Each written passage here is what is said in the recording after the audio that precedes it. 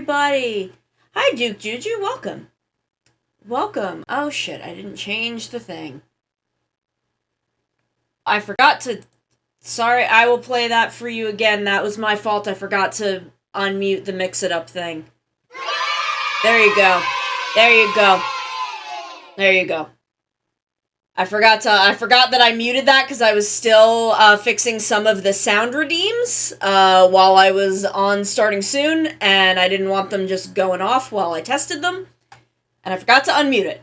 But hi everybody, hello, I gotta change my thing, I forgot to, let's see, drawing my magical girl outfit, let me change it to art, and done. There we go, okay, now we're good, but we're gonna watch the Pokemon trailer first. Cause I'm really excited about it. Oh, let me move my trophy up so it's not covering chat. Let me move my trophy up so it's there we go.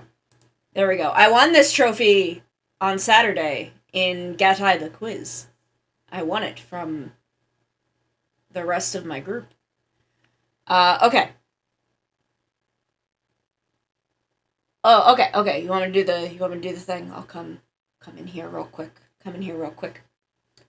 Oh!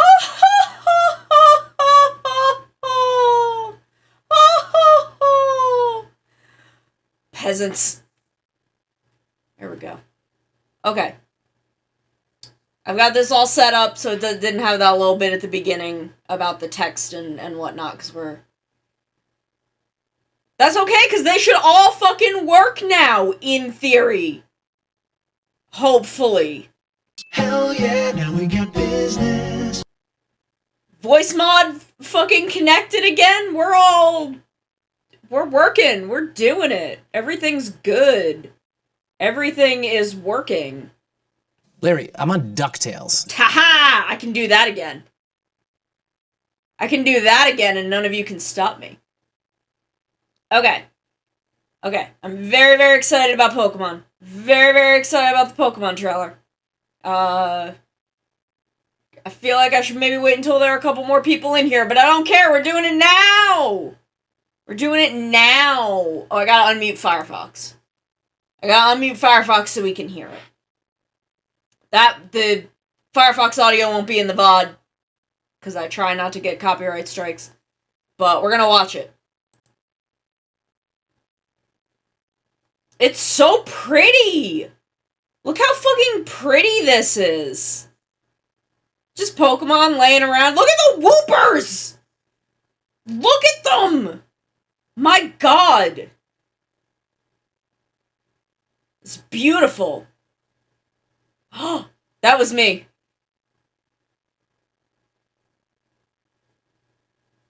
I love these bikey boys. I keep thinking Chaldea, which is Fate Go.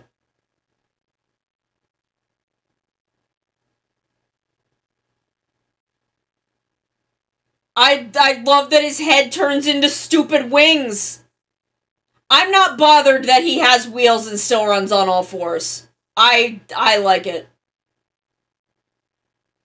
Culture!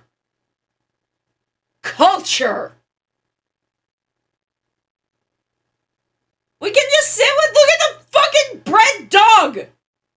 Look at the goddamn bread dog! I love him!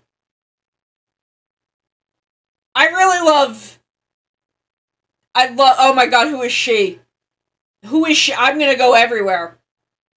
Hey Foster, we're doing good. We're watching the Pokemon trailer.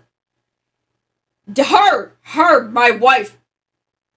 Penny, non-binary icon. I want to know what's up with the fucking battle bus. What's with the fucking battle bus, though? Oh my god, there's so many things. Rotom Foam confirmed.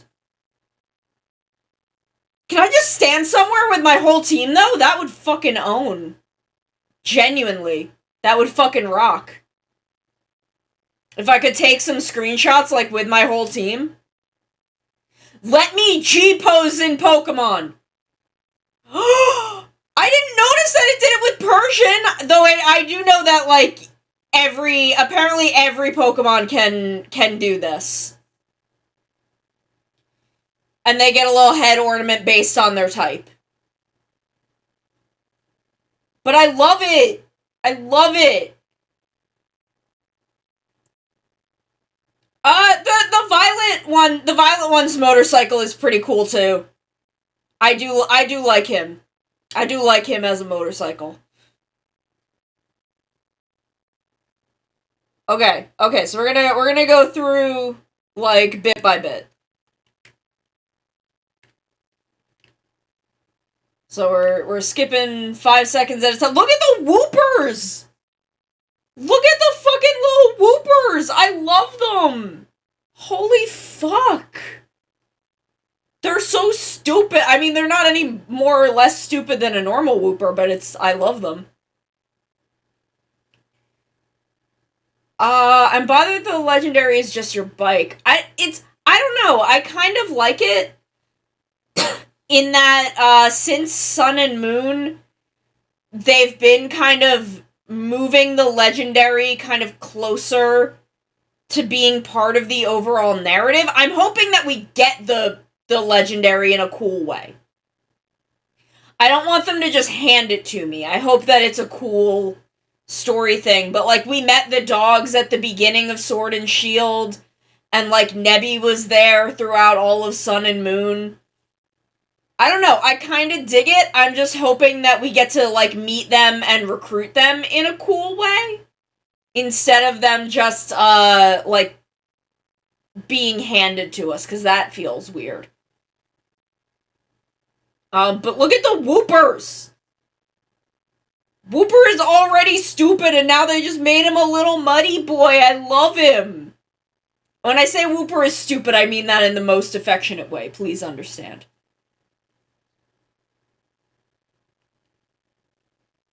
Okay, so we're at school. We're going to school. That's a little bikey boy. Okay, so yeah, his jacket changes depending on which version you're in, and thus what school you're going to. Because if you're in Violet, you go to the Uva Academy, and if you're in Scarlet, you go to the Naranja Academy, which are just the Spanish words for grape and orange. Though the only thing that has made me even vaguely consider getting Violet is, I have a big dumb crush on Uva from O's, and I want to make a joke about that. So, I don't know. So his thing changes color based on the version you've got. That's neat. That's a neat detail. It's a neat little detail. I don't know. I like hanging out with the boys. I love this very, like, modern city, and then we have some other, like, very vast open areas. Because the other one is, because one is technology and one isn't. That's why.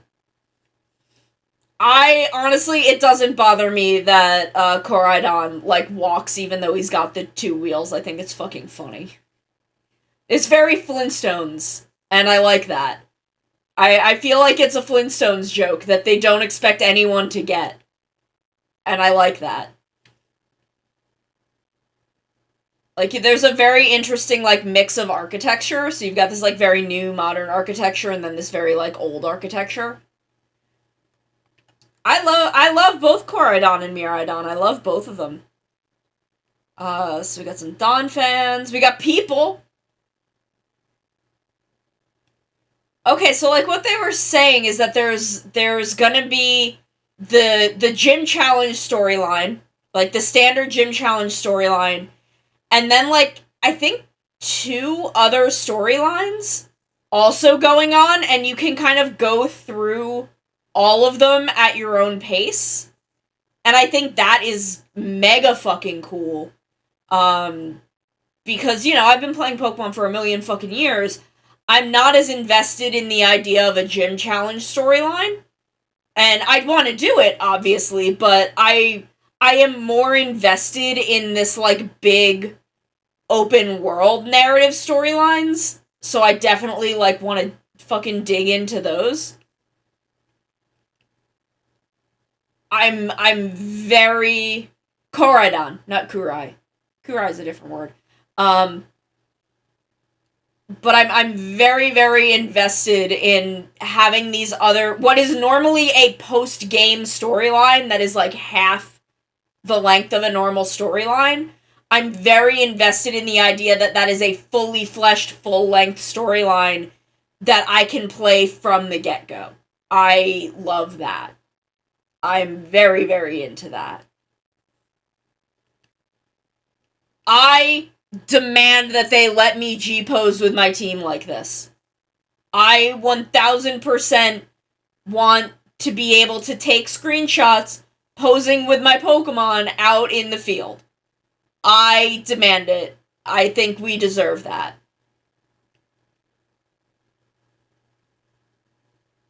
Find something, I don't know, I like the ethos that this game is putting out. I'm also really into, okay, I agree that Nintendo needs, and Game Freak and Pokemon Company, whatever, whoever the fuck we're blaming for it, needs to stop changing the, like, Mega Evolution, Z Battle, whatever the fuck, every gen. But I really like this Crystal one. You make things shiny, you make it sparkly, and I want it. So I really like that they'll let you like play with types, with typing, and really incentivizing varying the typing of your moveset to not just be 4 stab moves. Like I really like that. I love the designs for the crystal-y Pokemon. We don't need that crotch shot. I like that I don't know, I'm kind of into the idea of standardizing this headgear based on the typing. So, like, for the flying ones, it's this balloon thing. And for, like, if you go back to, like, where we saw it with, like, Eevee, or when we saw it with Persian. So we see it with Persian, and Persian has the same, like, diamond ring thing on its head that the Eevees we've seen have had. Yeah, so you can see the diamond ring here on this Persian, and it's the same as what Eevee has. And then, like, the water ones have the little... Yeah, here's the diamond. So, like, the plant ones have this flower, and... yeah, the water ones have the little water spout. I really like that. I don't know. I'm into it.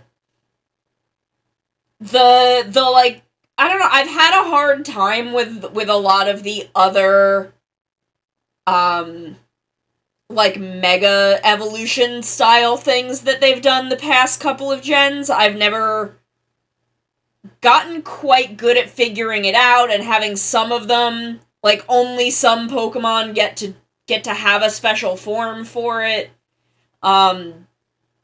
I don't know, it never really incentivized me to want to do it. But this, all Pokemon can do it, and then some will just have different typings, and they're bringing back raid battles, which is fun. Because I think the raid battles were like one of the things that actually went over well with people in Sword and Shield. So I'm glad they're bringing that back.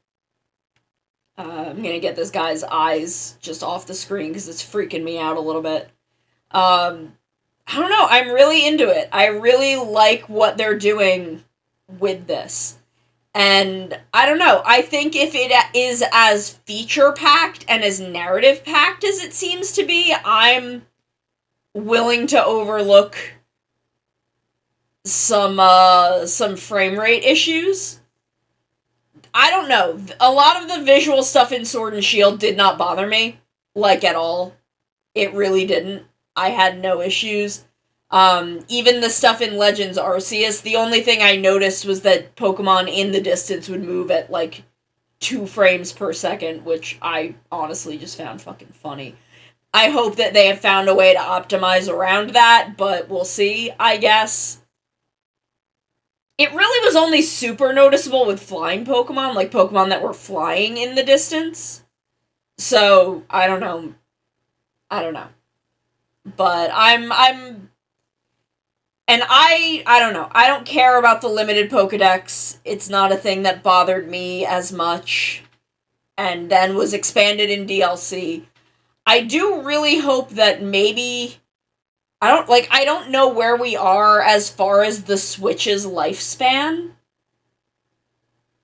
So I'd really love if, we had maybe 3 or 4 years of Scarlet and Violet DLC with, you know, new stories and stuff. I don't know. I feel like there is so incredibly much potential in where Pokemon mainline games are going now. I feel like there's so much potential and I don't want them to fuck it up. Cause they can and they will. They can and will fuck it up. What did I opened this? Okay, so this is kind of a list of all of the new stuff. This is all of the reveals from the trailer. Fido is baby. I need to see what this dog evolves into. I love this stupid bread dog. I absolutely fucking adore it. It's bread. And dog. I love Cetitan. Cetitan is adorable. Cetitan is adorable. I love it. Look at his fucking mouth. Look at his big dumb mouth. I love it. I'm wondering, because it's got this kind of little eyelash thing, if there's going to be gender differences and if this is a female Cetitan. But I don't know. I don't know. Maybe they all just look like that. That would be fucking rad. Paldean Wooper. I love it. I love it. It's so stupid. Poison and ground type, so it's not poison and water type. Interesting. Very interesting. I like it. I'm into it. Ah! Who threw that? I see you. I know who threw that. Okay, so now we have Terrastall. I was talking to a friend about Pokemon Ranger. Do you think we'd ever see... I never played the original Pokemon Ranger, but I think a new one in, like, the Arceus and Scarlet Violet engine would do fucking gangbusters, because I know Pokemon Ranger was pretty well received and well loved, so I don't know why they've never brought it back, but, I mean, we got a new Pokemon Snap. We got fucking new Pokemon Snap, so I think anything's on the goddamn table if we ask long enough. Okay, so we have the crystal version Pokemon, which I love. I love this. So type does not stack. Terastallizing changes the type completely, which again encourages varying up that moveset. Okay, here we can see the fire types get the little candelabra. The water types get the little fountain, and grass types get the little flowers. Okay, very cute, love it. We have a rock that we carry for it, which, okay, I guess. And then we can raid battle, and they kind of... I don't know if, it would have to be a total rebuild. Yeah, but because... See, I think the thing about it being on Switch is, the Switch itself has a touchscreen. But if you were to play it, docked on the TV, I'm not sure how that would work. So, there would have to be some rebuilding of how that works. But I feel like anything is on the table if we are persistent enough. So the color of the crystal will dictate type, and this one was shown to be for Marill, so you could get like a grass type Terramarl, which I think is interesting. I'm wondering if any of them could potentially have any type, since it is a standardized hat. Since the hat is standardized, I'm wondering if any Pokemon could have any Terra type. And it's just some are more likely, some are more likely than others. We have a water type Gardevoir. Water type Gardevoir, very, very nice, very interesting. But because that is standardized, and sometimes some will just be more common than others, I'm curious as to if you can, get rare Terra types. Paldea. I'm wondering if this hole in the middle that has this like eye in the storm is supposed to be where we fell in for Legends Arceus. I'm very, very curious of that because of the fact that the Legends Arceus protagonist like isekai'd. I'm really curious. So you can see we've got like a modern kind of thing over here. You've got the main city, which is kind of a mix of like modern and historical architecture. You've got some like farmlands and villages around. I am very interested. I'm assuming this little thing down here is maybe the starter town? Looks like there's maybe something cool back here. But this seems like a much more... One thing I like about this seems like a much more fleshed out region than Sword and Shield, where everything was kind of around the edge and then you had the wild area in the middle, because that was really what they wanted to promote in that game, was the raiding and the, wild Pokemon popping up in the grass, which now I think feels like it will be a much more universal thing. But I'm very, very curious if this, like, big crater connects to Legends Arceus in any way, and how that will factor into the story. I am very, very curious about that. So we've got our bikey boys. Our good bikey boys. I like them. I like it. I like the little bikey boys. I think they're cute and weird. I'm very curious as to how we will be given them in the story, and I hope that it's a really cool, interesting thing and not someone just handing them to us.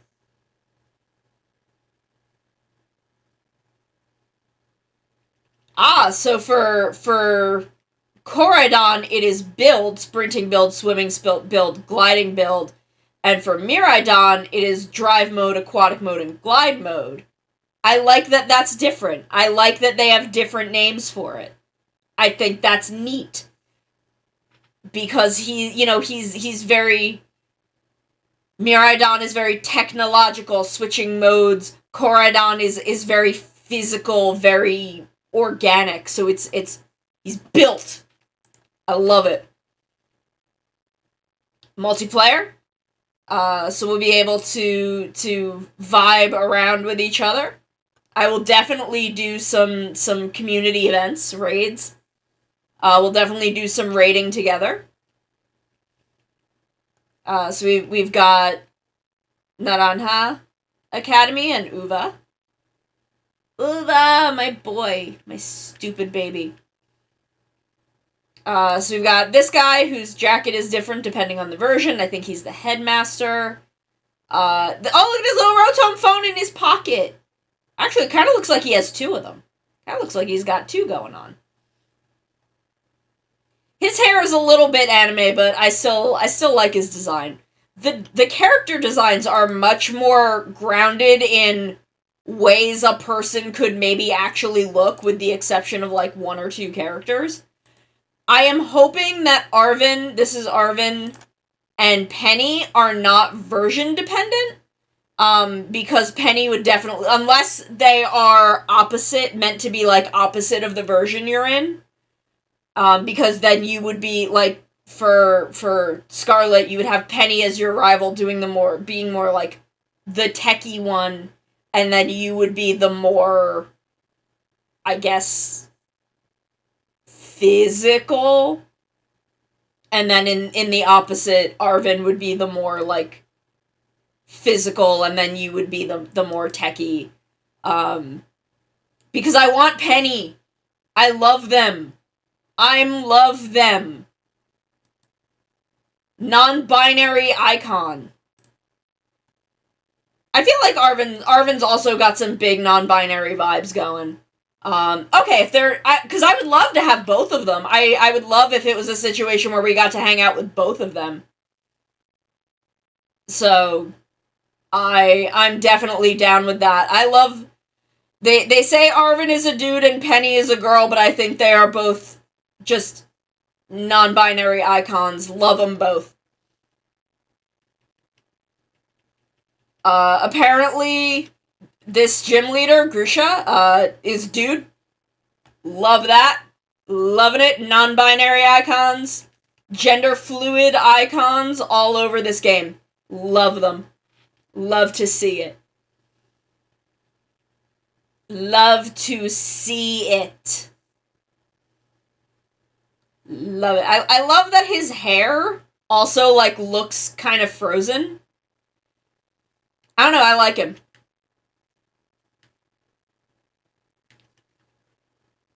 I was thinking about putting Scarlet on my throne, but I don't know how the pre-order bonus would work in that case.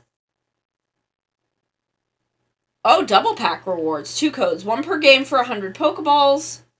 Both digital rewards and double pack rewards can be claimed until February 2023.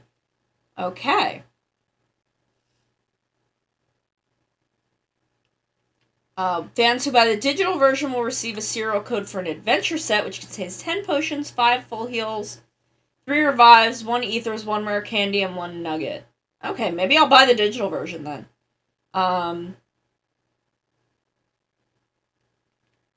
Because that all sounds, quite nice. Okay, so he's a mystery gift. Pikachu is a mystery gift. Okay.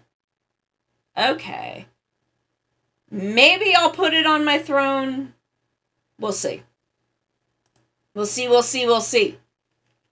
But I'm very excited. The more we find out about this game, the more, like, wildly into it I am. I think they're making some very good, very big choices about where they want to take the franchise. And I think the success of the structure of Legends Arceus definitely had an impact on this game. I think there is stuff that they were like, this will be a main feature unless Legends Arceus fails, and then we will just kind of cut it back and make it kind of a background feature. Which I think is maybe how, like, the narratives and stuff like that. Because obviously this stuff had to be in development before Legends Arceus. There's just not enough time between the two for, like, full development cycles of entire game narratives to be put in. I just think that if the kind of big open narrative, and I mean, like, Legends Arceus did in a way have a gym leader system, but not quite. But I think because it was structured more as a very different type of narrative, the success of that gave them confidence to really push ahead with making it this big open world and having these other big open narratives. I'm gonna switch over to Clip Studio, pull up our project, and we can really get into this while we're talking. We can really dig into working on our outfit while we talk.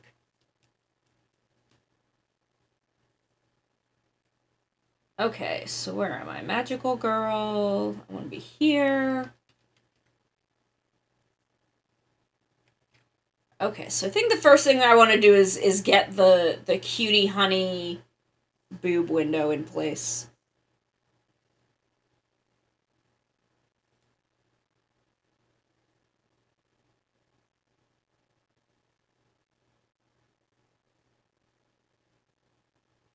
But I'm very, very excited for this game. Very excited. I cannot wait.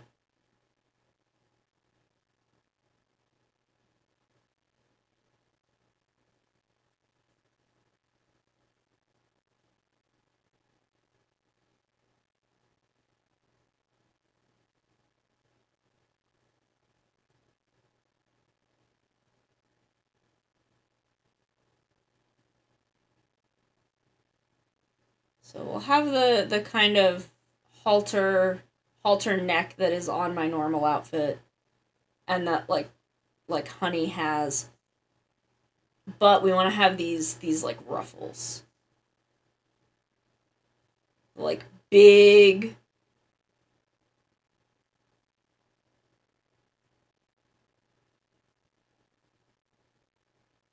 Wow!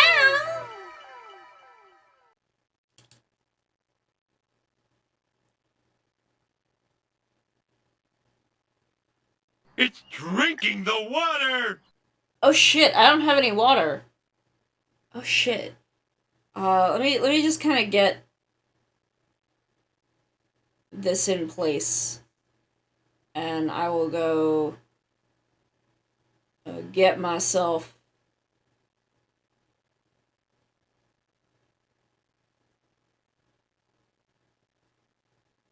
I don't know. That doesn't look right.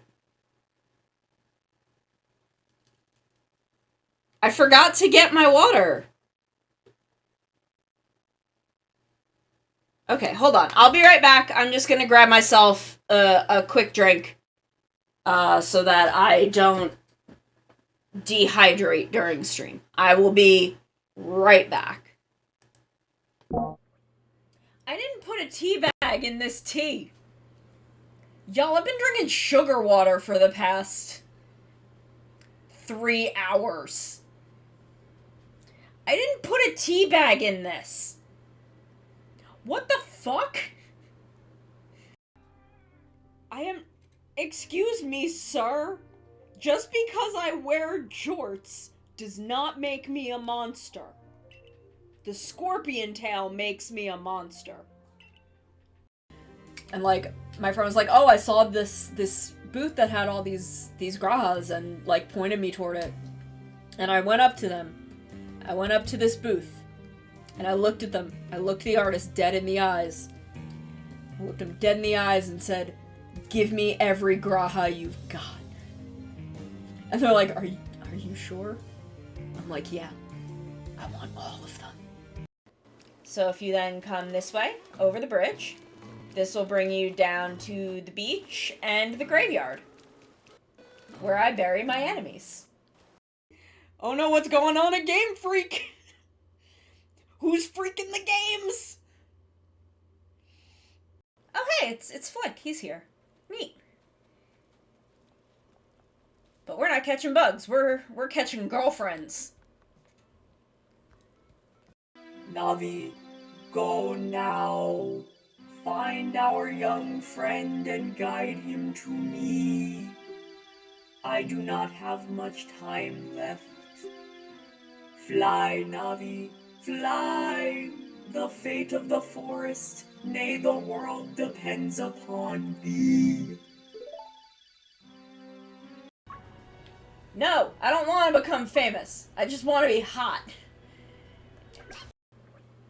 I didn't put a tea bag in this tea. Y'all, I've been drinking sugar water for the past 3 hours. I didn't put a tea bag in this. What the fuck? Okay, I'm back. I'm back. I have a full bottle of water. I am hydrating from it. This very moment. Let's get back to work.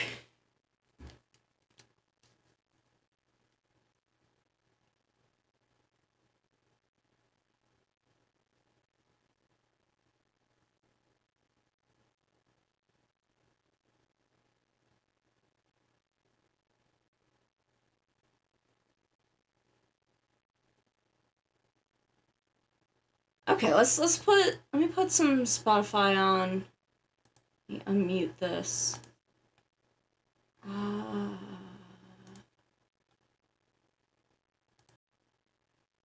Get our grid man going. Turn that up a little bit. There we go. I will do. There we go.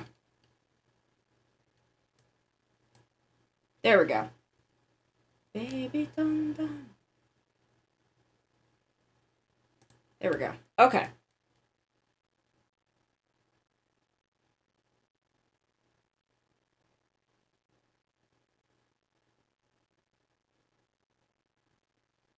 Okay, so what we wanted to do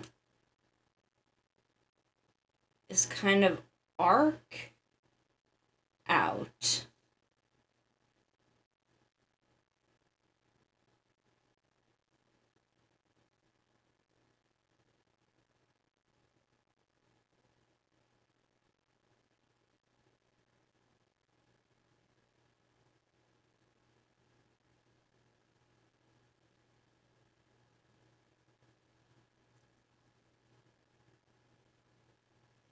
There we go. Something a little more like that.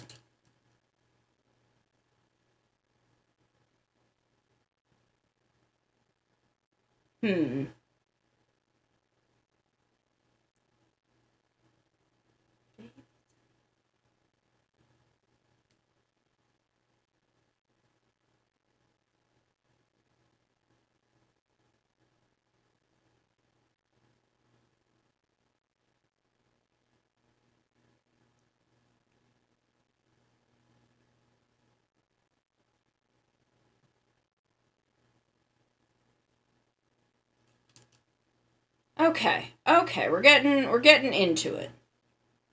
But I am very excited for Pokemon. Would you guys not want to raid with me? Would you guys want to do raids? Do crystally raids?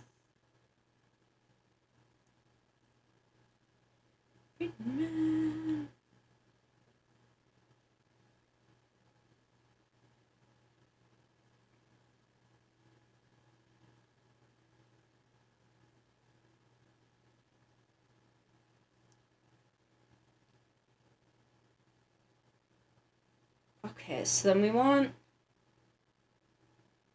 this to, like, come down.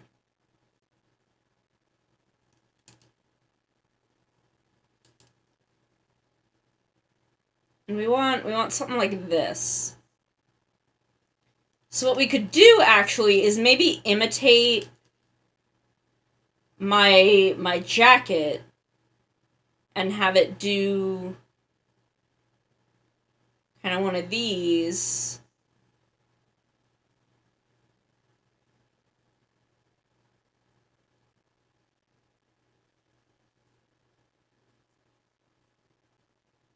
Hi, Wolfman! How you doing? What's going on?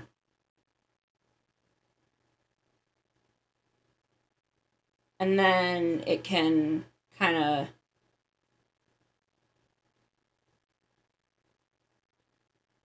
of flap outward.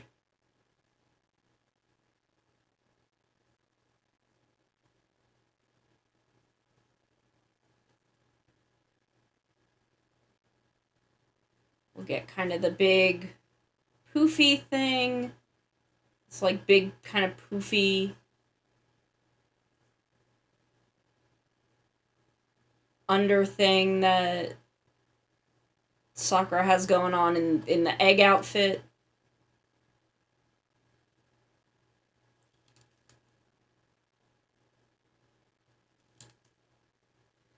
Not much. Just I'm excited about Pokemon. I'm designing a magical girl outfit. We're having a good time. We're having a good time here today. Listening to some tokusatsu music.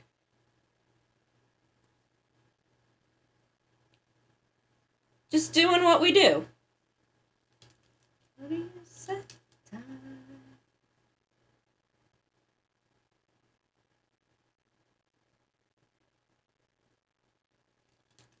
we're just doing what we do, you know? Well, that's a shame. You take it easy. You take it easy, and you just enjoy the vibes.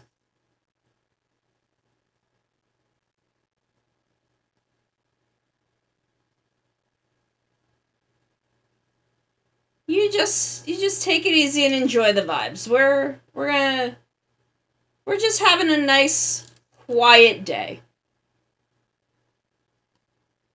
Nice quiet Wednesday.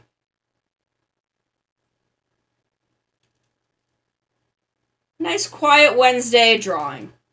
And then tomorrow I will be building Moderoid Rayearth. I got some new Gundam markers, I got sanding tools. So I'm all prepared.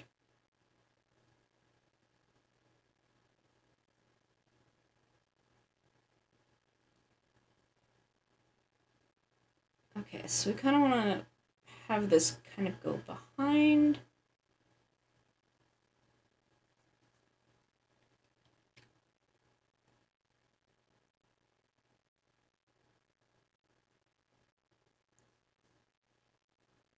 And kind of go down like my normal one does.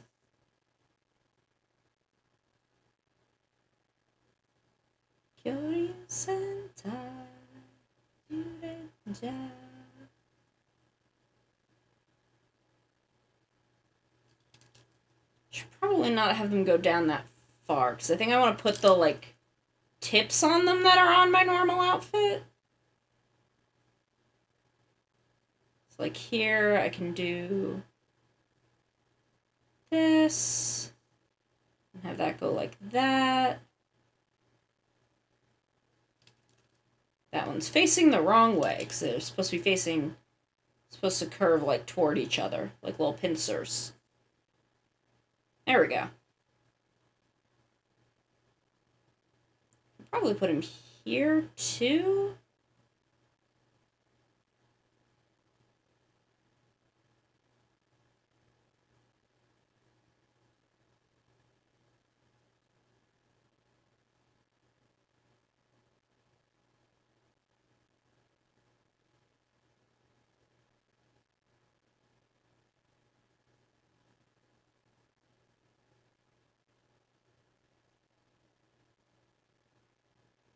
Okay, so we've got kind of this and the overall frame.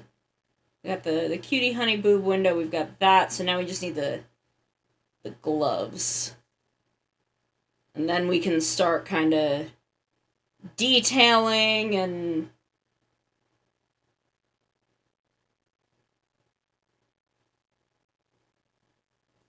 figuring shit out.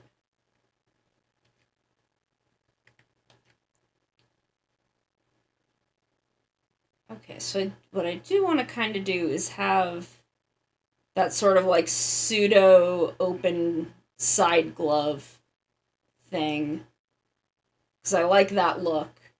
And then we'll have the actual like fingers be fingerless, because I've got claws and my claws don't fit in gloves.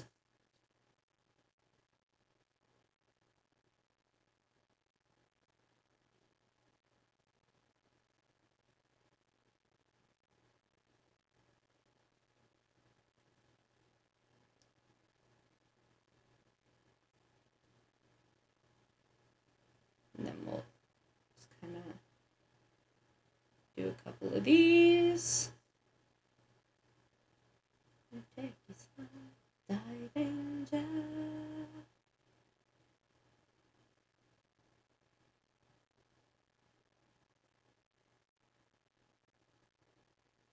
Hmm.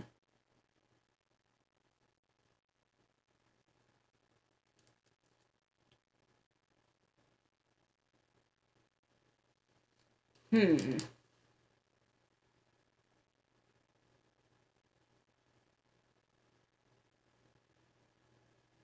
Because I feel like it does need some kind of thing like this, but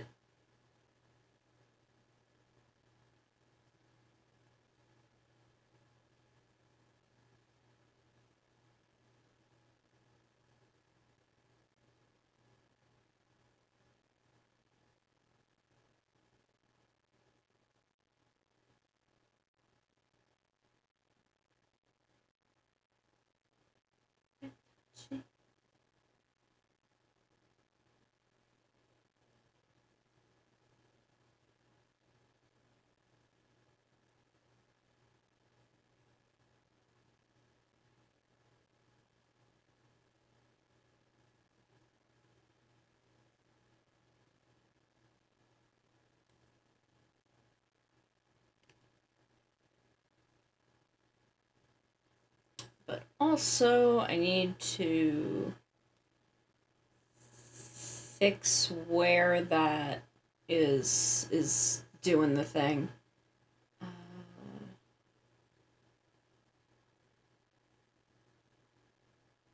That's a little bit more correct.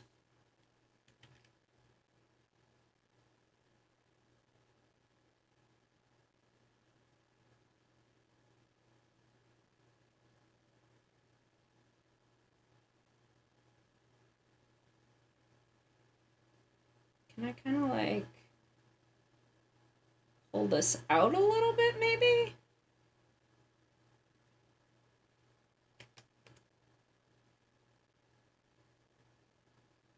And then maybe kind of want to have like a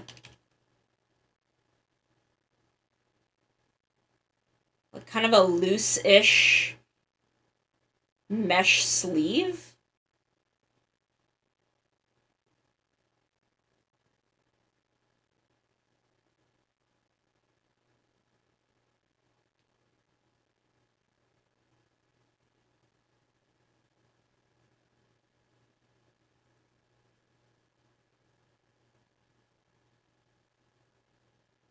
Like a very like translucent meshy sleeve.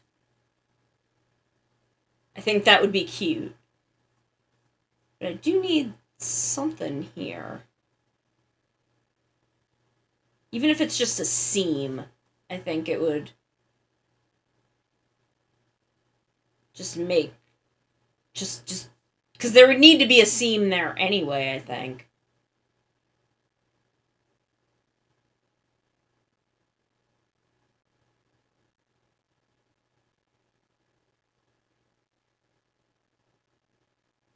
So we do kind of like a fingerless, partially fingerless glove that then leaves those completely open.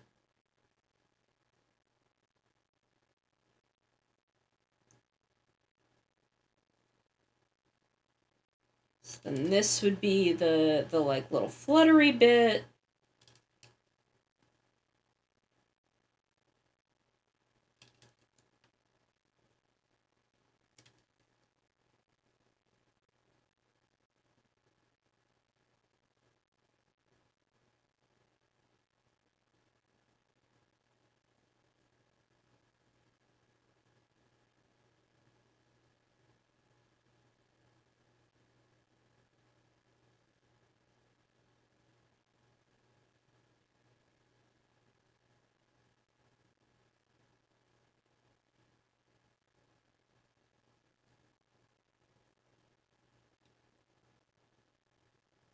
And then this just kind of floaty mesh sleeve. I think we just add something like nice and ethereal to it.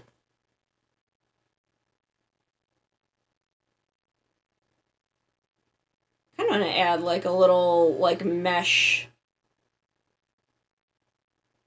skirt that also floats down.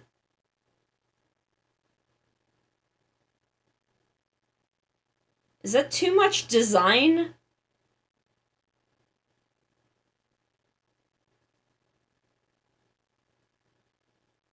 Like, is there too much design there to have that? Because I don't have any boots or anything. Because I can't, I got big lion paws. I can't get those into shoes.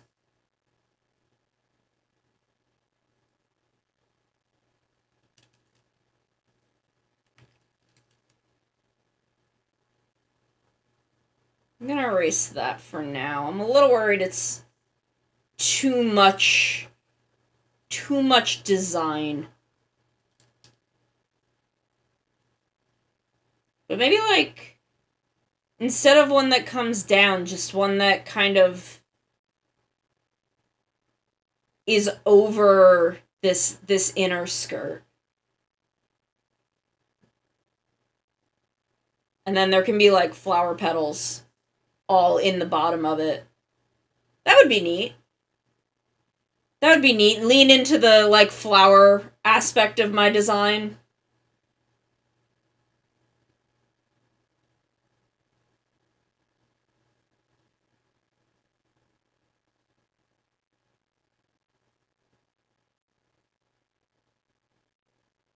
Okay, so that puts us at the rough draft. I'm gonna delete that one because we weren't gonna use it.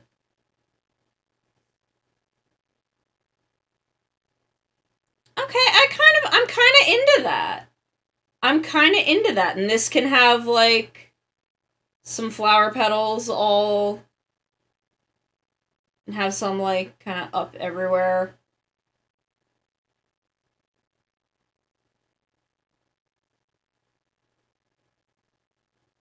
Okay, I'm kind of into that. I'm into it. I like it. I like it. I like it. So for the back, it's obviously got to... So we have kind of the neck bit. And then it goes down the front, and it has to be backless to accommodate my big tail.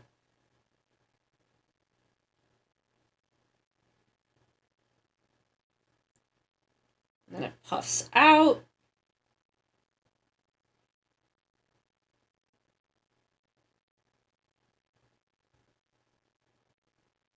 And we have this.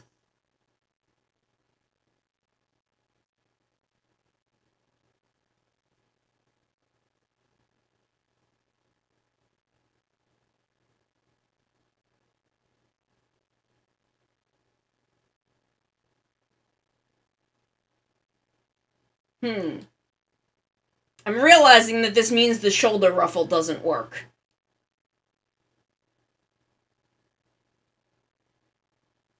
Unless it's got kind of like an open V-back? No, that doesn't make any sense. But I feel like the shoulders need something. Like, the shoulders definitely need something.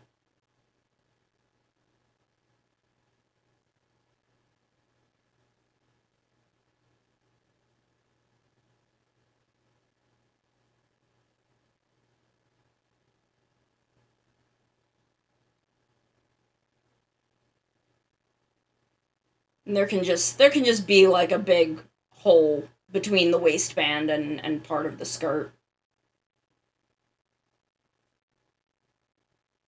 to accommodate my big tail.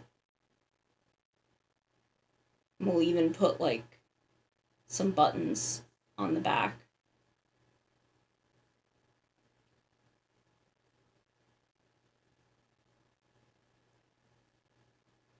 Like, there needs to be something at the shoulders.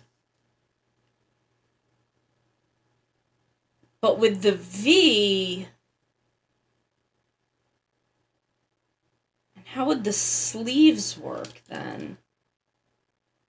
Well, I guess the sleeves could just, like... It could be like this. And they kind of attach... that way.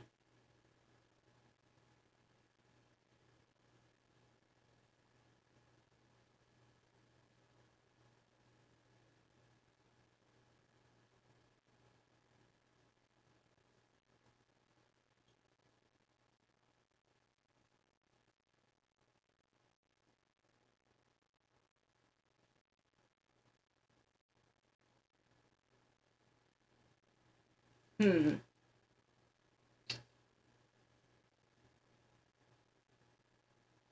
it's already 4 o'clock? We've already been live an hour?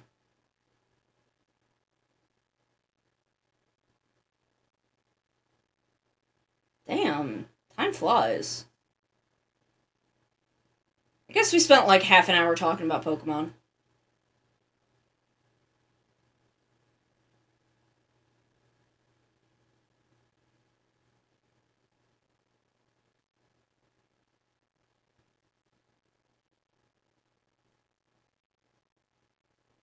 What is this connecting to, then? I guess to here? This makes sense in my head, but when I look at it, it doesn't.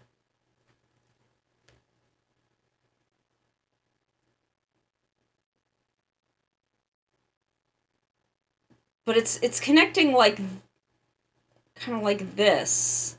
Like you've got the front bit, so it's connecting like this to the front part.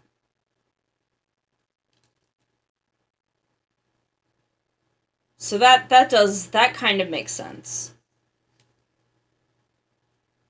And I guess if it's like that, then the ruffle can kind of come up from there, but that, I don't know, that, I don't think that is going the way that I want it to.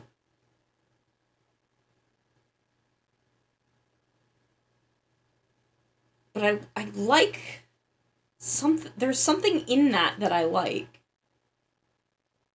And I do think there needs to be something, just something here.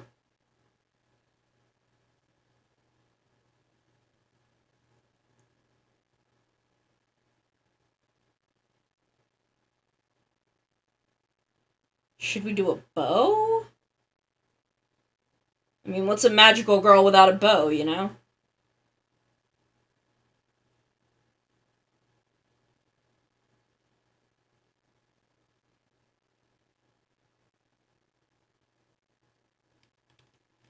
I want to cover the boob window, though.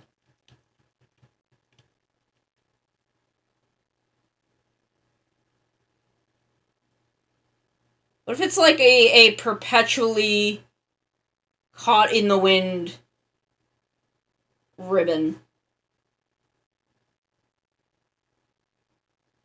No, I don't like that either.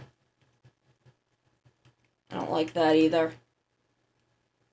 It's like the program where an illustrator draws the concept of a dress wedding from the... Yeah. Because there's something... I like most of this. I like all of this, and now that I've thought about how this is connecting, this does make sense to me. This does make sense to me now. So that is fine. It's just there needs to be something along the shoulders here.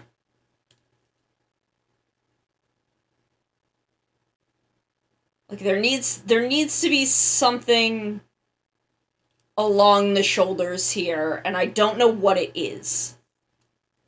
'Cause this isn't really gonna work with how I've got this set up. Now she does just the seifuku top, just like the collar of the seifuku for Aluminum Siren here, that isn't attached to anything. But I've got the Cutie Honey boob window that kind of prevents that from working.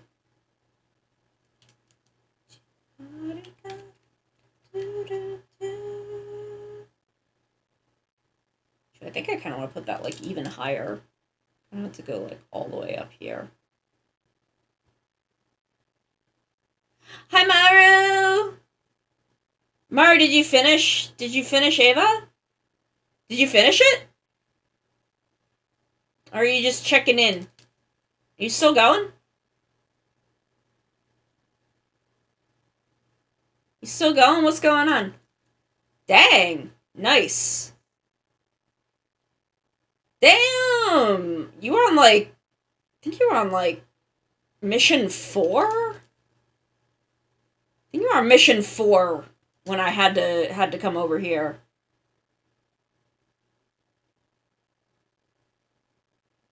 I mean, you, like, no-scoped the pyramid. You no-scoped that geometry. You got through the pyramid. I don't know them by their names or numbers.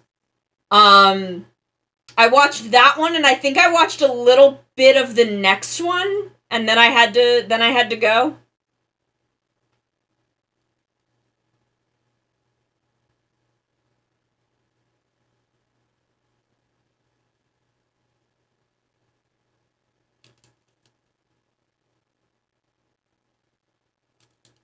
Yeah, okay, I did not see you actually like doing the DDR one. So, it was probably like the beginning of that. Some of the interface was really weird. Some of them were very, very strange. So this is where we're at with my Magical Girl outfit so far. I'm trying to figure out what I want to do with the like sleeve edge of the halter. Because it's got these like little possibly. These bits, and there's like a bit here that's transparent and is gonna have like flower petals in it. It's gonna be real cute. It's gonna be very, very cute once I figure out what to do here and here. Big old boob window because I love and respect Cutie Honey. Yeah. So we're doing a little bit Cutie Honey, a little bit Aluminum Siren, a little bit Cardcaptor Sakura, a little bit Mermaid Melody, a little bit well this it was a little bit Creamy Mommy, but that part doesn't really work. I wonder if I could just do my star chains, like do a couple little loops of that kind of going.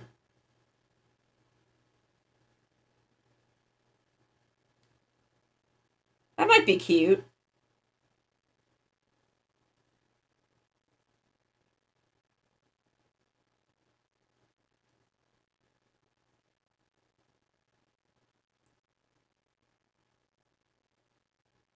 That might be cute. I'm sorry, I just got a text and I need to see what it is. Oh no, that was Pokemon Go. I thought it was a text. There's some stuff kind of vaguely occurring in my household that I need to be lightly aware of. I feel like I don't know, I feel like there needs to be... Could I just do like a little zigzag throw?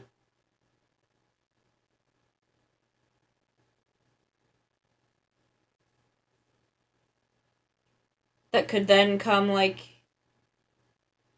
back to here? That might be cute. Okay.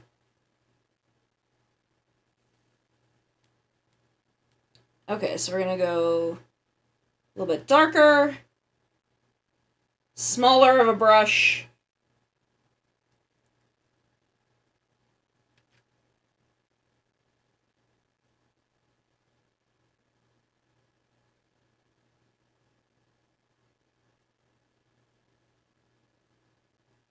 Do I want to do kind of a little lower color?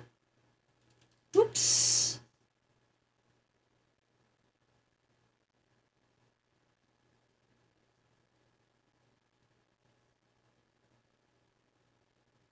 And only have it go to, like, here. I could put a little bell on it. I could put a bell on it. That would be cute, actually. Have a little, like, Catgirl bell. Have some frill here. I think that would be cute.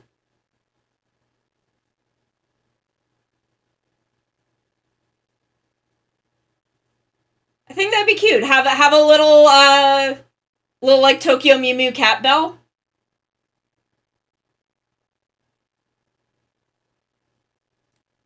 That'd be cute. I'm a magical girl. It's gotta be cute. We gotta up the cute factor. While I have my, while I go, like, full tits out.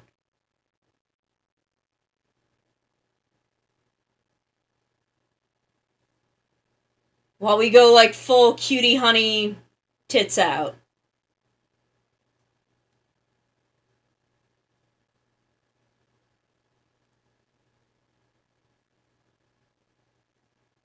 Yeah, happy late booba day, everybody. Look, it's not my fault. Cutie honey set a precedent. And we love and respect cutie honey in this house. How could I not pay homage to the great cutie honey in my magical girl design? How could I not?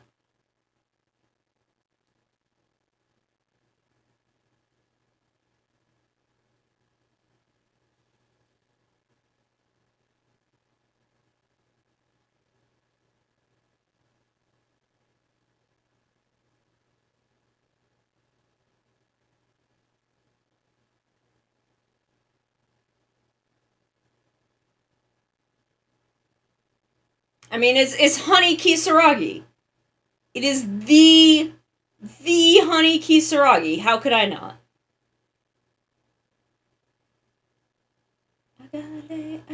DNA.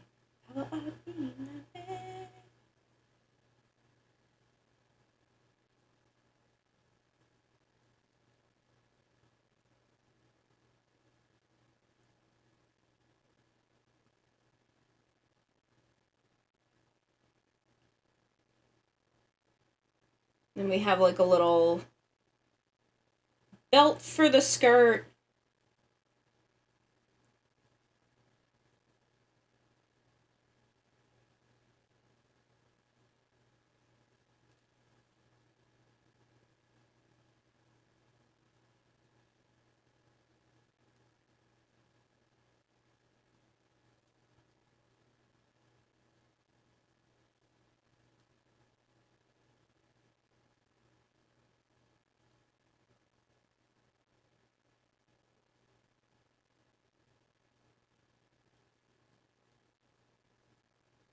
Is this cute? Is honey? Is honey kisaragi?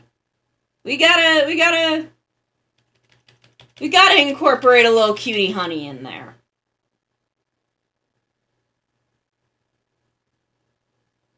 Like, come on. She's the missing piece of the Anoverse.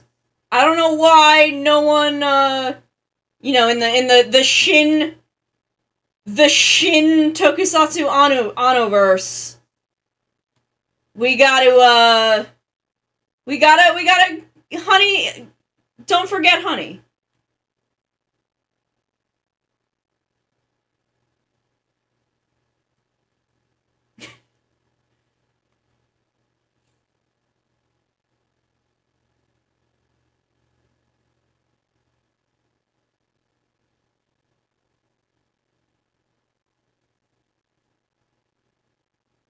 He's got Godzilla, he's got Kamen Rider, he's got Ultraman, but before all of those he had Cutie Honey.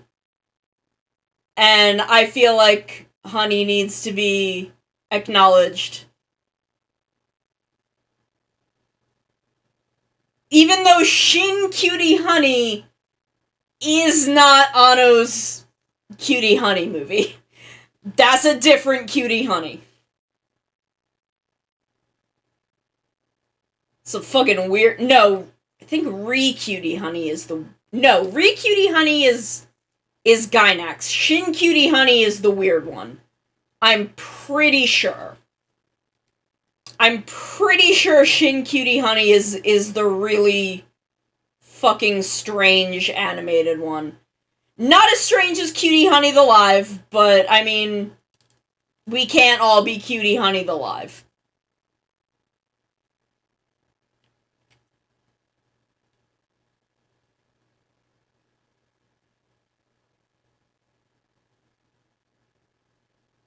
Checking what? Okay, yes. Shin Cutie Honey. Shin Cutie Honey is the weird one that I think Devilman appears in at the end for no real explicable reason.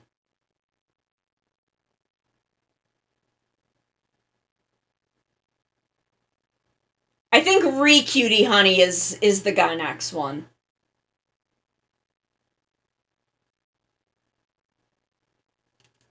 I'm pretty sure Re-Cutie Honey is Gainax.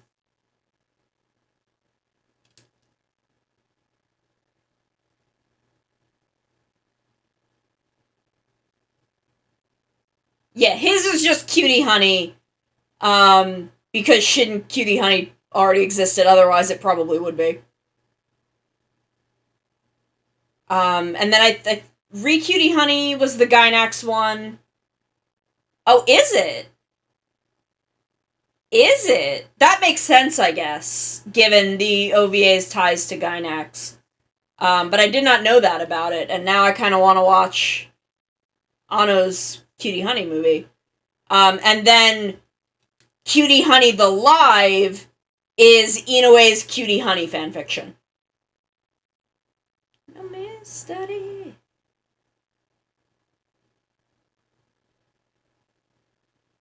Toshiki Inoue, I think it was 2000, it was either 2006 or 2007, that he did the live. And they just let Toshiki Inoue write a Cutie Honey fanfiction.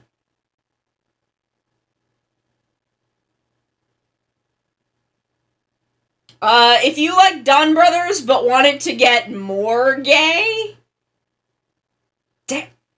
did I know about Cutie Honey Tears? The title is familiar, but I didn't know it's cyberpunk. I may have to check that out. But if you like Dunn Brothers and Kusaka from Fies, I would recommend Cutie Honey the Live. It's got a lot... Dunn Brothers has a lot of the same very weird vibes that Cutie Honey the Live has. Re-Cutie Honey is the Gainax one, yes.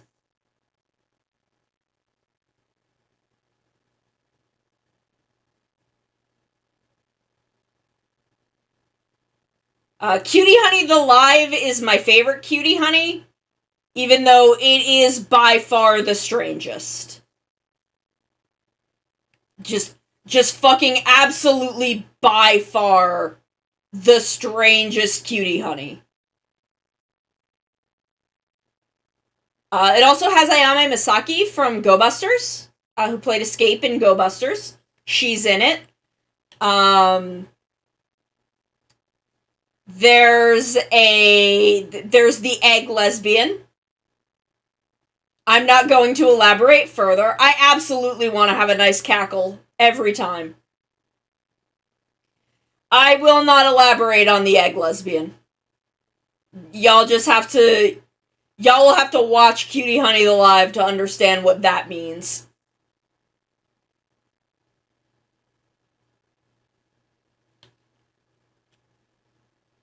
Because even though she's like my favorite character. The second ever Cutie Honey game was called Cutie Honey Flash, and it was released.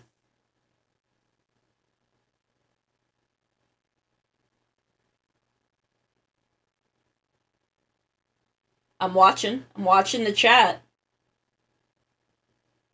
For the Sega Pico, an edutainment games console Sega made for little children aged 3 to 7. And they put a fucking Cutie Honey game on that. Okay, Sega! That's a fucking choice. That's a choice to make.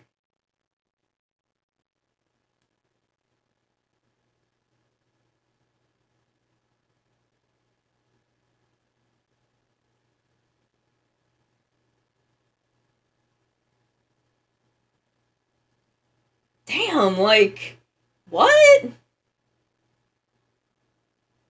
was based on the Cutie Honey Flash anime. That does make sense. Because I do know that... I didn't know that one was Flash, but I knew that there was one that kind of did pick up the Sailor Moon spot culturally.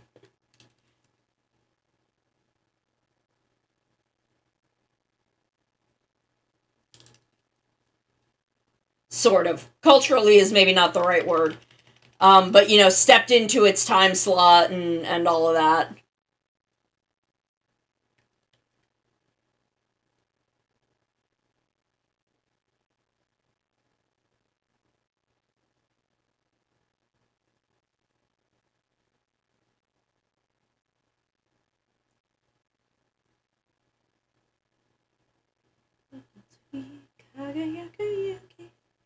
Damn, did I miss round 0?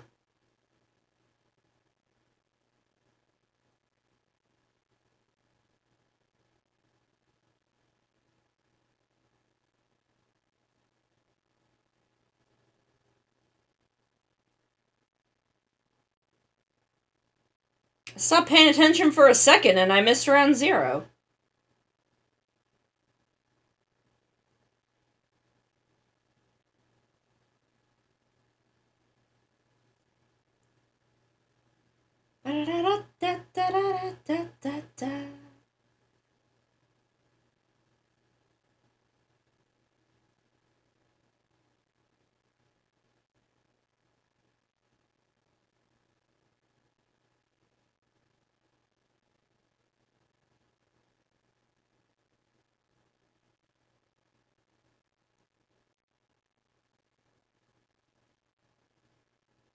No, that doesn't...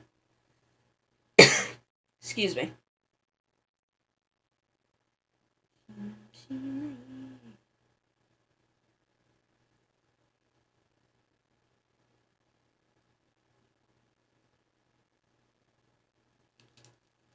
Okay, I think I made that swing out a little too wide.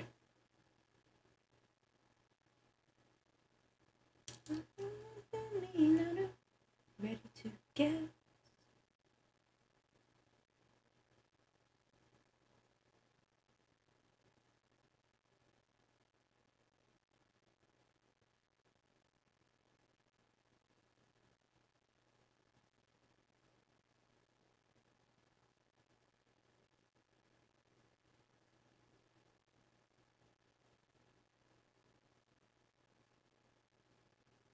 And this just kind of flows around, and then you can kind of see the back of the glove pass through there. Because this is a little mesh bit that'll have flower petals in it. Because for the magical girl, we're leaning a little more into my plant theming, I guess. Emergency. Take a ranger.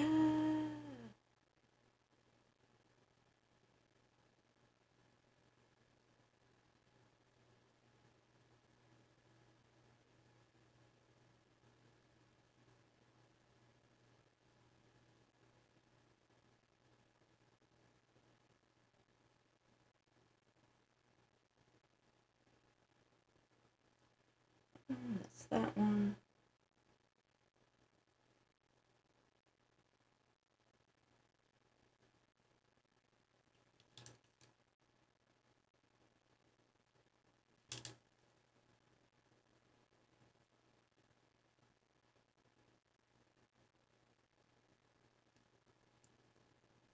Because my plant theming actually kind of takes a bit of a back seat in my Kaijin designs.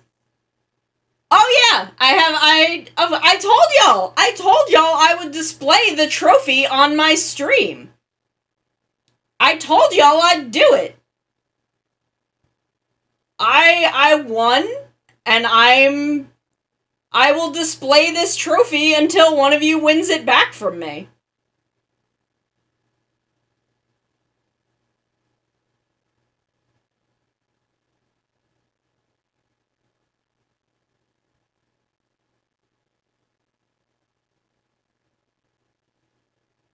Maybe the next Bob Ross Paint-a-thon, the trophy will be up for grabs again. We'll see.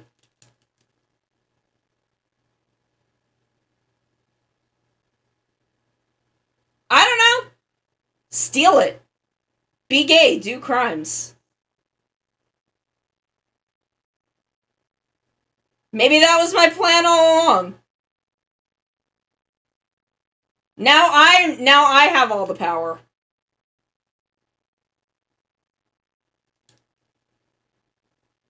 That's fair. Also valid. Wink. I don't feel like changing my settings to have the blinking available, so I'm just gonna say wink out loud. And you know what I mean. You know where I'm going with that.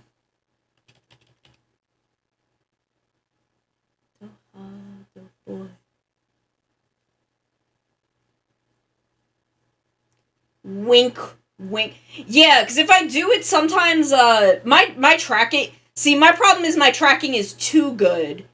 Because if I have it enabled, my eyes won't always blink in time with each other. Because my actual eyes are fucking weird and stupid.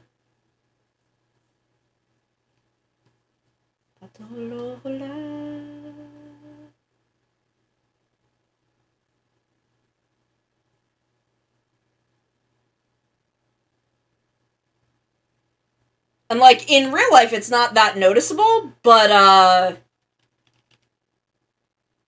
in the tracking it is. Yeah, webcam tracking, gets very, very fussy when glasses are involved. That is a thing I know from when I was working with Griot. Because she also had that problem. But webcam tracking was also fussy without having to deal with glasses, so I just got lucky and maybe like a year and a half in ended up needing to replace my phone. So I have an iPhone 10 now.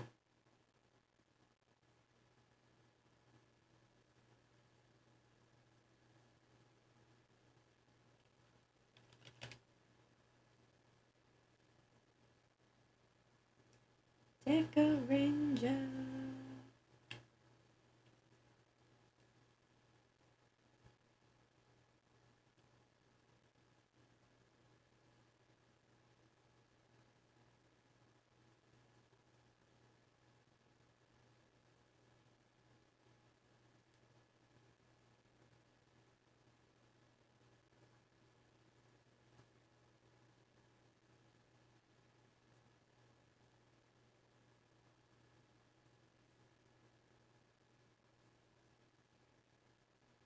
Here we go. Now we're I feel like we're getting somewhere.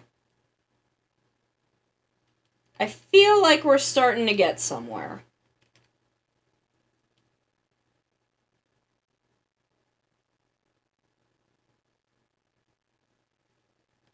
Yes. Get something tasty. Get something tasty. I did defrost a piece of chicken. So I might have curry rice again for dinner. Cause I grabbed a thing of like instant curry. The kind that's in like a foil pouch that you boil and then pour over rice that has vegetables in it. So I think maybe I will cook the piece of chicken and make some rice. And have curry rice for dinner. Even though I also still have I do still have like one or two actual curry blocks, like curry roux blocks in the fridge that I should probably use before I use the instant curry. So maybe I will make a little bit of the curry sauce and put it over spaghetti with the chicken. Maybe I'll do that. Cuz I don't have any vegetables right now.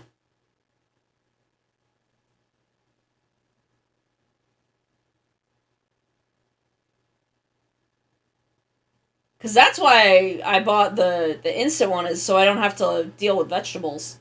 They're just in there.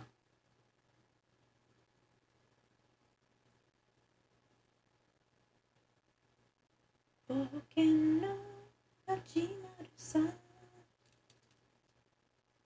was I? Oh, right. I watched Superhero Senki for my podcast. That's why I was thinking about Maji Ranger. Because there's a bit with Majine and various supernatural themed magic and supernatural themed writer in Sentai. I'm a little surprised Kiva wasn't in that bit, but he was somewhere else for some reason. Superhero Senki's a weird movie. It's very good. They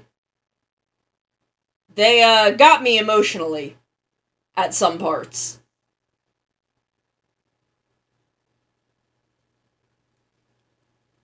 They definitely got me emotionally. I feel like I need to bring this bit down more.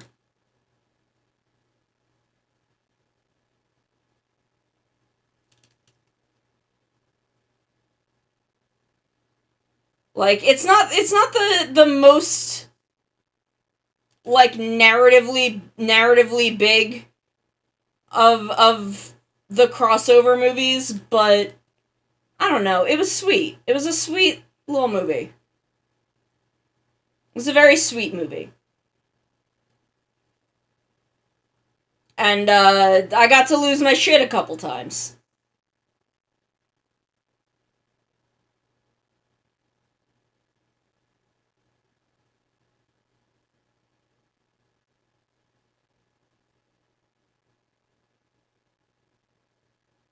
Because look, y'all, I will always react a certain way when Doggy Kruger is on screen.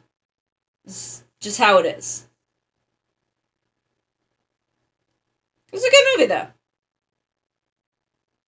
It was nice that they made a nod to Akiba Ranger. I feel like Akiba Ranger deserves that.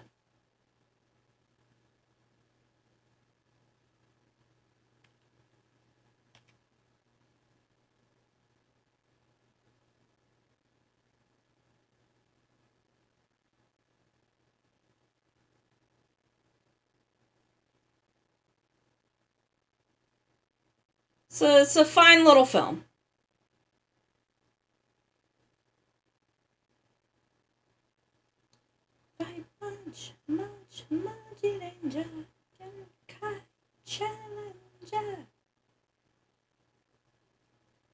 And Maji Ranger's a fine little show.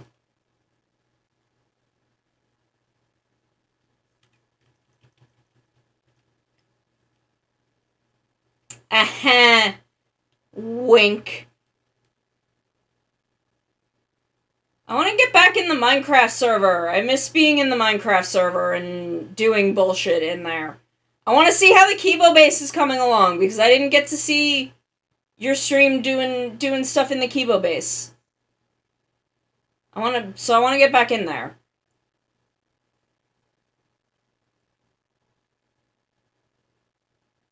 I want to get back in the Minecraft server, but I have not had time. I want to keep working on the house, too. Did I bring stuff back to work on the house? I don't even remember.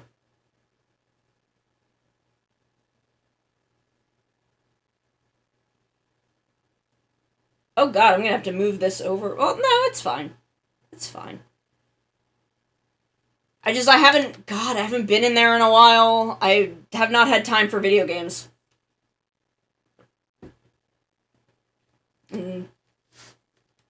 Maybe I would have on Sunday, but no Sunday stream. I probably could actually. I might gorilla stream on Sunday. Because I probably can. Because some plans changed. But I may use that time for other stuff.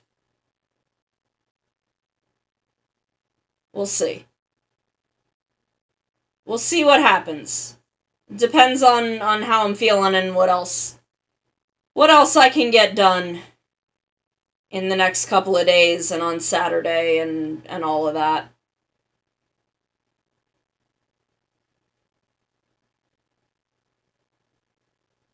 So, might Gorilla stream on Sunday, might not. We'll see. We will see what happens.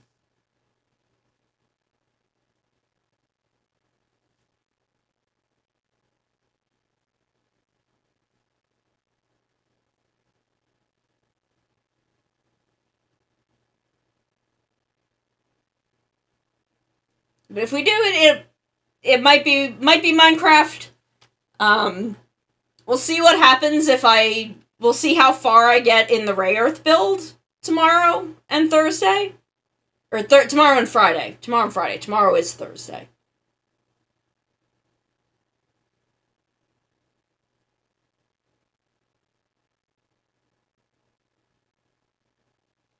So we'll see what happens.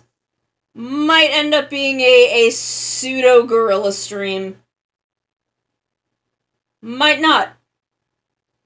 Who can say?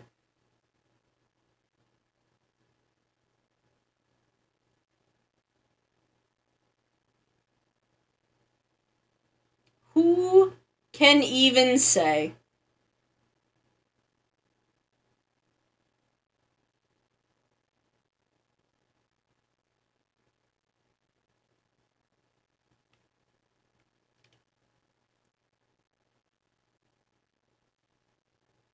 Okay, you get yourself something tasty to eat, Maru. You have something real tasty. Your meal and your salad. I wish I had a salad.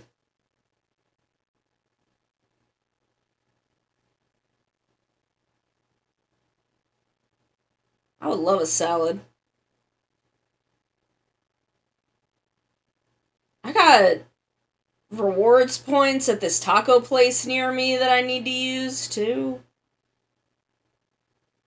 But I have to like go to the place to use the reward points, and that's been kind of the problem.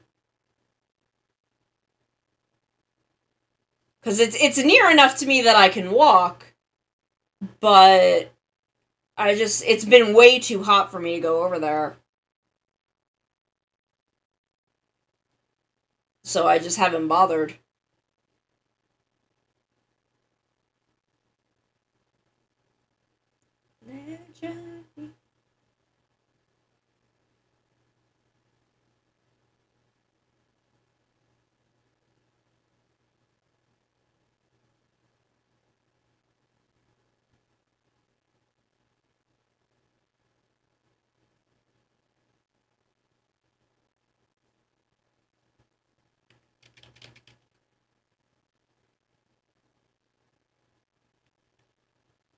Oh, yes. Bokenger.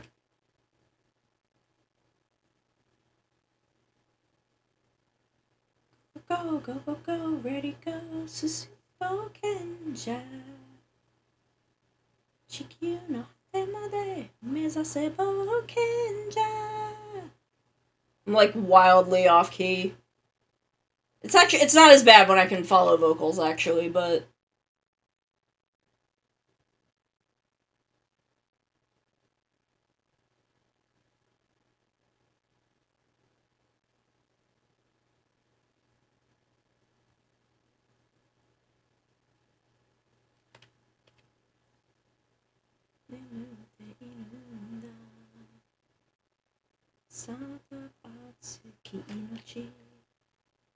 God, I love Bokenger.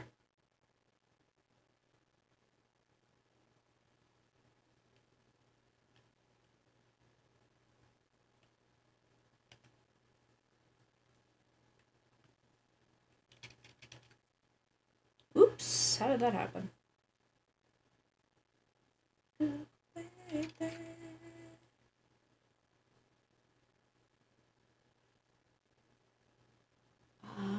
Lace? I think I might... Oh no, hair is the one where I have stuff that's kind of in the wrong place. No.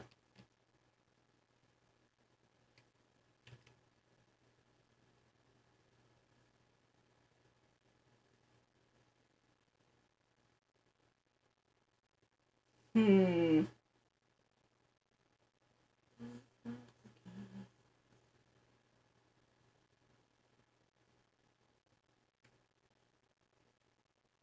Maybe.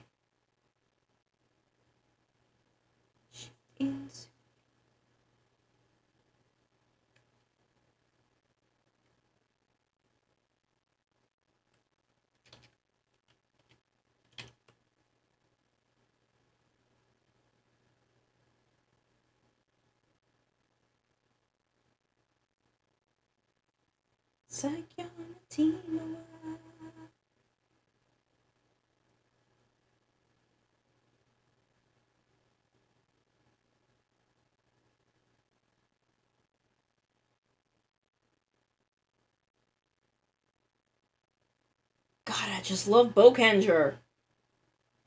Thank y'all for indulging me during my anniversary stream and letting me just talk about how much I love Bokenger. Because it is by far my favorite Sentai. Maybe my favorite tokusatsu in general. If that wasn't clear from the fact that I started crying at the end of my presentation.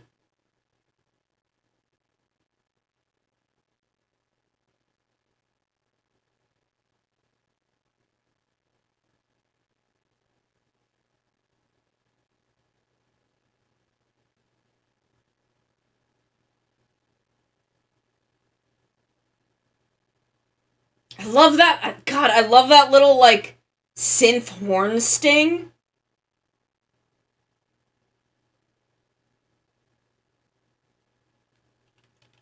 I love it. This is absolutely his best work on a Sentai song. His other ones are real good, but damn this one.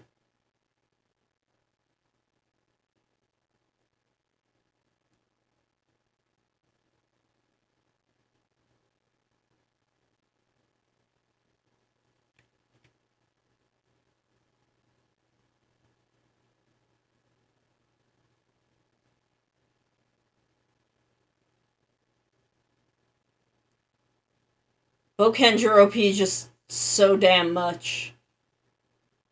It's just so damn much.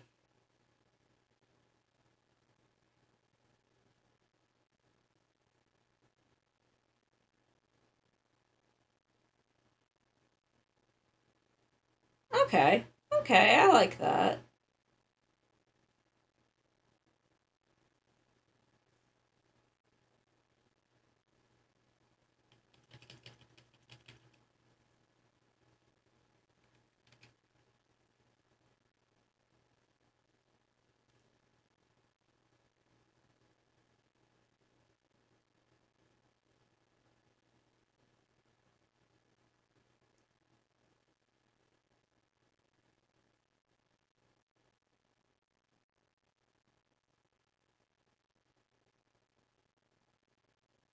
And then the ending? It has both a banger of an opening and an ending. And believe. God, I want to cover this so badly. But I would need to like get someone who knows music to make an instrumental track for me.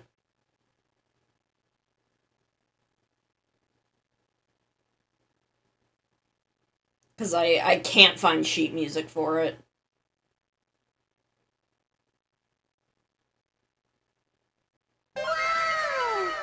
Wow! Ah, who threw that? I know who threw that.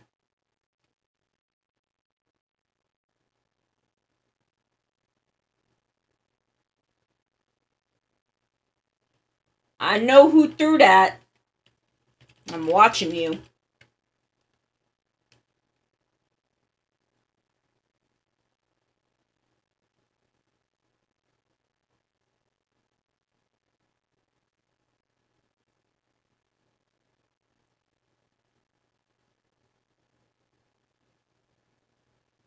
Treasure Tsukami Tore my way.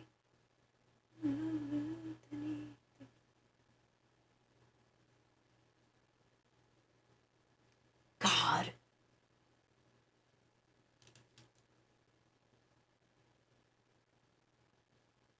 Like, this song is just fucking like this.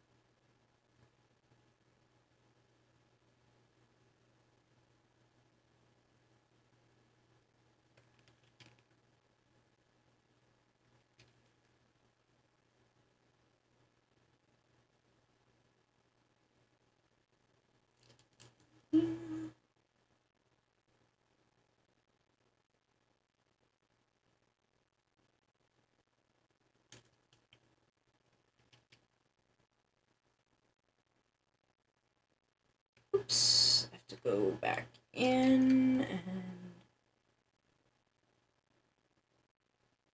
add that line. There we go. Okay, now that I've got it on there, I do kind of like that. I do kind of like that little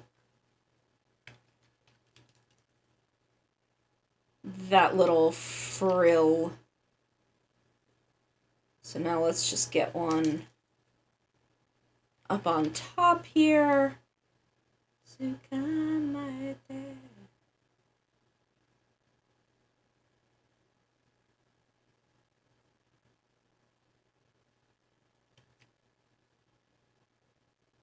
so it is this way.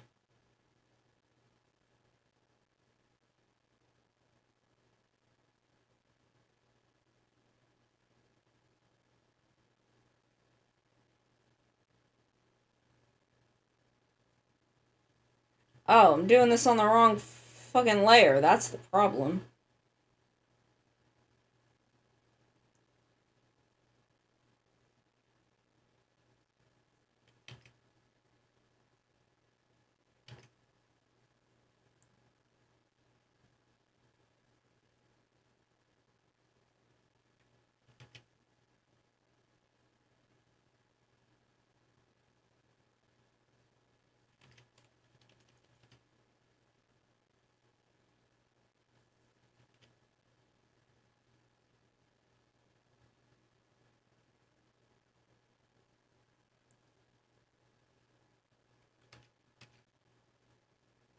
Max jump.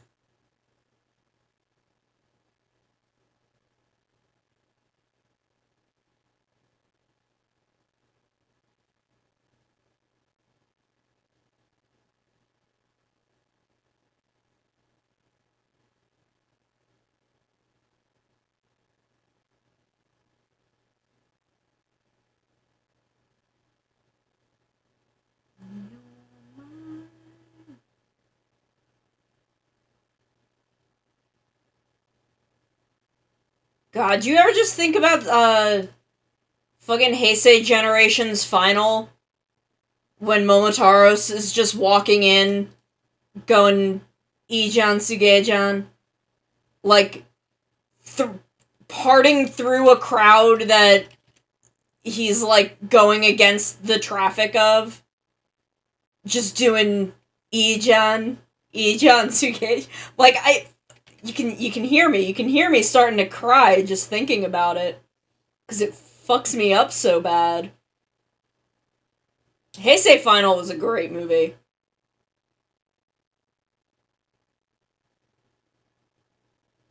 Like, they did not have to go as hard as they did for Heisei Final.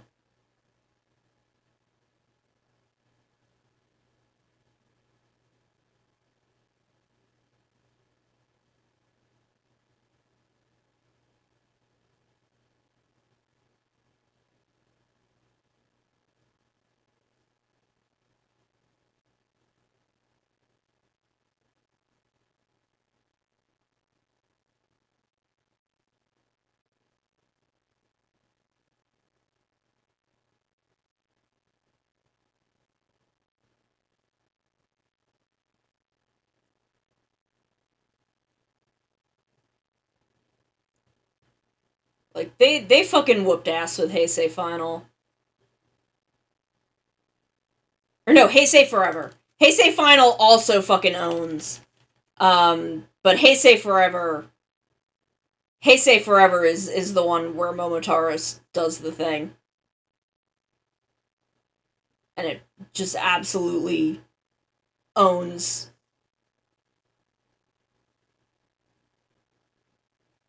Just completely fucking whoops ass. Okay. That's kind of what I want.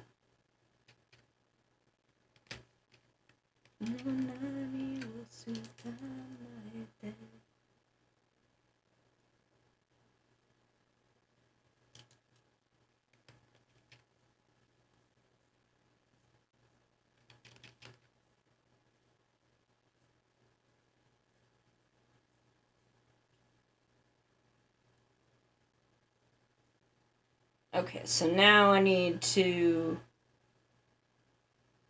go in over this.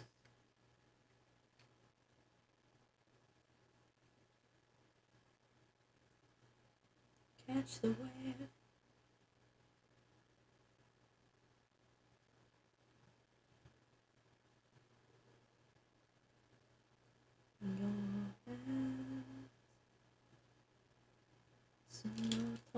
Suzanne.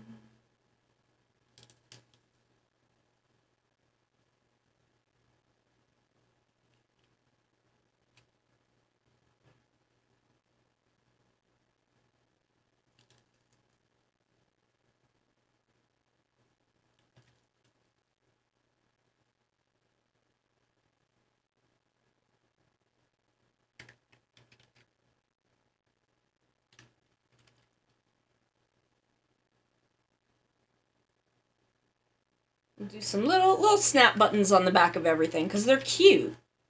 It's cute.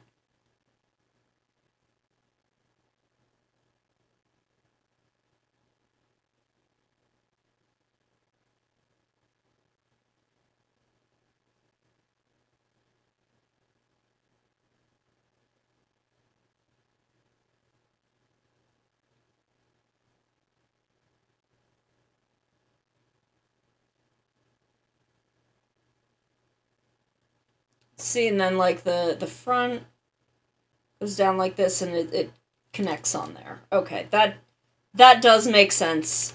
That makes sense now that I think about it. I had to think about it a little harder.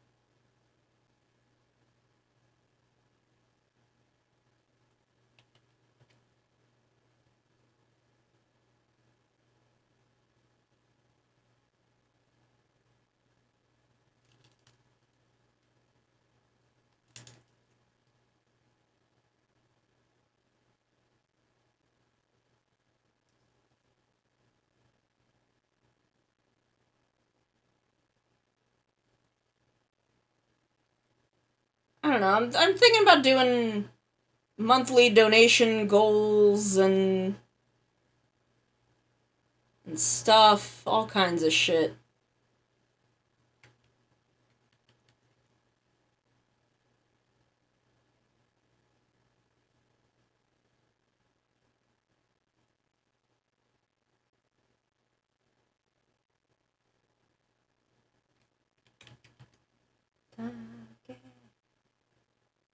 Ijan Sugejan, Ijan Sugejan, Climax Jan.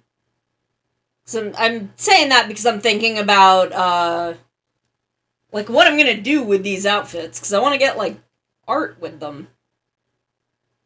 I want to get art with them, but that's a money problem.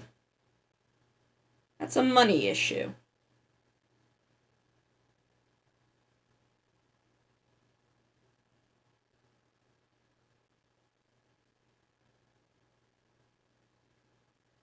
There we go. That sits a little better.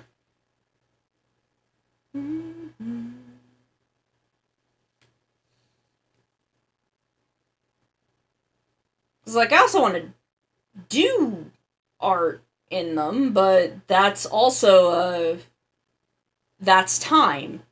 So there's I gotta consider all kinds of shit.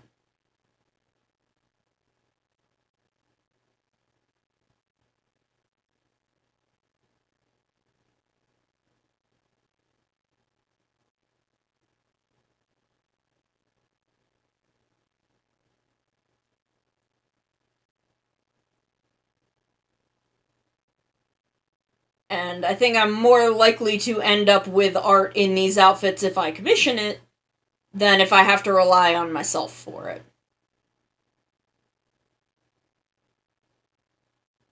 You know?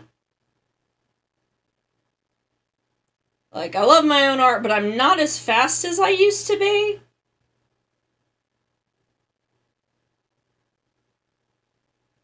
I'm not as fast as I used to be. As far as drawing goes.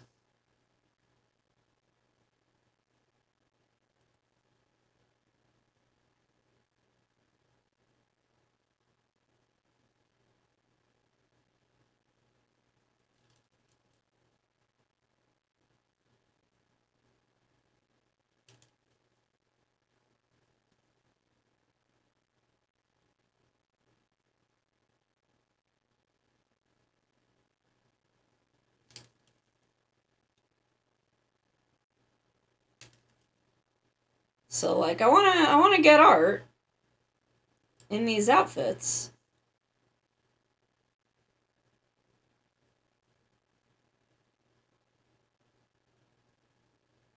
And then it just kind of becomes an affordability issue.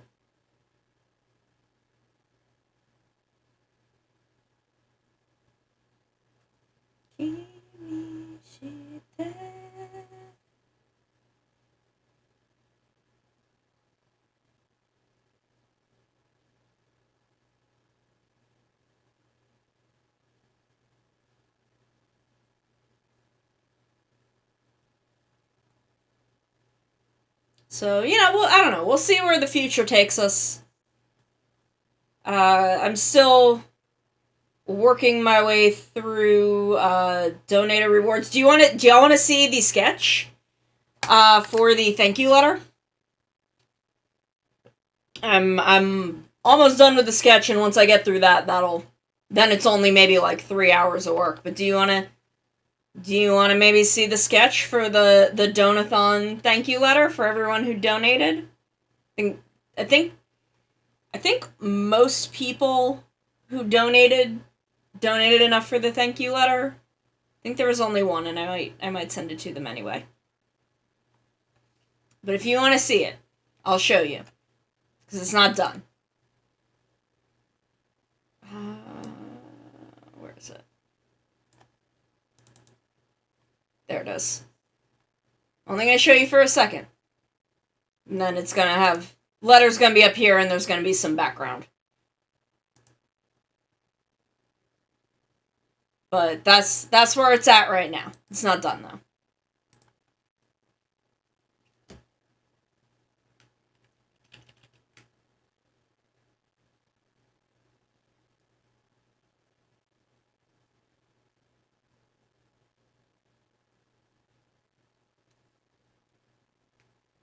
So how's everybody doing? What did everybody have for lunch? What did I have for lunch? I know I ate... Oh, I had ramen for lunch. I had some ramen for lunch. I'm so excited to get back to model kit builds tomorrow. I'm saving the SDW Heroes Arsene Gundam X for once I'm ready to start doing custom stuff. Because and then I want to figure out how I want to customize him. But I do think he is going to get some of the rhinestones. I think he is going to be the first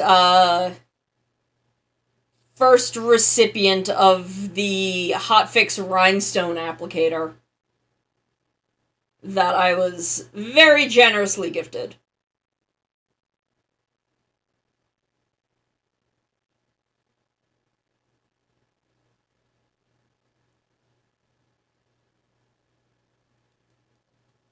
So I'm very, very excited to be preparing for more of that content, but we're gonna work our way through Rayearth, Wyndham, and Celeste first.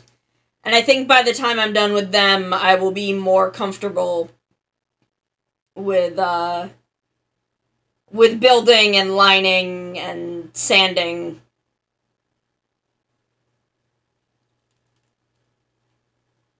I am on the lookout for the Master Grade and Perfect Grade kits that were unlocked in the Donathon. I just have not been able to find them in stock anywhere. So they are going to be... I am keeping an eye out for them, and they will happen when they happen. Unfortunately, that is how I have to do it.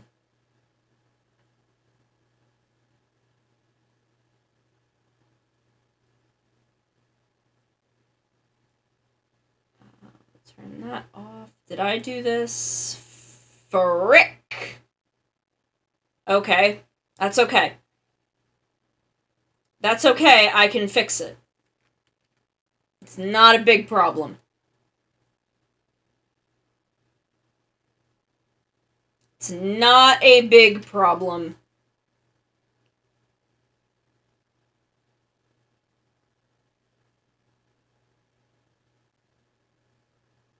It's just a small problem.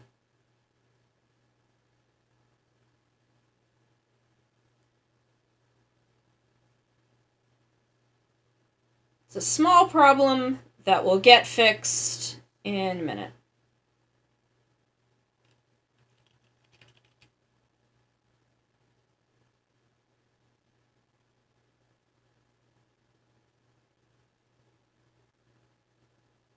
There.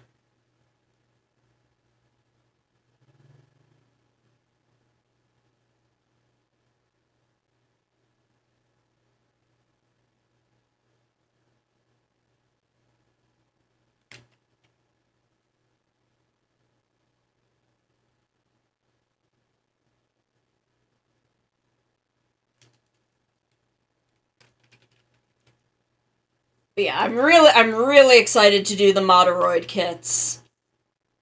I'm just so excited for them. I bought new panel liners. I bought colored panel liners, colored Gundam markers. Metallic colored Gundam markers.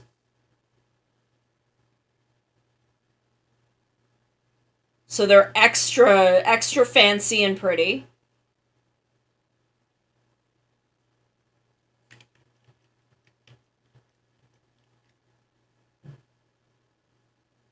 They will be extra fancy and pretty for panel lining Rayearth, Wyndham, and Celeste. Because I've looked at the kits finished, and they look good without it, but I think they'll look better.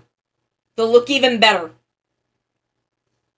And having you know, panel liners to match the color of the meshin, and there's a gold one. So I have everything I need. I bought some little nail file blocks. I bought 2 of them. One that's a 3-step and one that's a 6-step.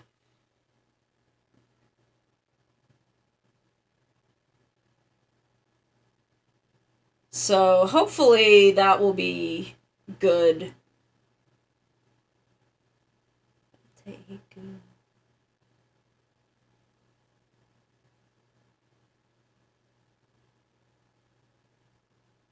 I love Go-Onger. Y'all ever just just think about how, like, fucking good Go Onger is? Even though it's weird as fuck?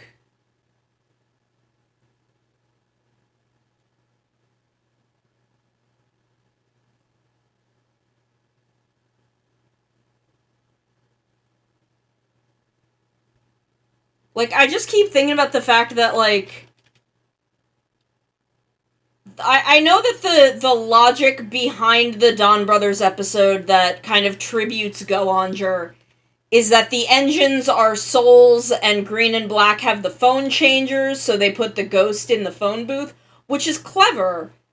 But also, there's this whole saga related to Go Onger that is about the villains being redeemed and then dying and then coming back as ghosts for a while, and then in the 10 Years After movie, they're not ghosts anymore.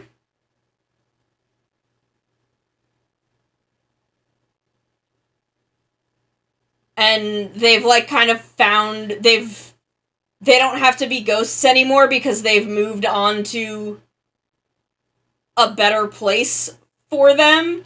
Except it's not heaven, it's fucking junk world, because that's where they should have gone to start with. And, like, I know that isn't what the concept was when they wrote that episode, but I'm like, it's really fitting to have that whole thing kind of going on in the background of... Or... It's a thing that very much fits this background narrative that Go Onger had for years after it was over. Because they show up in both Shinkenger versus Go Onger, and then Gokaiger versus Gavin. And then, again, in the Go Onger 10 Years After movie. And I think it's just, like, kind of a fascinating choice that if that's what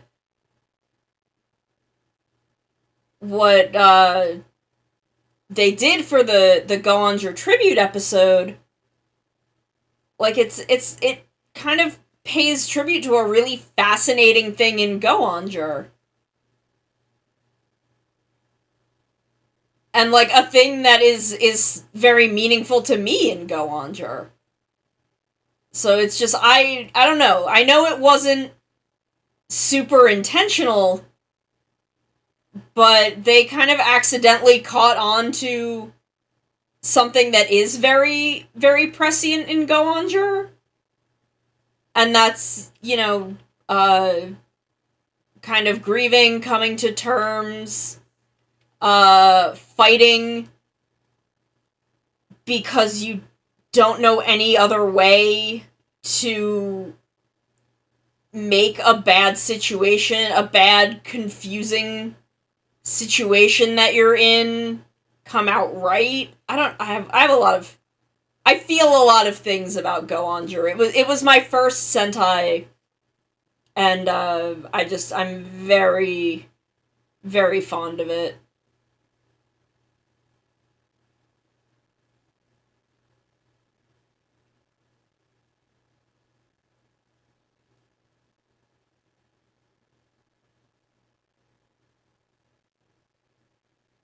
And just for a thing that's so unintentional in writing that episode, it's something that's so important to the core of Go Onger. And I'm very impressed by that. I'm very impressed about reaching that accidentally.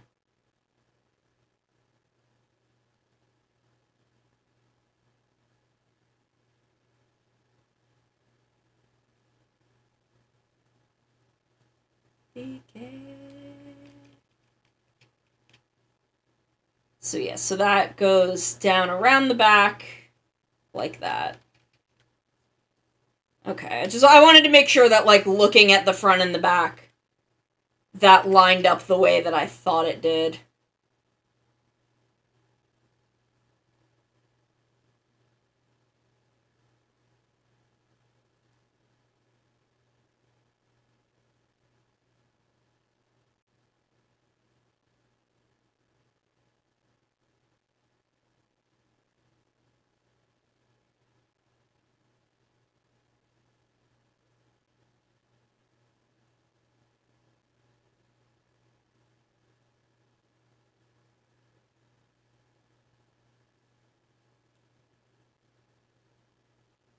Okay. And then I think once we've got these draft sketches done, I'll just go in and start inking them. And we'll see how far we get. And then maybe next week we will finish them up and get back to commissions.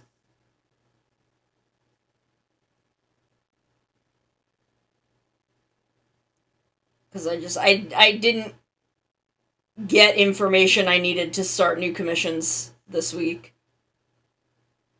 Or last week, so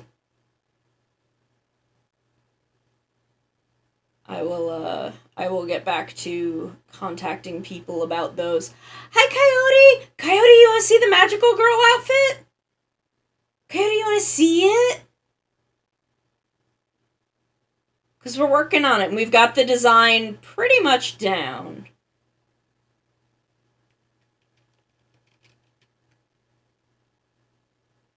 This is where we're at with it.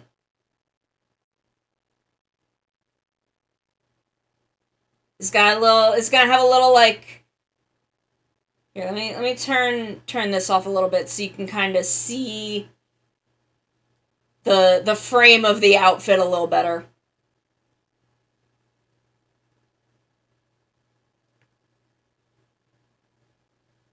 It's gonna be really cute. Yeah, it's a little frilly, a little poofy. I got a little cat bell on my neck.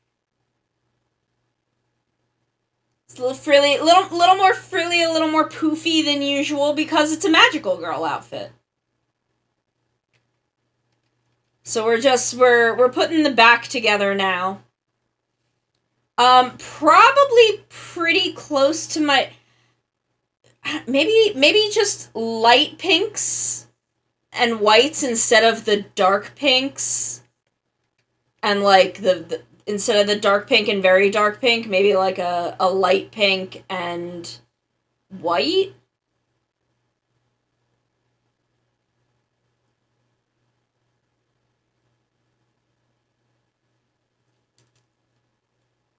Cause if I go with the dark colors, it's gonna be a little weird. It's not gonna have that kind of floaty magical girl feel to it.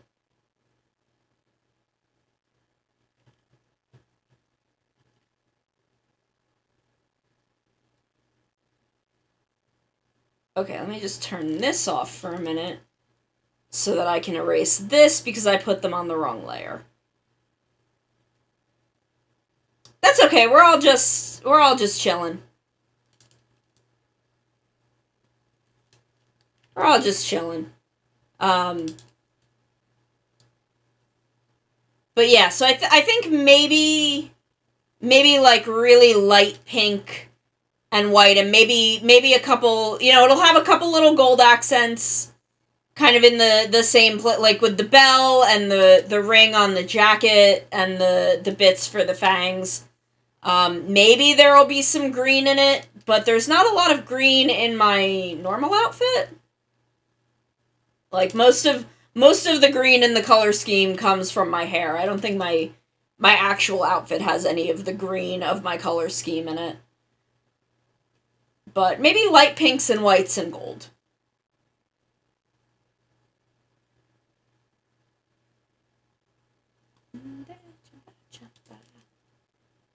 Chambara, chambara.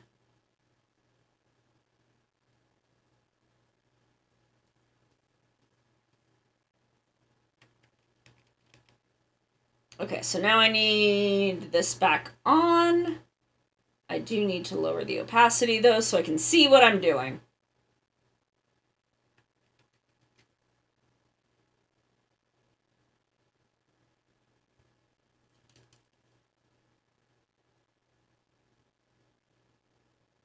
So, like, these will be gold. Bunny! Bunny! Look at my magical girl outfit. Look how cute it is. Look how cute it is, Bunny. I'm so excited. And like the sleeves are like there's like a layer on the skirt that's transparent, And there'll be, like, flower petals in there, and the sleeves are, like, a transparent mesh, and there'll be flower petals in there. I'm very, very excited. Very excited. Yeah, that's definitely part of the outfit design and not me trying to avoid Twitch getting mad about me and giving me a TOS violation. It's definitely part of the outfit. And then my big cutie honey boob window. I have to have a big cutie honey boob window because I love cutie honey.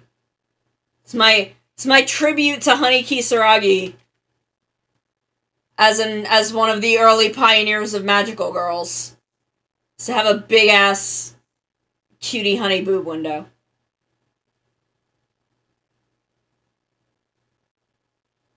So, like, this is all trans. I love Cutie Honey. I fucking adore Cutie Honey.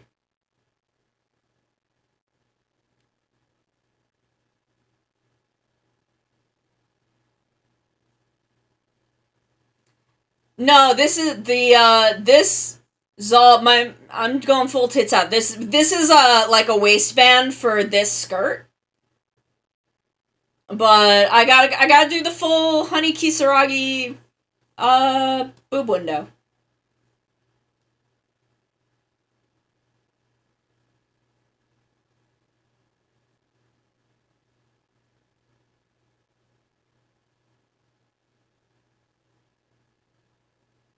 Full Honey Kisaragi boob window.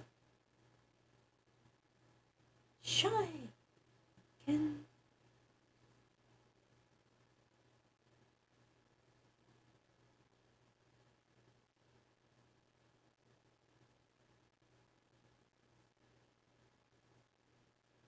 So we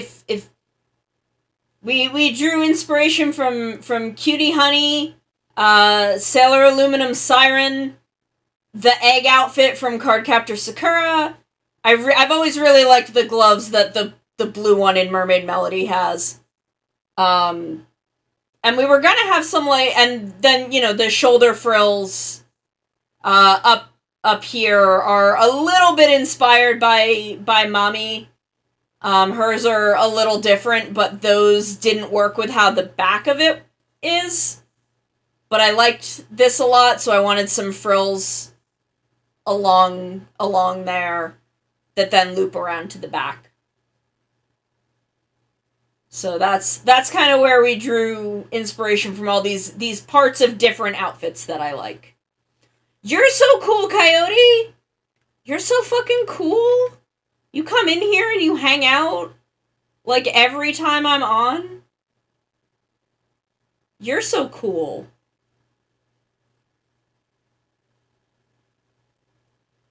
And then I think this is the bottom of the actual skirt.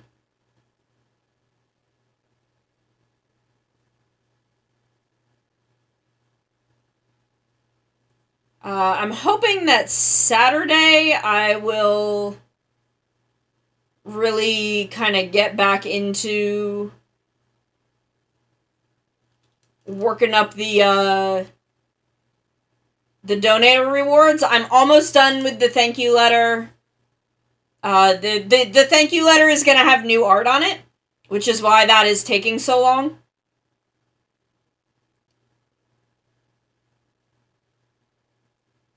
So that's gonna have new art that only the donators will see for a little bit. I showed a little preview of it before, but it's not done.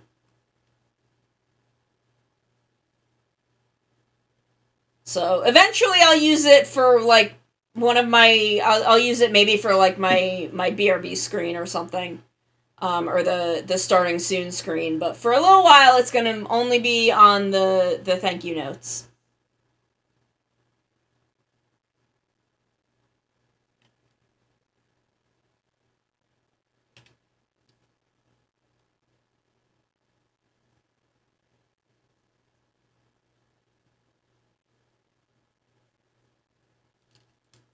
So that's what's kept the thank you notes from getting out, is that I have to finish the new art for it.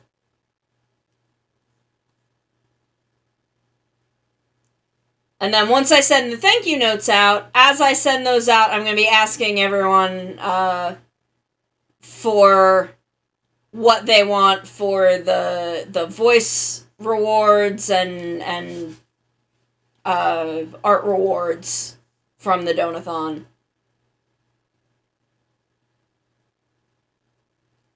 So, that will all be very soon. No. First episode is my first real exposure to it. That's how I do it. Let me just get back here. I try to avoid it as much as possible. The last one that I really saw stuff before the debut was 01, because that might be fun. That might be a fun thing to do the week after the first episode, is do some kind of community watch-along thing. But for 01, I saw things a little bit ahead of time because I was in Japan for the week of the last episode of Zio into the first episode of 01. The first episode of 01 aired the day, before I left, so I watched it on TV in Japan. It was very cool. But I went to a Toys R Us, out in, Nodashi, and they had all of the 01 stuff, out, because it was starting to air the next week, and they released that stuff a little bit before. So, I saw the belt. My first exposure to 01 was seeing the belt and the suit, but in the Toys R Us, and I looked at the belt. I looked at the 01 belt, and I was like, why the fuck is this belt a gaming mouse? Which, in retrospect, kind of makes sense, because he's very heavily technology themed. But, I looked at him like, why is it a gaming mouse? And then I was looking at the Progrise keys and the suit, and it was very cool. Kabuto's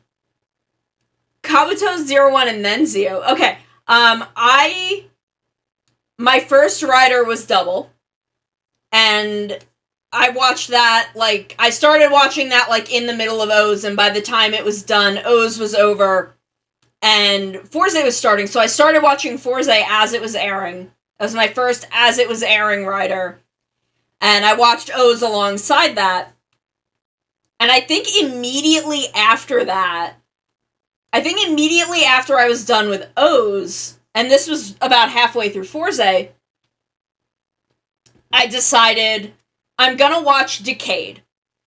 Because a lot of the complaints I was hearing about Decade were that it was all of the riders in it are so different than how they normally are, that, it was disappointing for fans of those older riders. And I'm like, well, I can't be disappointed by them if I haven't seen them yet. So I watched Decade. And I don't remember Decade. I really do not remember how Decade went, because I was so unfamiliar with the things that Decade was doing that it all went in one ear and out the other.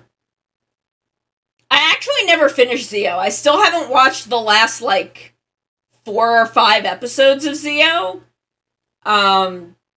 Because I got really mad about Zio after the Kiva arc. And I watched it up to a point, and then I stopped because I was busy with some stuff, and then I was on my trip, and I just never went back and watched the last couple of episodes.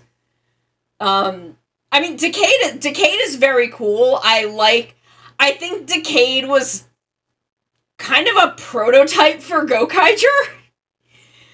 I think Gokaiger was able to handle the things that Decade as a show wanted to do a little better, because so much of Gokaiger was a lot of former Sentai actors were like, after the tsunami, they were like, we want to come back and we want to give kids hope and be part of this. Where Decade, I don't think had as much support from prior writers, but I love the Decade. I hate Decade Complete, but Decade, normal Decade suit, I love. Tsukasa is very cool. I love Masahiro Inoue. And I do actually like a lot of the alternate universes in Decade. I think Amazon was the one that I really wasn't into. But pretty much all of the other Heisei ones were fine. Yeah, Decade Complete is fucking ugly. It's ugly as sin. Then I think the problem with Zio is Zio just really wanted to be Gokaiger. Zio wanted so badly to be Gokaiger and just could not fucking do it because it did not know. Oh god, 21 Complete is absolute fucking garbage. That suit is so fucking ugly. Holy shit. That suit is so fucking ugly. I don't know how that even happens. That suit is so fucking ugly.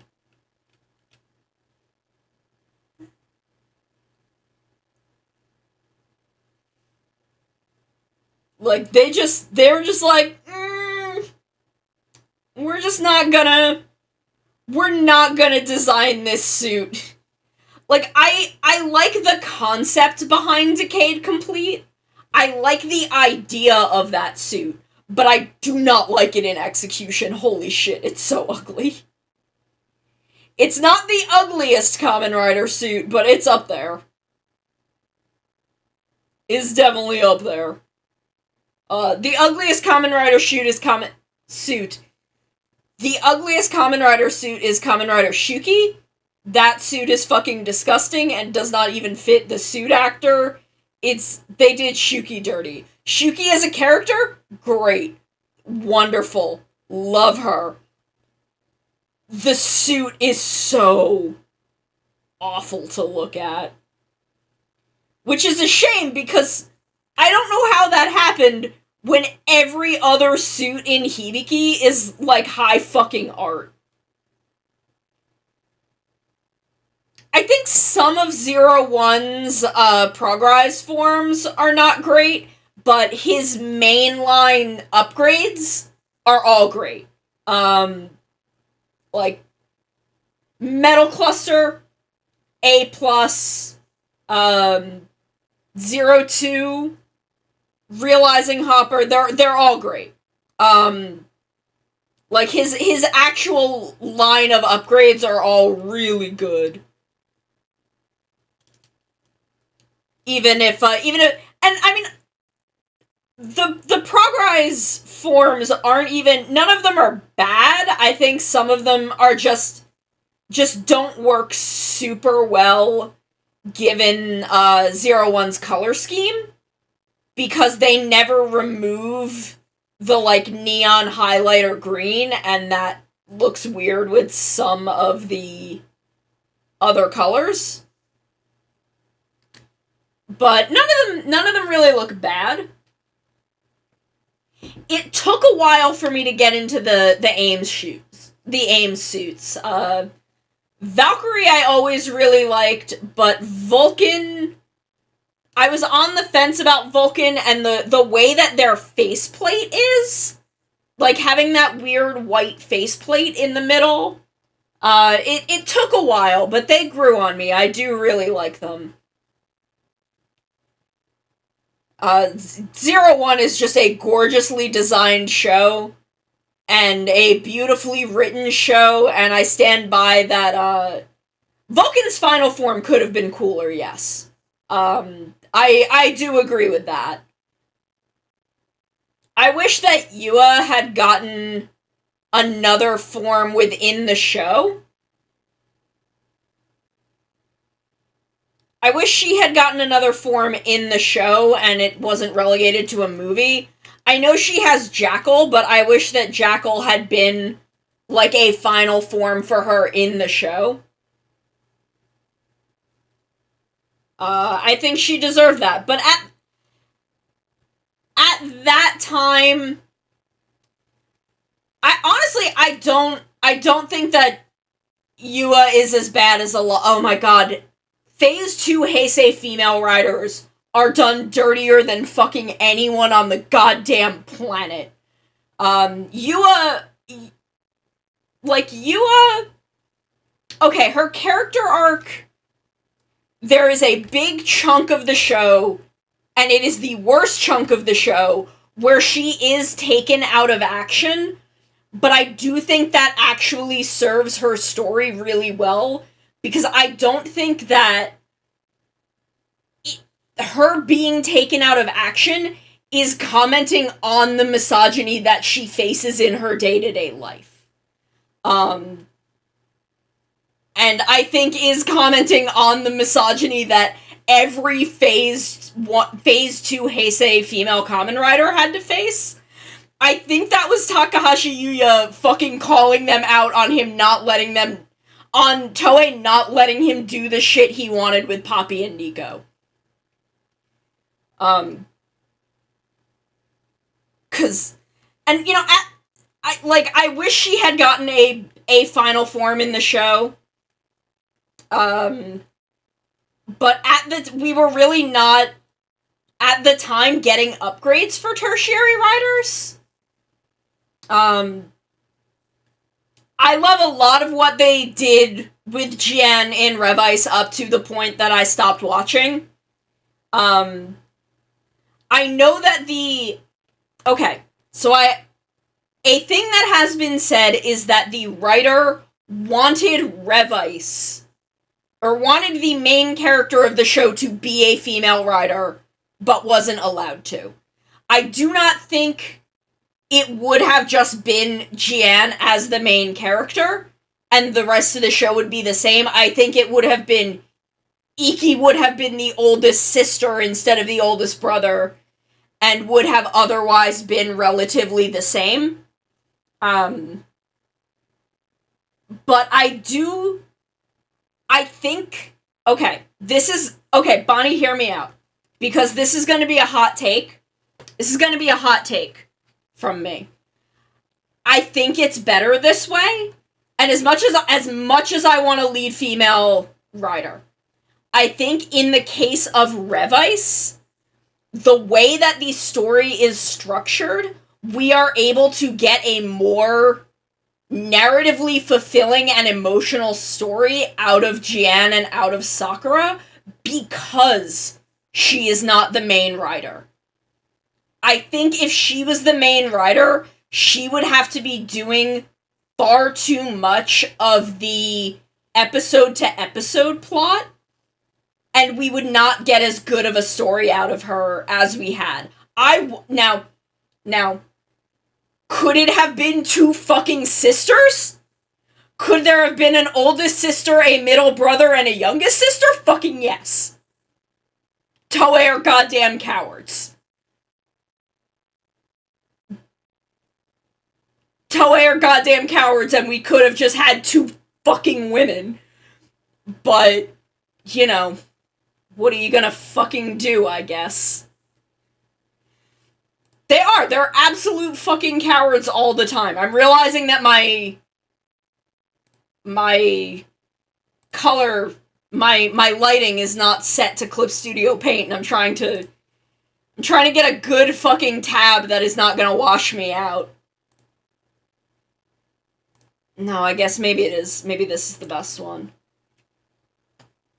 Sorry, I'm trying to, There we go. There we go, that's good. I should probably just take the lighting off of this scene. Yeah, okay, here's the thing. I'm...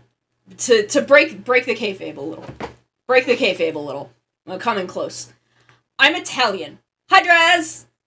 I'm Italian, so my model skin tone is very much based on my real skin tone. I am culturally, I am white, because at this point in history, Italians are white people. That's just how it is. Especially in the US. Italian Americans are fucking white people. But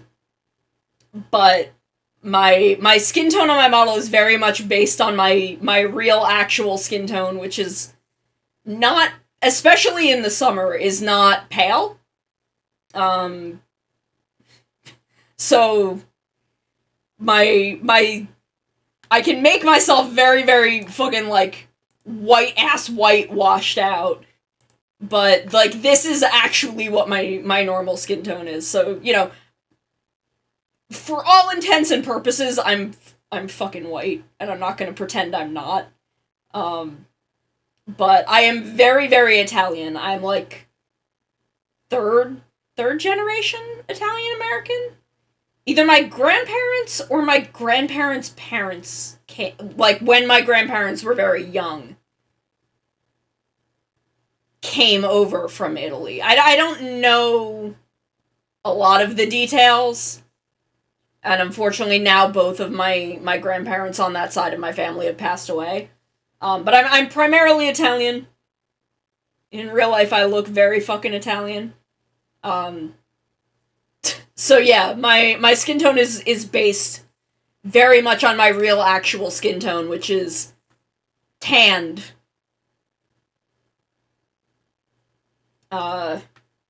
Especially in the summer, because I go outside a lot in the summer, and I take sun like a motherfucker. I have permanent tan lines on some parts of my body because of the way that my skin takes to sun. Yeah, well, I mean, like, you know, you make it what you're comfortable with, but, like, I would not, good lord, I would not represent myself as anything other than I am. Like, I would not fucking, there was a trend for a hot minute, like, maybe a year ago, where there were a lot of white people VTubing as black characters, which is very fucky, and I do not approve. But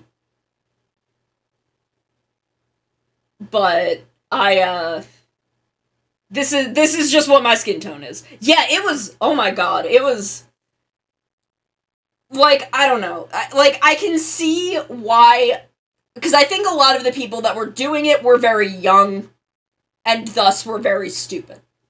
And that's not to deride anybody on that.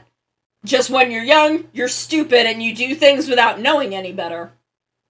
But I think a lot of them, like, did it without realizing, and then because they're, one, young and stupid and thus defensive, and also had already sunk money into it, were trying to, you know, rationalize it, but, you know, I don't know.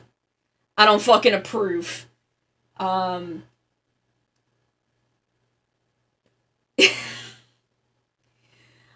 Yeah.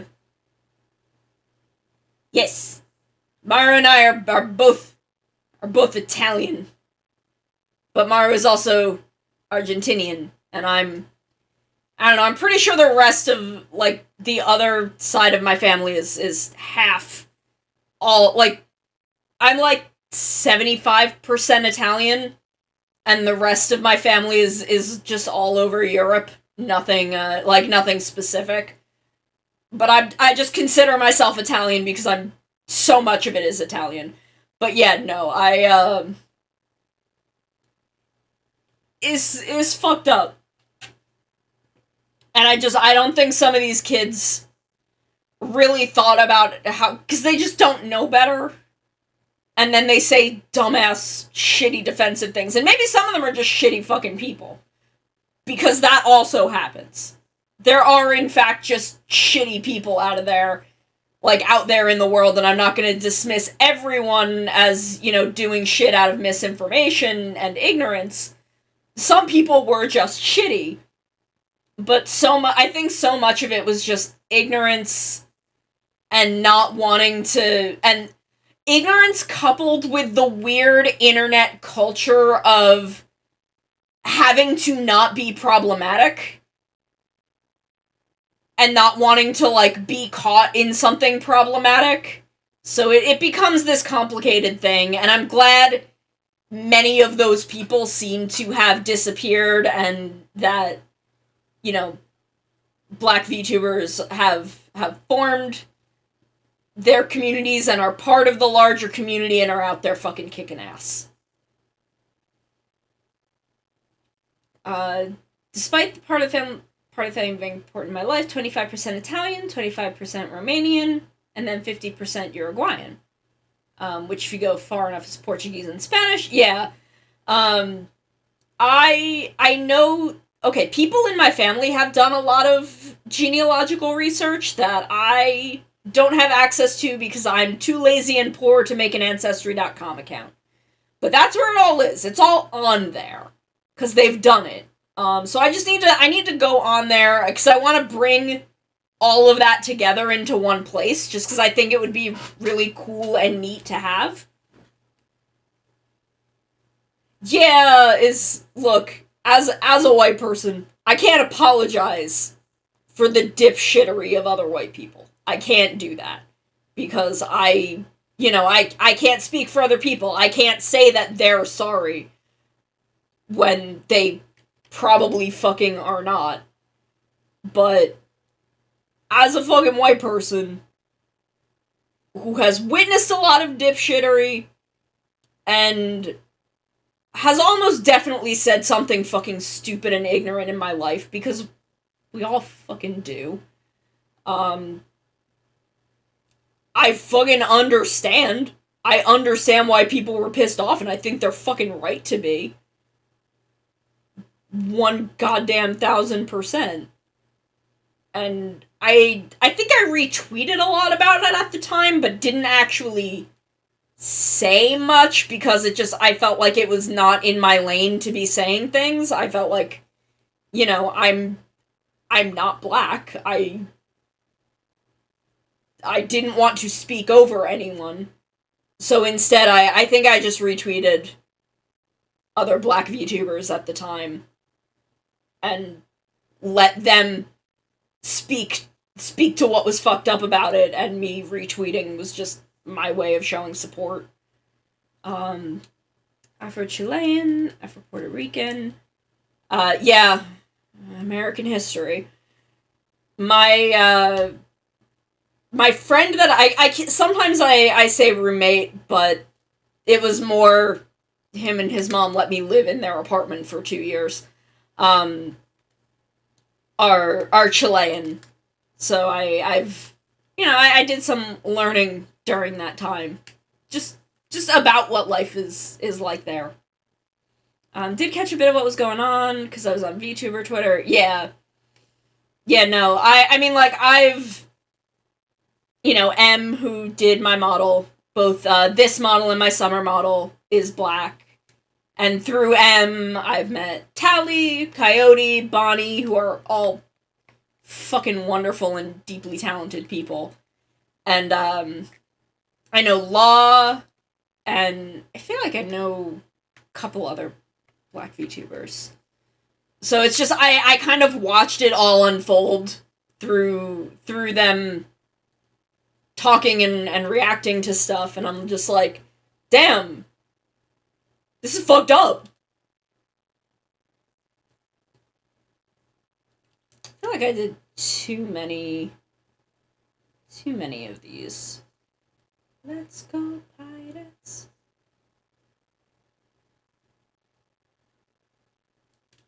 Can I this? There we go. I feel like that's a little better.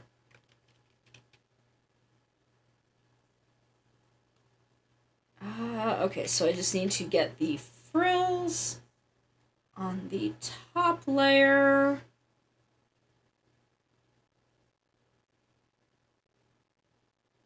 Actually, I think I use this one. Yeah, that looks right.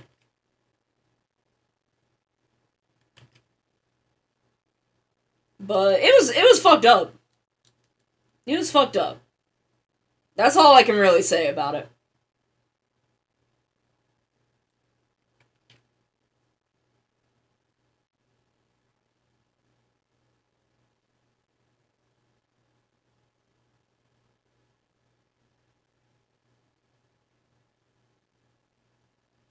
I know very little about my other lineage, just Italian is all I've got.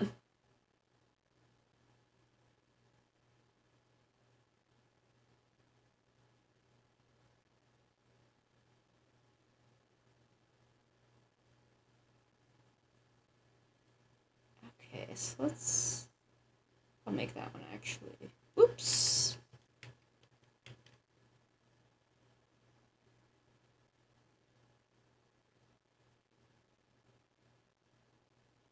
Yeah, when I would listen to my friend's mom talk about growing up in Chile or going back to because they went back to Chile a couple times.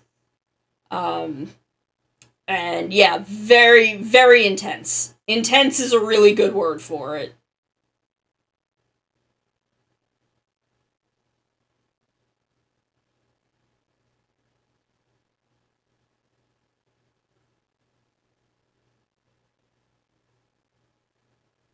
But yeah, I would never want to misrepresent myself.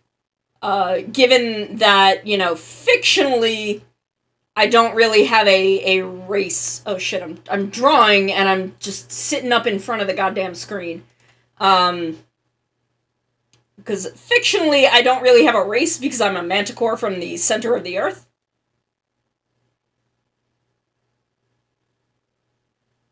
So just to put that out there.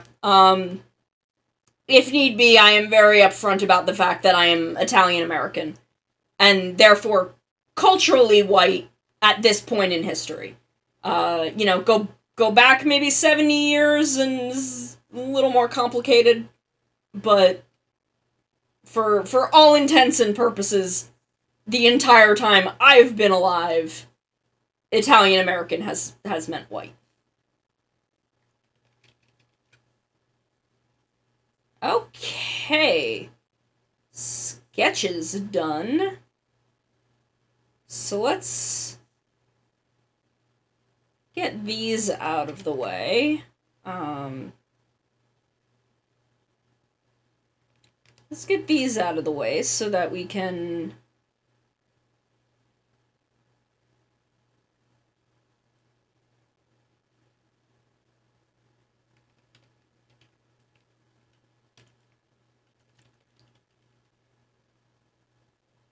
oh wait, I need those to sort of be there. Not at the moment though. Not at the moment. I fix that later.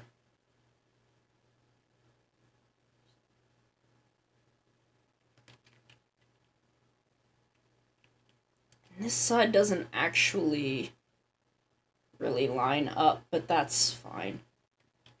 That's okay. One shot time, magic time, Tony Kujanai. Damn, Wizard had a good opening.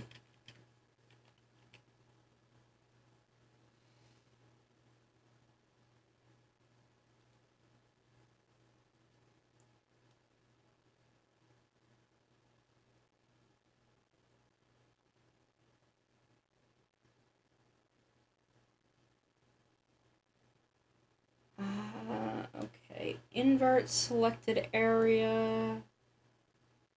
We'll fill it. And then I will go in. Oh wait, we can delete that.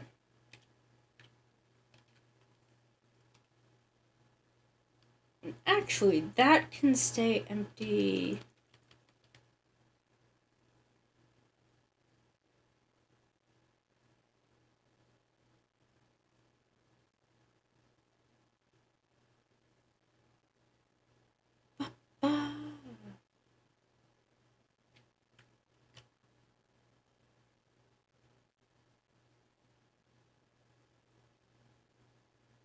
Turn that on back on for just a minute.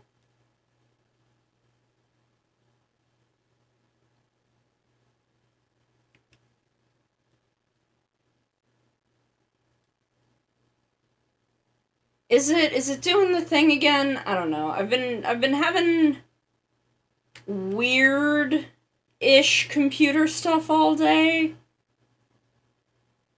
I've been having some weird computer stuff all day. That mostly a restart seemed to fix. But it might also just be the volume? I'm not sure.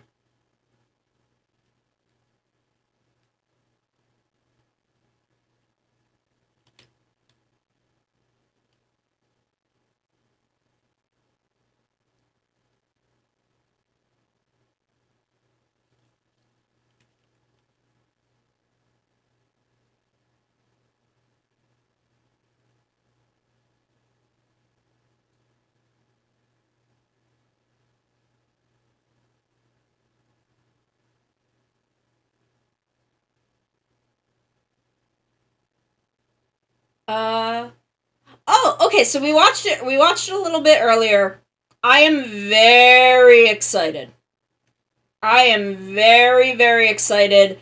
I very much love the fact that we are getting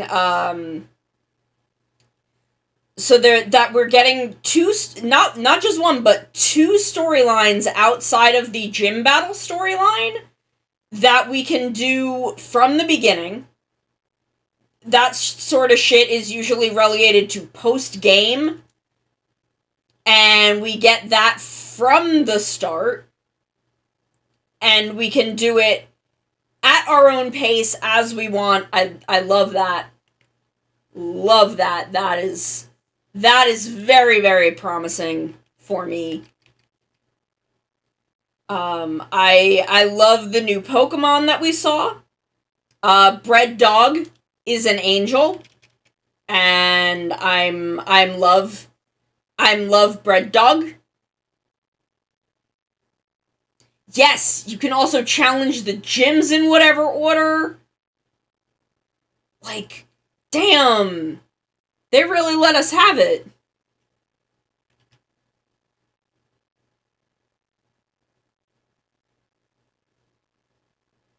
What fucking layer did I put this on that it's... Oh, it's because of the way that I did it. Okay.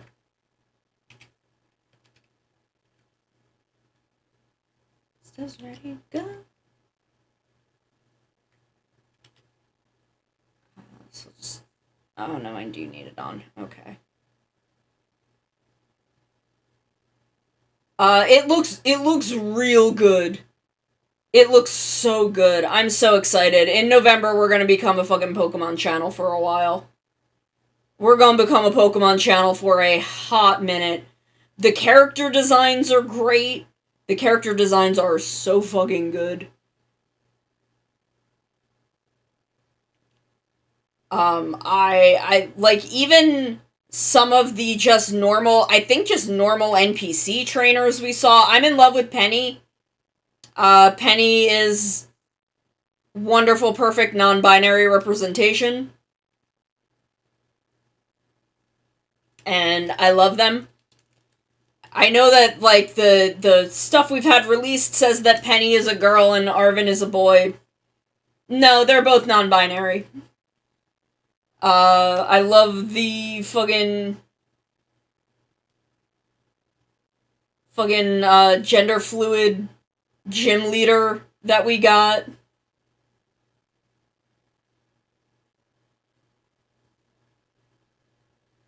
Just love to see all of it.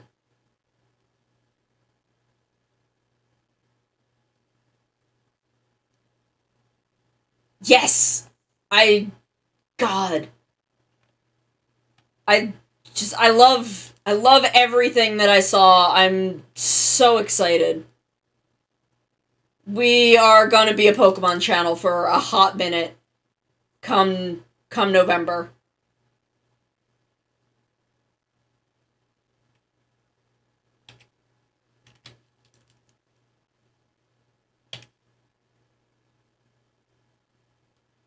I like the crystal forms. I think those are just neat looking. Okay. We can turn off the sensor bars.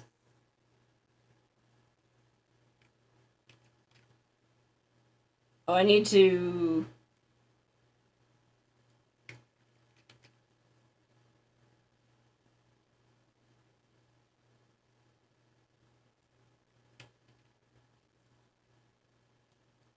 Need to bring this down a little bit so that I can...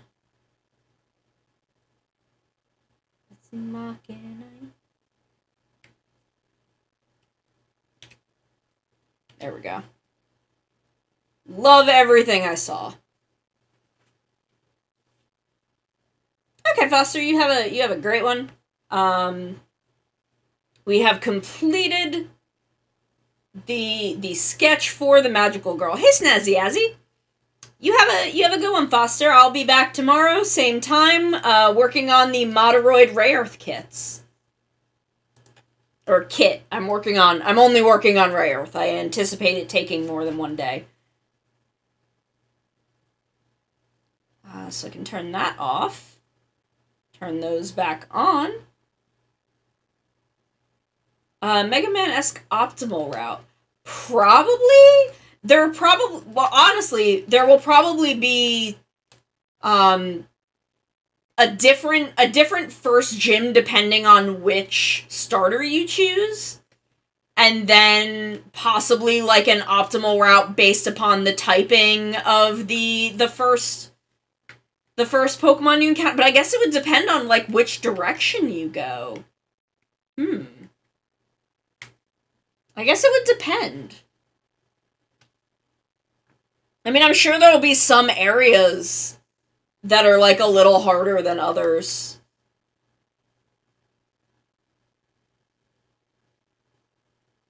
What the fuck did I just lower? Oh, I'm on... Okay. We don't need that anymore. Go Bustas. And then... just to make it a little more accurate.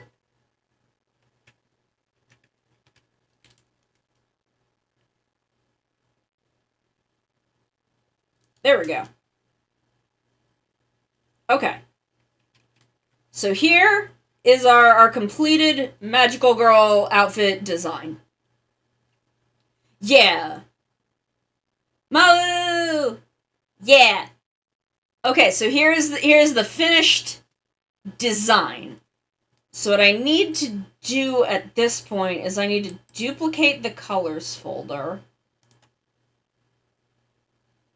Turn that one off. Need to move that, like, up under there. And this is gonna be me fighting magical things, I guess. I don't know. I don't know, what the plan for the Magical Girl design is. So we need to duplicate this also, because I'm gonna be needing to make some things transparent in order to ink.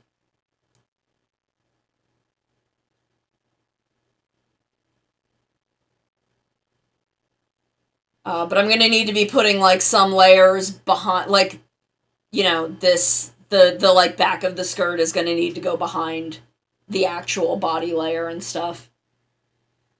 Oh damn, it's 6 o'clock? Damn, we've been doing this 3 hours? That makes sense. The other one, I think, took about 3 hours. I think the other one did take about 3 hours. Designated final boss pre-Elite Four. Yeah, I feel like Giovanni was... Well, Claire had the ties to Lance. So, like, Gen 1 and Gen 2 did it. I don't remember Gen 3 that well. Like, I remember a lot of towns in Gen 3 and, like, Gen 3 Pokemon and the vibe of Gen 3, but I don't remember the story very well. But, like, Giovanni and Claire were both really good 8th gym leaders.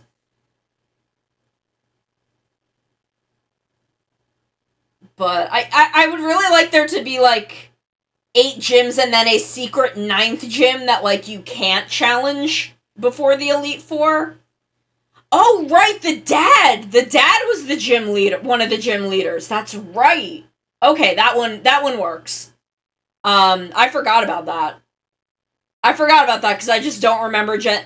Because I didn't play Gen 3 until right before Gen 4. So I played it, like, really, really quick.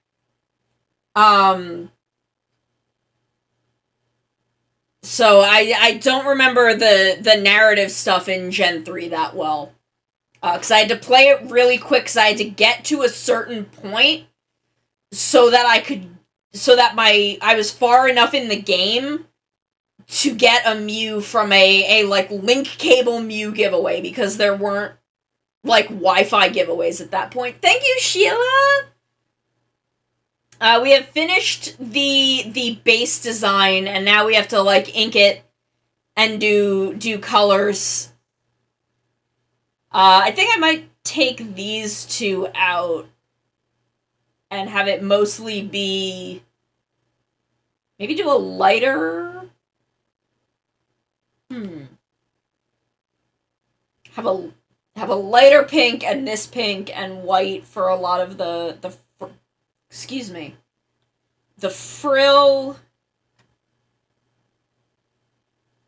Because I think this pink would be good for, like, the underskirt. But we gotta get in there in ink. So let's see. I'm gonna turn this back on.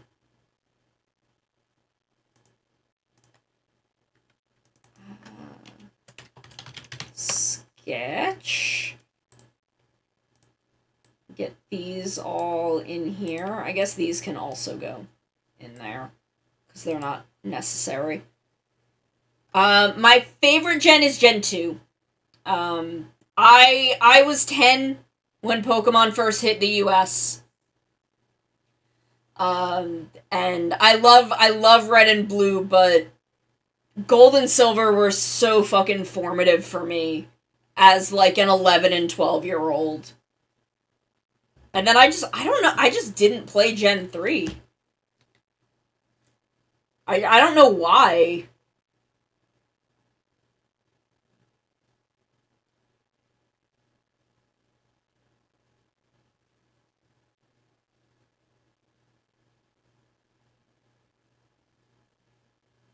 I love Chikorita. I think Cyndaquil was my starter for Gen 2. But usually, most times, my starter is the grass starter. I love Snivy! Oh my god, Snivy is so good.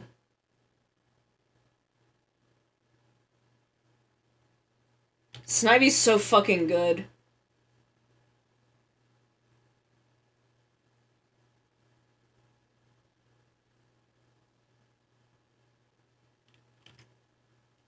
I love the grass cap. I love Sprigatito. Sprigatito is fucking perfect. Yes, Maru, go to bed. Go sleepies. Who threw that? I know who threw that. Okay, so I am starting with Sprigatito, but I want a Fuecoco that I can name Bosco because he's a little chili pepper. He's a little chili pepper and I love him. He's a little chili pepper with a little piece of cheese on his head. Cause I'm very convinced that his evolutionary line is going to turn into chili. I'm very convinced he is turning into chili.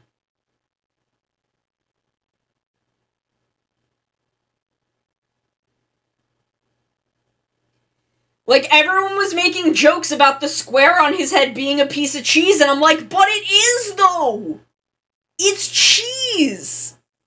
Because he's gonna be a big bowl of gator chili!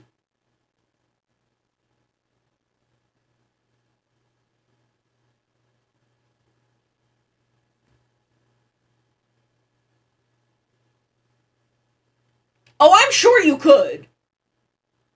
But, again, time and cash are always the thing, aren't they? Ruler, special ruler. Not guide, concentric circle. That's what I want.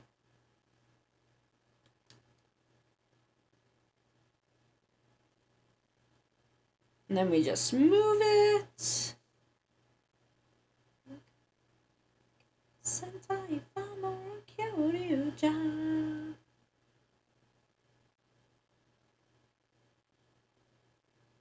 And then I have a little bell. Yeah, sometimes it do just be like that.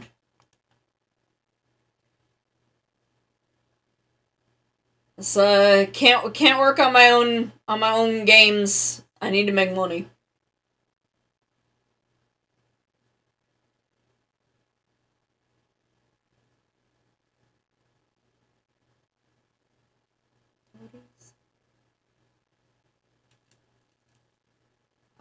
One day I'll be able to get back to game design.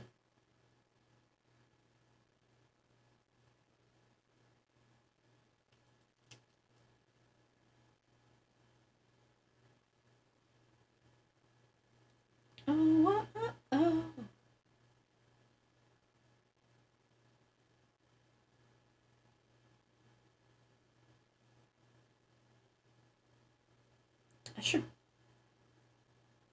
Should I turn this down also? Probably.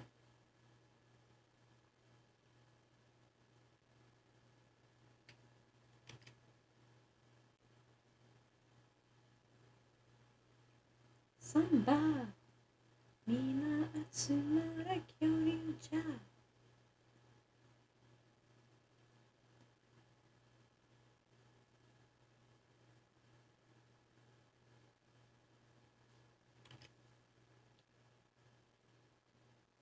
I loved the little mascot suits, though. They were so cute.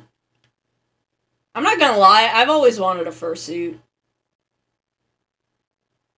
I thought about getting a partial once. But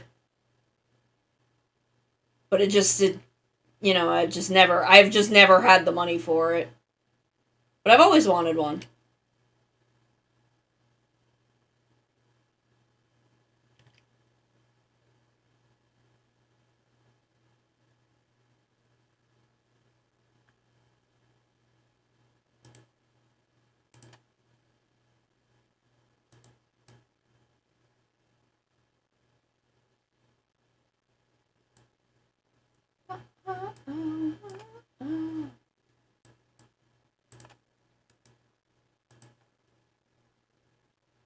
I always wanted a fursuit. I just thought it would be fun. Cody, you have lucha masks? Damn, you are cool.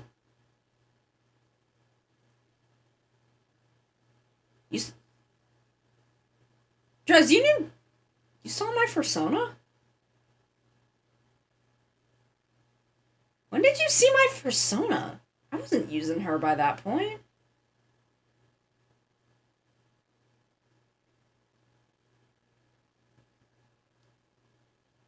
Oh, I guess I could have showed you. That does make sense. I'm just like, what was I doing that my persona was coming up? I mean, I'm cool, but you're cool too! It is freeing to have a face that is mine but not mine. That's why I fucking love VTubing so much. Yeah, my Wyvern persona. Yeah, my Sonic OC is only like 3 years old.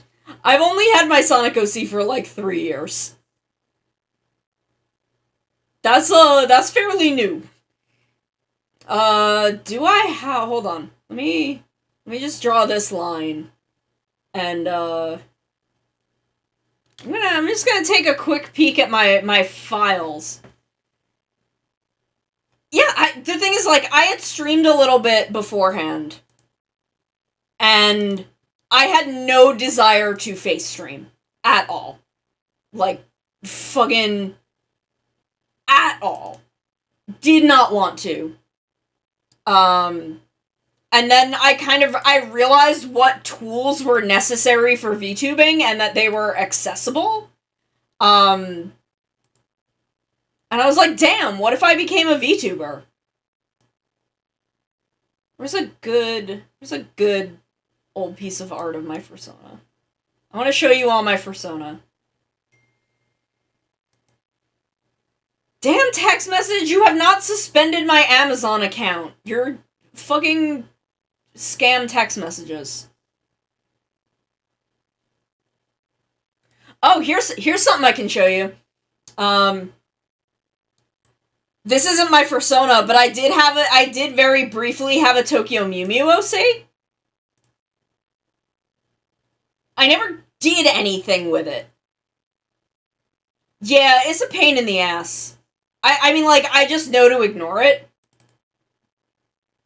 Misc sketches. Is it in this one? This one? Where is it? This one?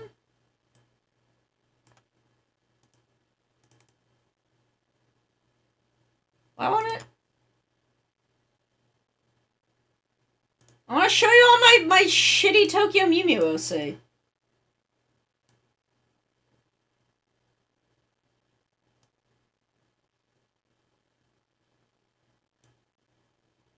Thank you. Thank you for sending me my own fucking fursona reference sheet. Cause that is probably the best art I did of her.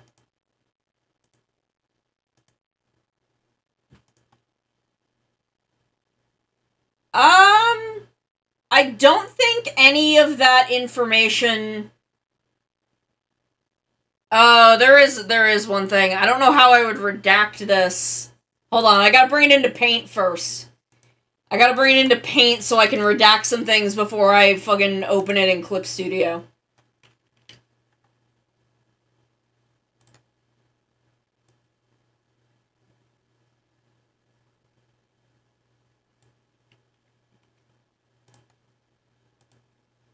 Nothing else I think is relevant. Everything else I think is fine. Cause nothing... I'm gonna delete that part. I'm gonna delete that part. It's not relevant, but...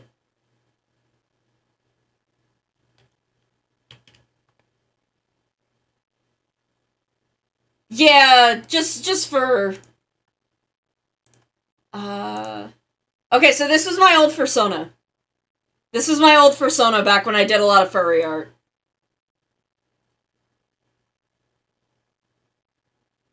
It was very cute. I had a very, very cute design.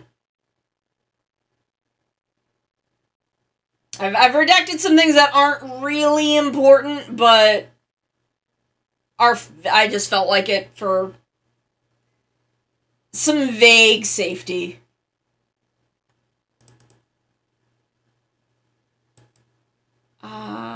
Copy? Yeah, this was my old fursona.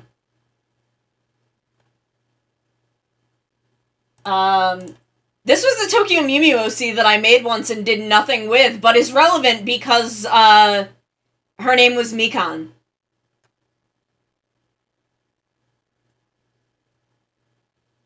I think she was some kind of endangered leopard, I think. I think she was some kind of endangered leopard. But, like, all of the girls in Tokyo Mew Mew are named after food. So, her name was Mikan. So I guess I've technically been using that name for a while. I don't think I ever did anything with this, though. I don't know, like, what her deal was. What other old fun art do I have in here?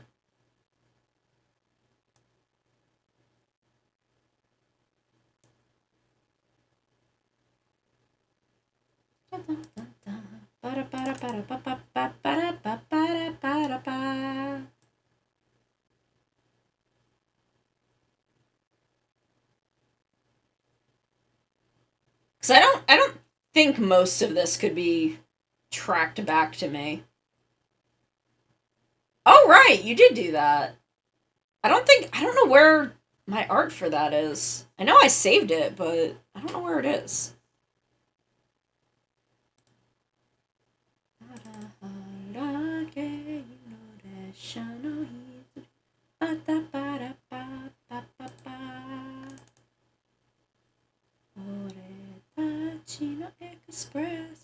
Oh, here's an 80s version of my persona.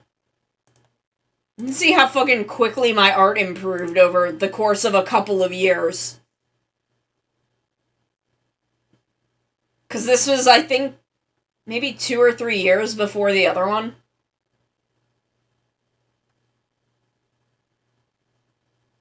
But this was cute. This was just like an 80s dance thing that I did one time. Yeah, I was, it was less practice and more I was in art school, forcibly doing art 1000% of the time. What the fuck is this?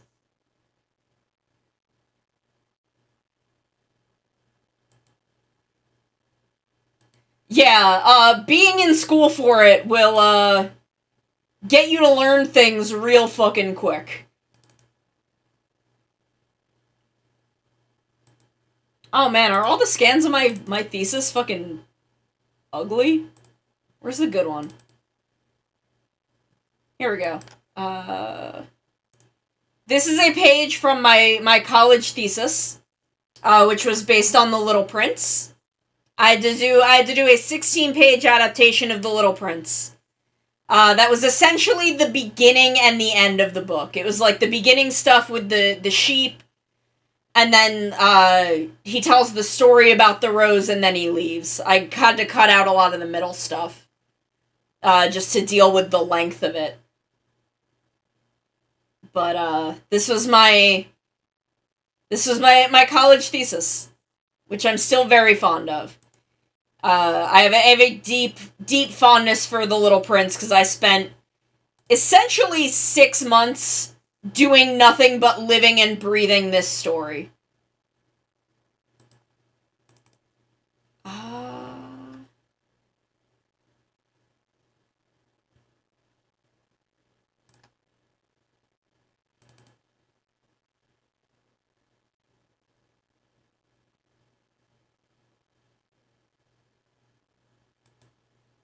So yeah, I was very proud of my thesis.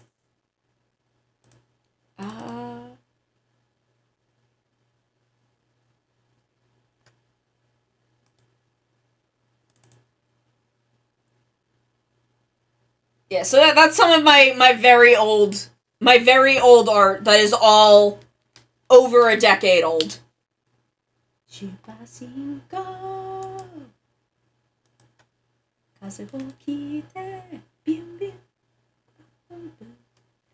Like, all of that art is over a decade old. And to me looks awful, but that's because it's old. And I've improved a lot even since then.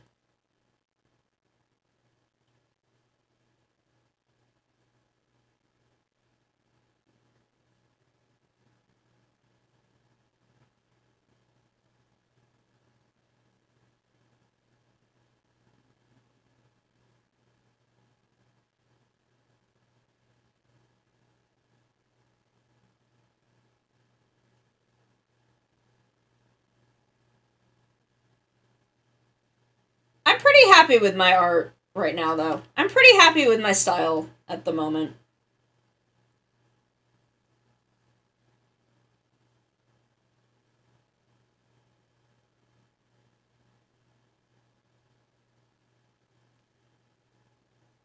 I'm not doing this part because this is actually behind the bit of hair that comes down.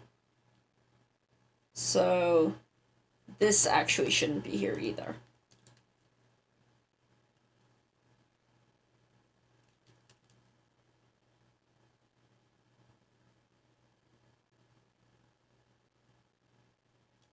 I think that will Said 5 minutes before you look at a really good piece for 5 minutes. Yeah. That's why sketching takes so long for me. Sketching is the longest part of my process. Because it is hard. That sketching is the part where I make everything look good. And I'm not as... Because I've improved so much, that getting it to a point where I feel it looks good takes a lot longer than it used to.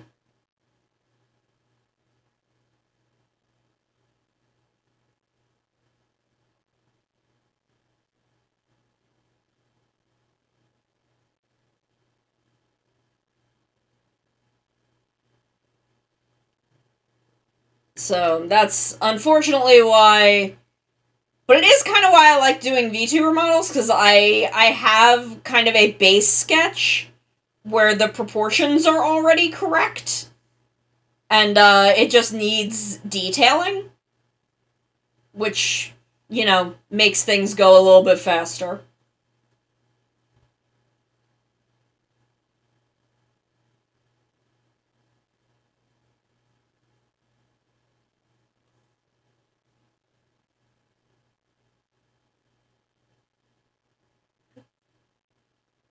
Alright, guys.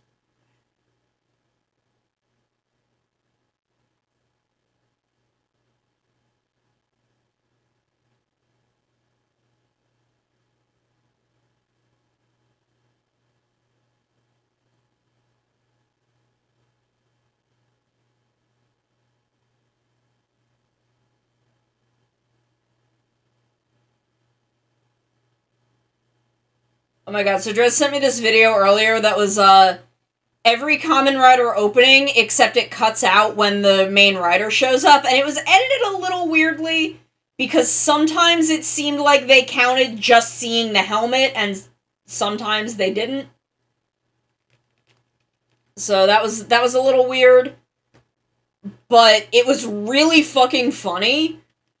But also, I thought it was very interesting that there were only 3 riders where, like, it got more than maybe, like, 10 seconds into the song, and actually, like, got pretty far in, and that's Kamen Rider Amazon, Kamen Rider Ghost, and Kamen Rider Saber, 2 of which had the same writer.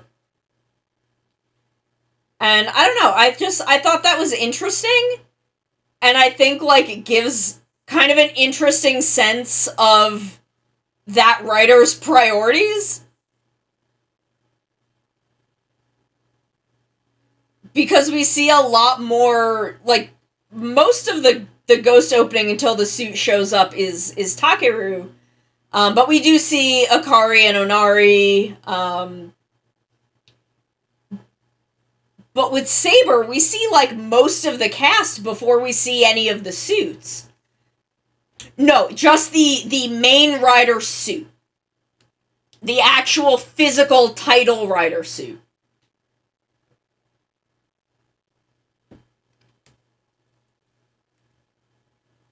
So, like, for Ghost, there was a bunch of Takeru before we actually see the Ghost suit.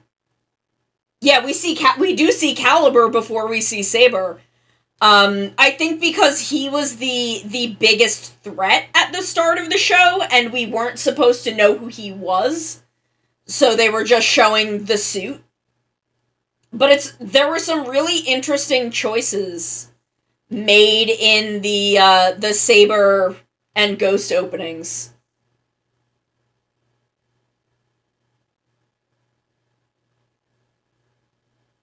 With when they chose to show things.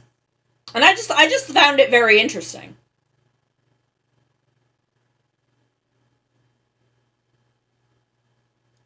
I just thought it was very interesting that those were really the only ones where we got to see a significant amount of the opening, and that the rider suit itself was not really the main attraction.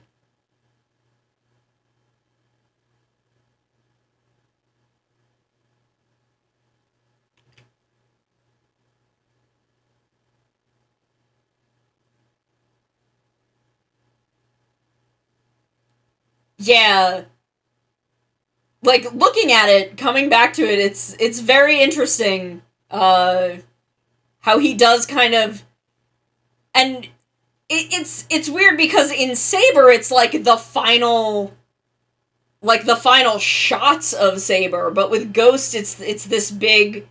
It's kind of the big climax, like, prior to the final battle.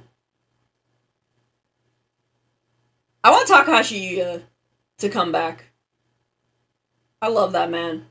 That man's been writing... That man wrote some fucking incredible Kamen Riders. And I think he's the best writer that Toei has at the moment. At least on the writer side. I think Komura Junko could be a revolutionary Super Sentai writer if they let her fucking do what she wants. If they let Komura Junko do the things she wants to do in a story, and is not forcibly restraining her by the tropes of Sentai, I think she could make something revolutionary. And I'm hoping that Inoue, like, fucking around and finding out with Dawn Brothers... Oh, right! I forgot, I was thinking about the bit with the feathers, where he's, like, all made of light and there's the feathers. Because that's before the final battle, isn't it? Because they all do the thing and get together. But I think that last bit also is after. No, I think that bit kind of happens twice. Because there's the final battle, and then he goes up to Freya, and then he chooses to be human, and then he falls. But the bit with the feathers, because the whole cast comes together and they, like, wish him back to life.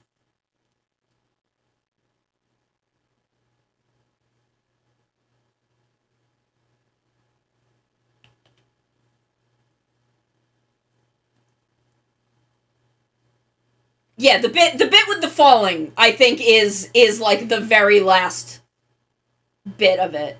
But he put the bit with the feathers in there too. But Komura Junko, I think, could be one of the best Sentai writers that Toei has ever had if they would let her fucking write the Sentai she wants to write. Cause, like, looking at what they are letting Inoue get away with in Dawn Brothers, and looking at what Komura Junko wanted to do, or what I'm at least pretty sure she wanted to do with Lupot, like, I think she could do something fucking amazing.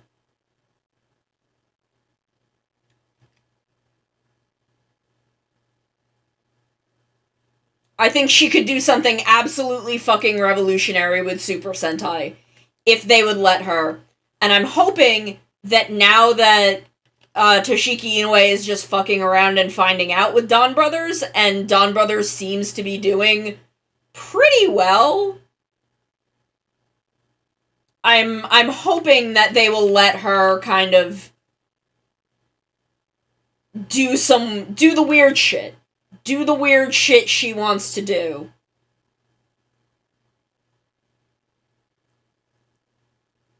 Because she has some fucking ideas.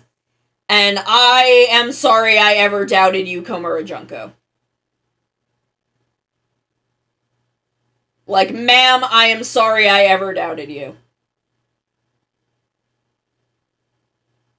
Eagle, Shaku, Lion, Elephant, Tiger, oh no, Kakse.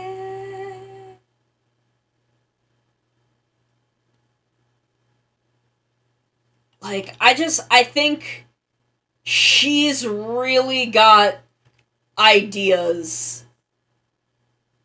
And I hope, like, in a year or two, like, either the next Sentai or maybe the one after, they just let her run wild.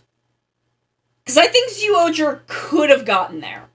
I think she had some really interesting ideas in Zyuohger that they just didn't let her play with the way she wanted, because Sentai was kind of stuck in being this very specific thing.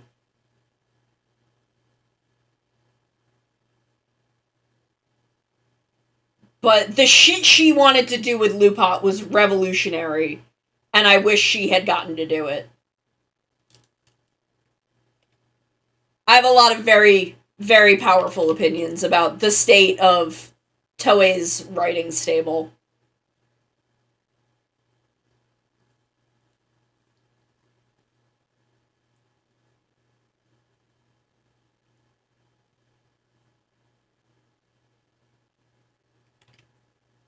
That almost universally come down to Takahashi Yuya is incredibly good and fucking hates capitalism. And I want to see what Komura Junko could do if they would stop holding her back.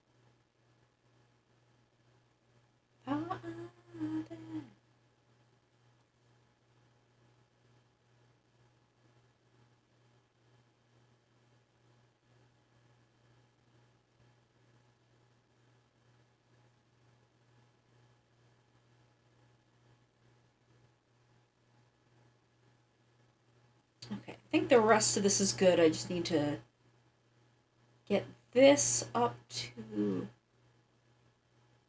right spot.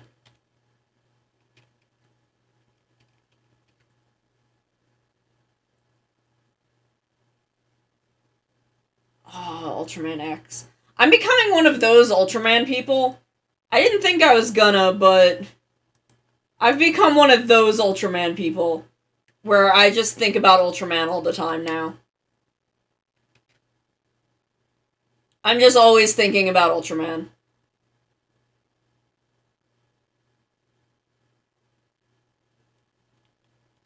Oh my god, I'm fucking finishing Rube tomorrow. We're fucking finishing Rube. Good lord. Oh, good lord. I don't know if I'm emotionally prepared for whatever the fucking end of Rube holds.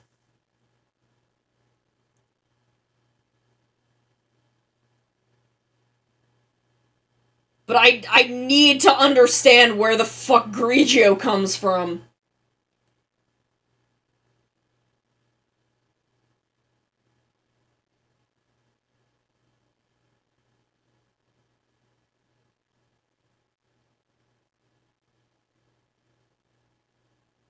I don't know, unless these last 3 episodes really fucking beef it, and I do not know how they could, but unless these last 3 episodes really beef it, I do not know why people are so hard on Rube.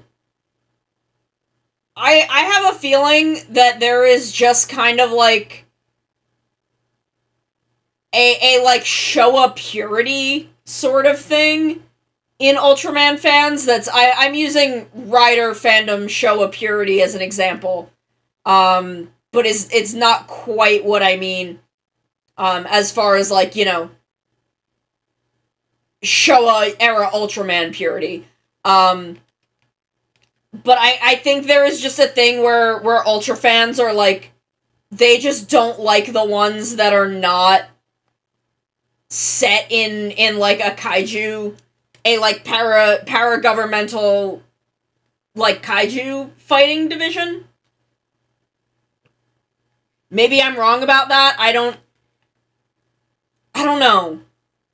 I mean, they also don't like Trigger, which I think is very silly. But I think it's kind of the Go Busters problem, where Trigger had to follow Zet, which was incredibly good, both incredibly good and incredibly popular.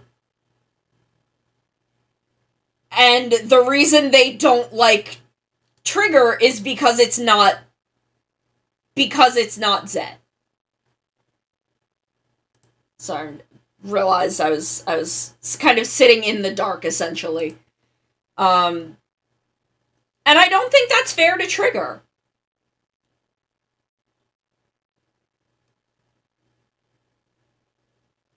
I mean, like, I don't like I like the ending, but I'm not super big on the epilogue of Trigger.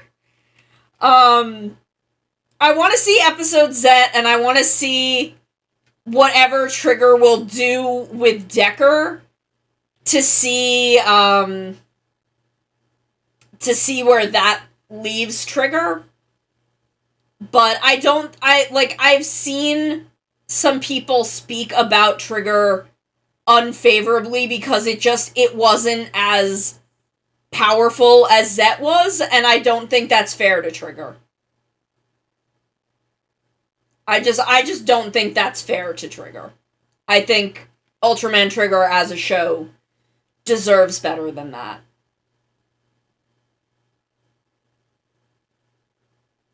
Yeah, if the epilogue took someone from not super feeling it to just being like, okay, this show really went nowhere for me, I can understand that.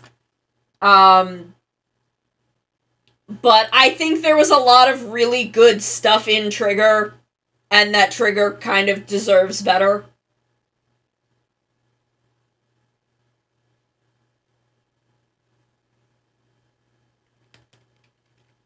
Mission right now. I'm on a mission right now.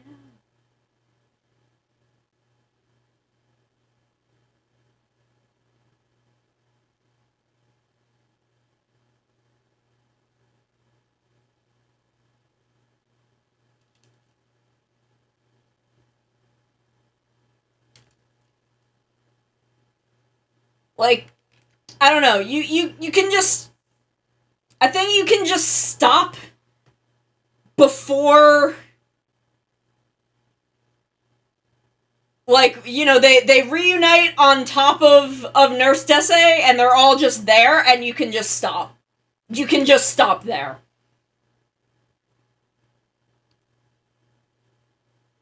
But, like, I don't know, for me... The bit with Trigger and Karmara was worth it. Like, all of it is worth it for that. Because that was so fucking good.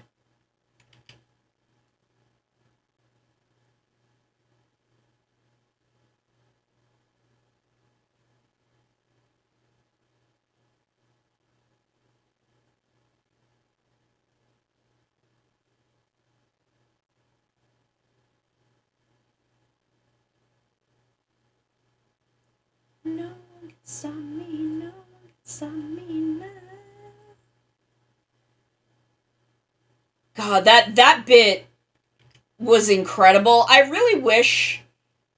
Like, I kind of wish that... I know why it is because of Tiga. But I wish that Trigger kind of hadn't been about Guts. And had just been about this dude... Like, I wish that they had done more with the history between Trigger and the Giants of Darkness. I feel like there is more they could have done there, and that would have served the show really well. I feel like the show kind of needs that kind of that extra bit.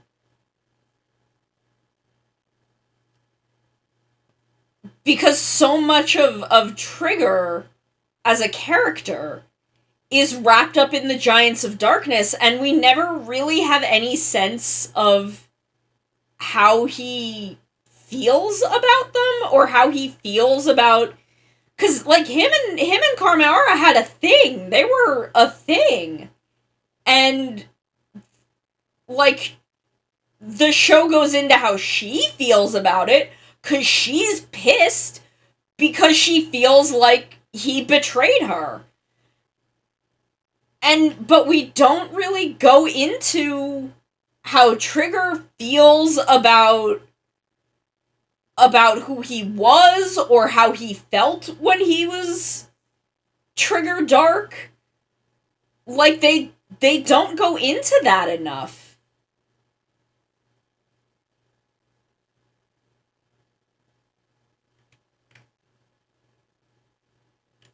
Like, I feel like there is a lot that should have been in there that just wasn't. And, you know, the end bit hits really hard, but I think it could have hit so much harder if, you know, Kengo or Trigger had spent any amount of the show being like, damn, I loved her. Like, I had, like, a whole thing with her. I felt things for her, but I don't condone what she's doing or where she is now. And I think that's a thing that Trigger was really lacking. And I think, you know, Zet had a lot of that emotional core. And I can understand if, you know, people were feeling let down by Trigger because it was coming off of this show that had this kind of very powerful emotional backing that, you know, Trigger lacked. But there's still a lot of good stuff in Trigger. I don't know, I really liked Trigger. And I also don't have the history with Tiga. Yeah, if Kengo spent any amount of time having to process the shit Trigger did, like, I think it would have fucked me up real bad. But I think that's important stuff that the show should have gone into. And just didn't.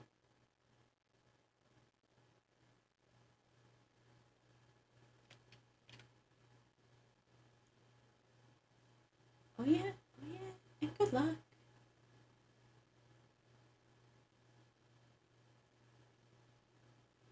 Like, I don't know. I still really like Trigger. I still think Trigger was a really good show. But I guess I can understand coming off of Zet, if people who are really into Ultraman and into New Generation Ultra felt kind of let down by that. Now that I'm, like, saying it out loud, part of me wonders if Trigger Dark is a golem that was given full sentience. Like, honestly, I don't know, because, like, part of me feels like that does make a lot of sense. But also, there's like a level on which Carmara felt for him that makes me feel like he had some kind of emotionality to him.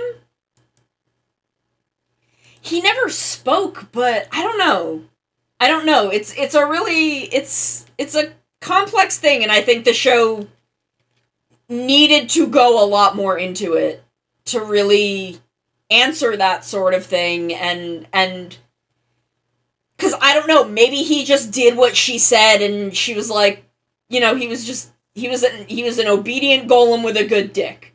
Maybe that's all it was. But there are levels to it where it felt like there was more. Where, like, it felt like there had to be more to him, like, with the way that ended. But I don't know. Like, some of it I'm like, am I missing context from Tiga? Am I... Is it just because I'm only so recently into Ultraman? And that, you know, during the period that I was watching Trigger, I still hadn't seen a lot of other Ultraman, so I didn't have much to compare it to.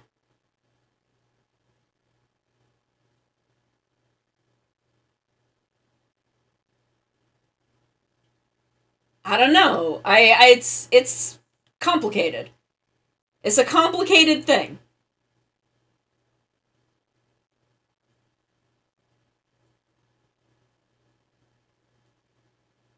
I definitely think there are things they could have done better, but I think people disappointed by Trigger kind of still ignore some of the really good points about it, but also like I've really only heard them talk about I hope Decker is better because I was disappointed by Trigger.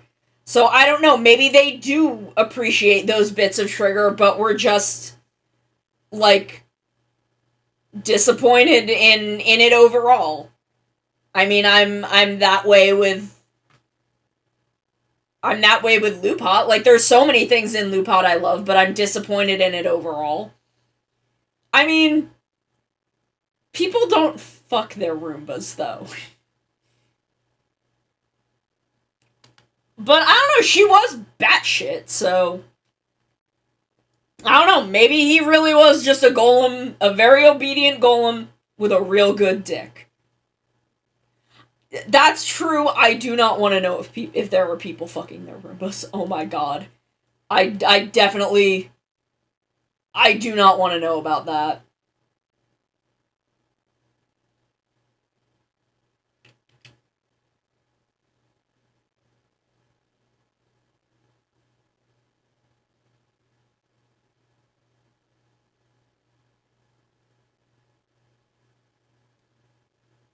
God, Be the One is so good. I will cover this one day. When, I don't know, but I will. This was the first song I wanted to cover. Yeah, like, if he's just a golem with a real fucking good dick, I feel like that would explain a lot, and then, you know, he grew a personality, and that personality was not compatible with what she wanted on a like, you know, universal domination scale. But there was a part of her that, you know, was rational, that in the end realized, damn, we could have had something. Like, I fucked up and I could have had something real good, but I fucked up.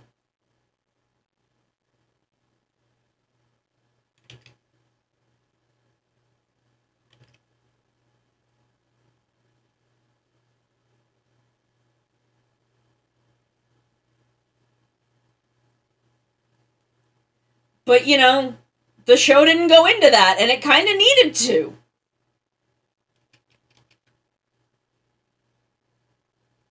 I feel like that stuff was important.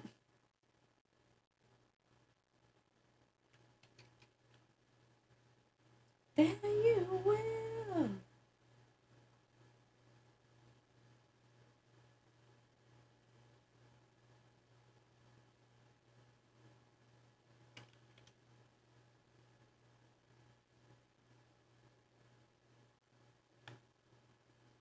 I don't know. I feel like that is Trigger's one big failing, is that it really didn't go into a lot of stuff it should have. And so much of that stuff is fucking just Kamehara's whole fucking shit with Trigger.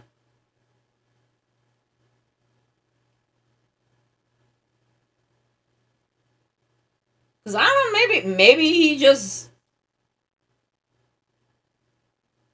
and maybe that's, you know, part of what she wanted out of the... Because she was gonna have him go into the core first. Well, she did have him go into the core first, and maybe part of that was like, damn, if I put him back in there, will he, like, get a sexy-ass evil personality?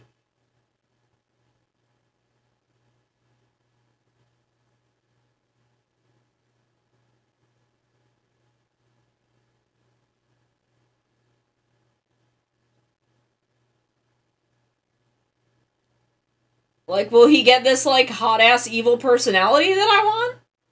I feel like that was part of her goal.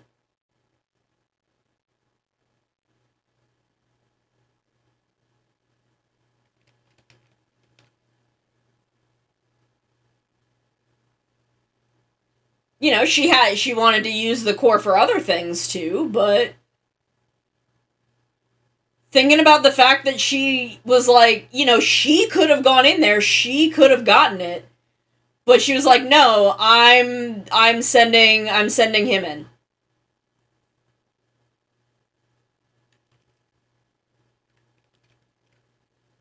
Like, and she could, if she was afraid of the consequences of it, like if she was worried it would make her something, I feel like she would have sent the blue guy in because she wouldn't want that to damage Trigger then. So I feel like her reasoning for sending Trigger into the Eternity Core first is her being like, "Damn, I want my you know, sexy dude to be able to be even more hot and evil."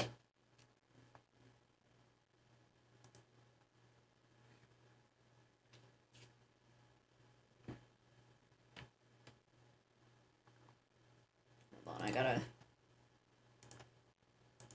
There we go.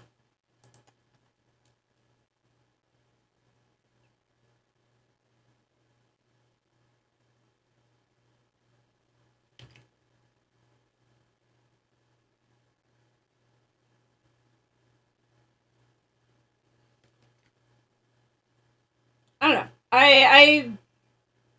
There, like, looking back on it, there are definitely things I wanted out of Trigger that I didn't get, but I'm not, I don't know, I'm not disappointed about it. Rube is a mystery to me, though. Don't know why people feel the way they do about Rube.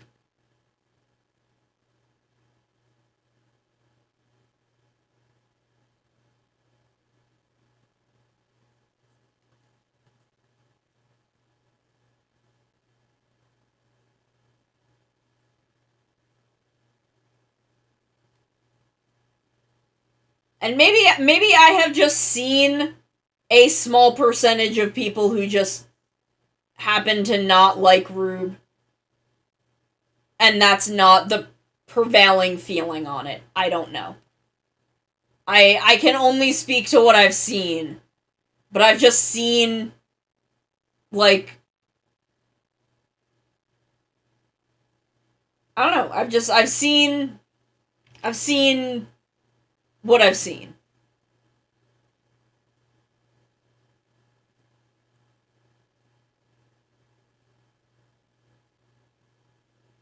I am curious about where Decker is going, though. I am very curious.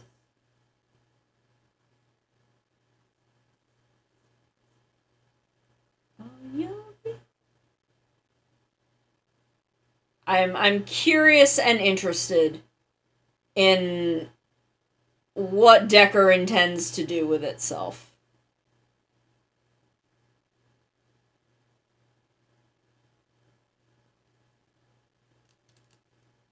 Because I feel like this early on it could go either way.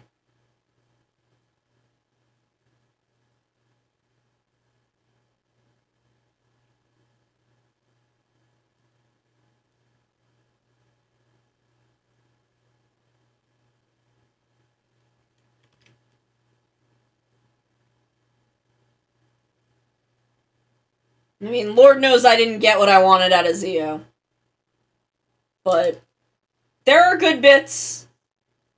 They didn't let Kenzaki and Hajime hug, but they at least got to reunite and be together again. So, I'll take it. And the Hibiki and Den-O arcs were incredibly good. Those were genuinely really fucking good.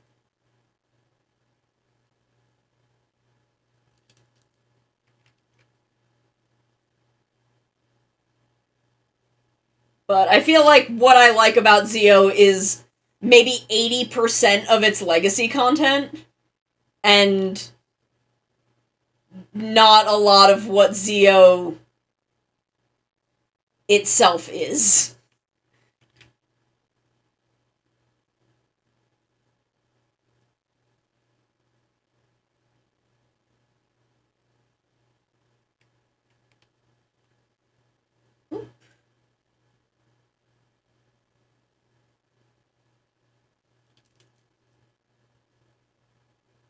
I don't know. I feel like I'm still in that early phase with Ultraman where I just, oh my god, my voice is breaking. Where I just like everything. Like I feel like the phase that I'm in is one where I just like everything because I'm still in this kind of like honeymoon phase with Ultraman.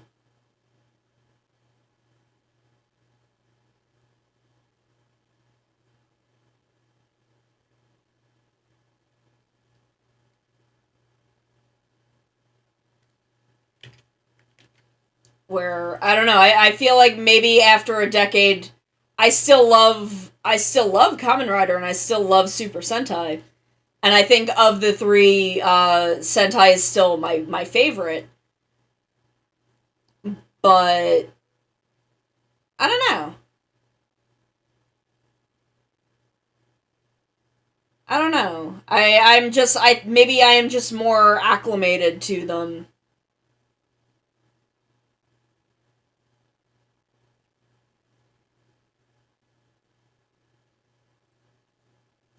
in a way that I'm just not with Ultraman yet.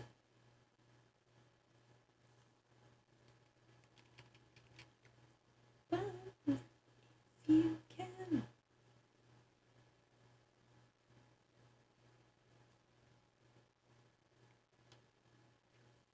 Oops, that's too far in.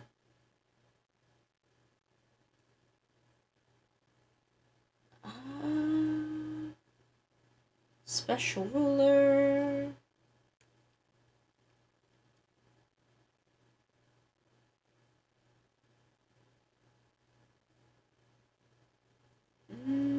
That's maybe a little too oval.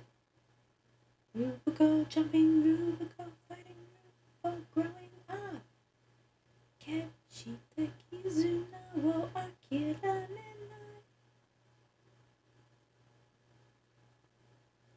Toramaru.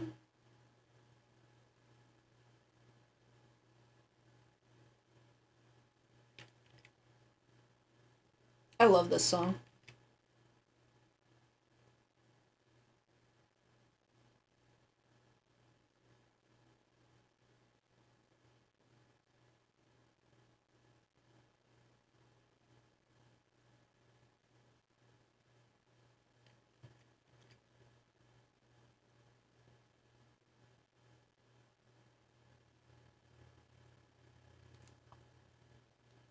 Keshita Kizuna wo akira nenai.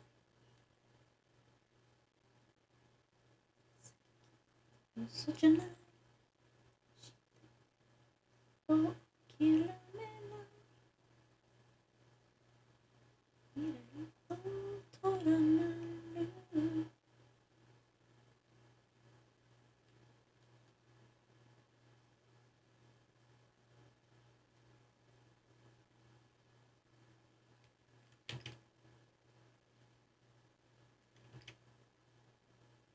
I don't know. I do love the bait and switch that that Rube pulls with its villains.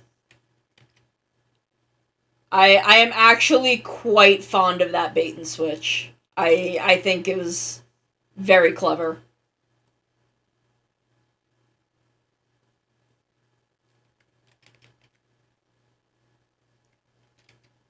Keshita.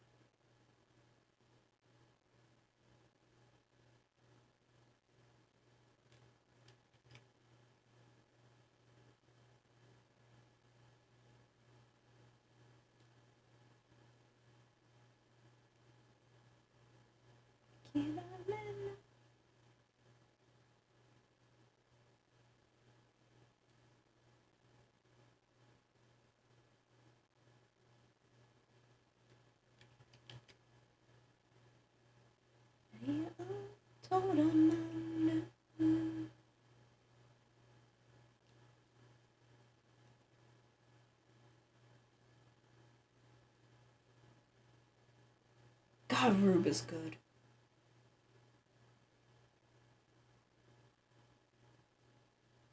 I feel like there's gotta be, like, some way Rube can fucking beef it, but I don't know how they would.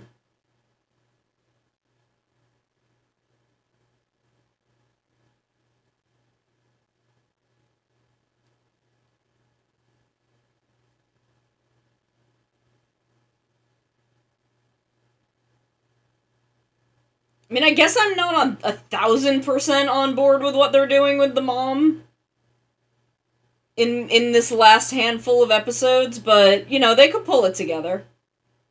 They could pull it together. There's ways that could work out in a way that I like.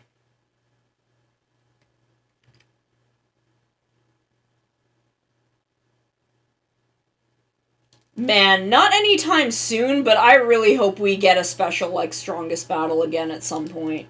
I feel like it would need to be another, like, 5 or 6 years from now.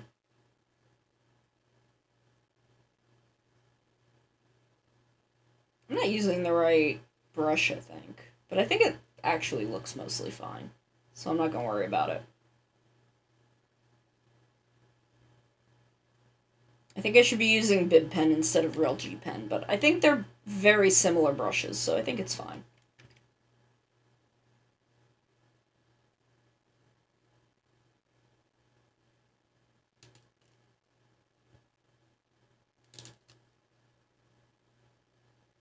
Damn, now I just keep thinking about, like, if Trigger had really done something with Kengo having to, like, because he does this whole, like, time travel thing at one point that essentially is what makes Trigger, like, redeemed and a real person.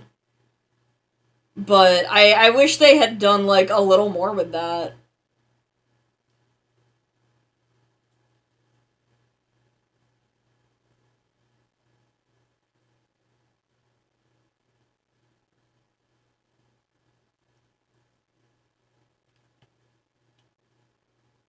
Cause, like, there's the whole thing that,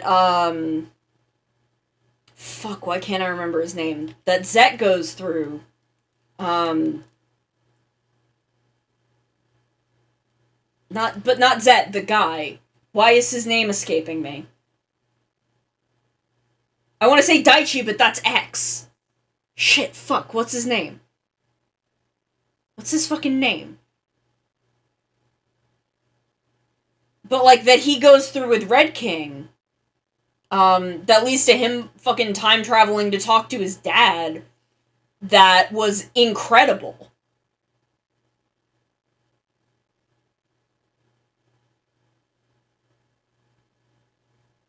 That I think if Trigger had really done something like that with Kengo coping with Trigger's past, I don't know, I think it really would have done something.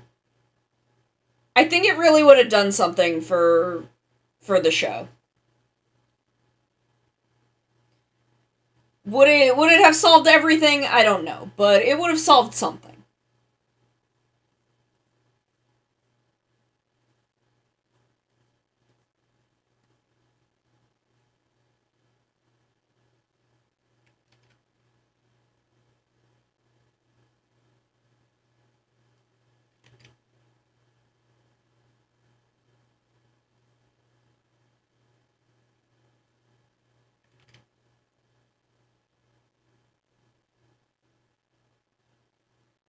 Are you ready? Are you ready?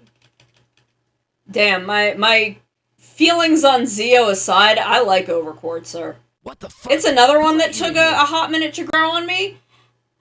Attract Distract, thank you for the follow. Thank you so much.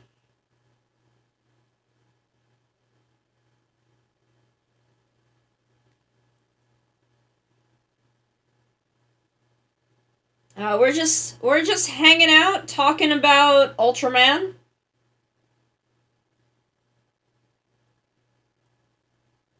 Okay, Snazzy Azzy, you have a good rest of your night. You have some good dinner, you have a good rest, and you take care. We will probably not go too much longer, because I can start to feel it in my throat. But I kind of want to get at least the line art for this, for the front side done.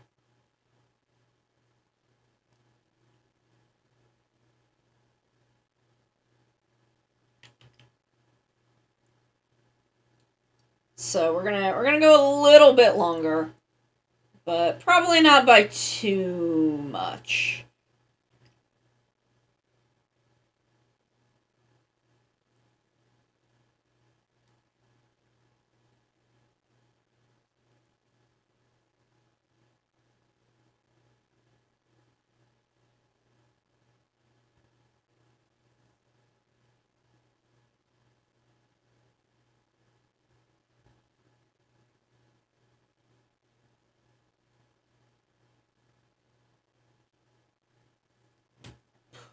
Okay, there we go.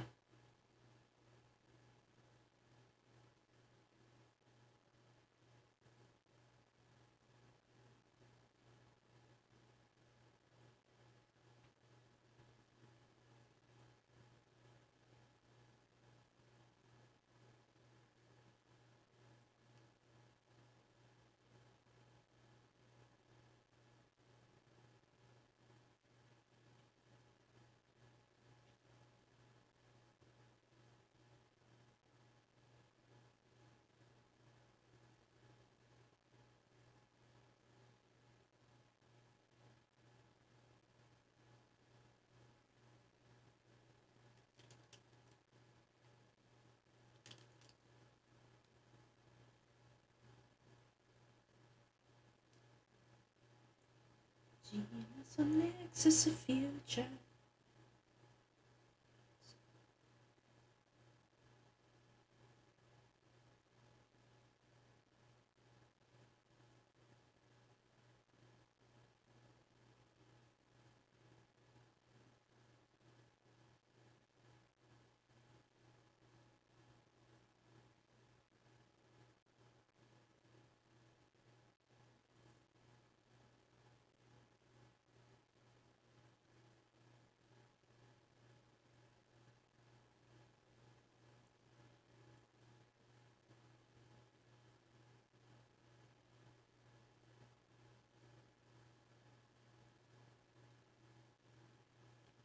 Yeah, no, now I just kind of keep thinking, like, now that I've kind of, I don't know, I still really like Trigger, but now that I've kind of nailed down the thing that I want out of it, I'm like, damn, Trigger, why didn't you do that?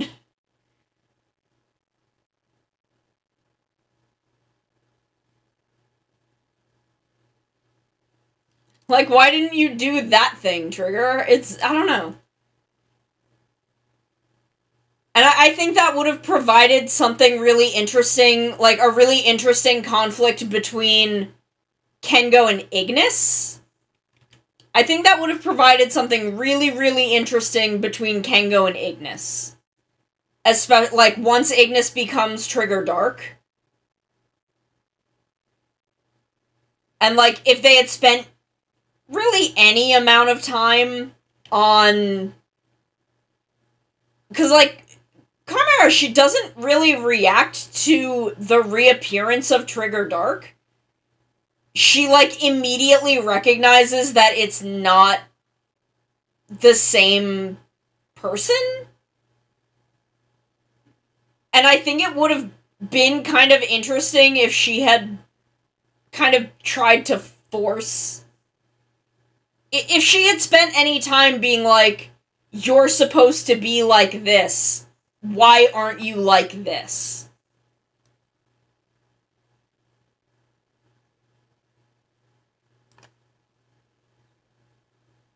I think there are some interesting things that could have been done there that weren't.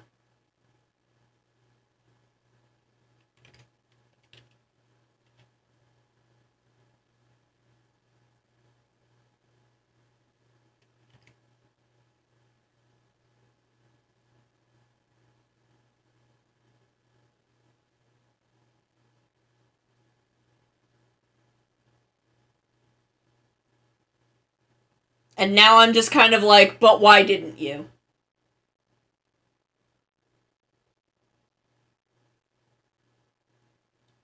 And I mean, I guess that's Trigger's, like, one real failing is kind of how aimless some of that stuff feels. I think there is a level on which Trigger did not completely know what it was aiming to be. Okay, welcome back. But yeah, I think there are levels on which Trigger really didn't know what it was trying to be. Because it wanted to be Tiga, but it also very much wanted to be its own thing. God, Ryusoulger.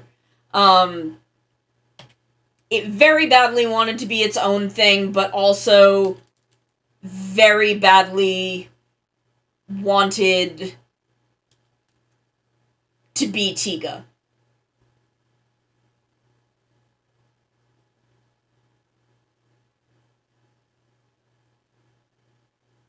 And I think Trigger's biggest point of failure is that it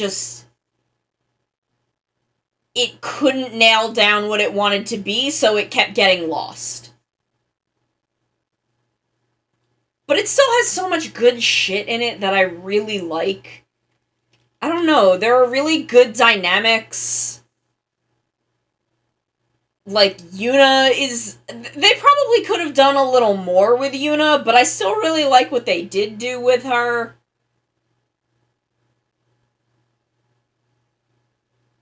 Okay, so I just have to do this part, and then that.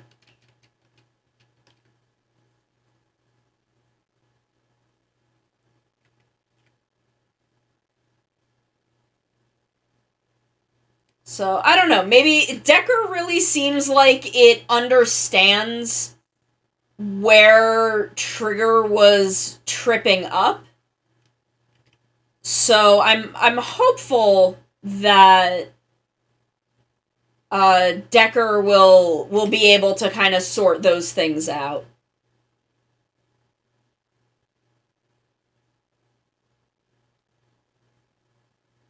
And I think it probably will. I really like what they're doing with Hanajiro. I'm like, just the one thing I'm curious about is how we are going to circle back around to Trigger's Gut Select Squad.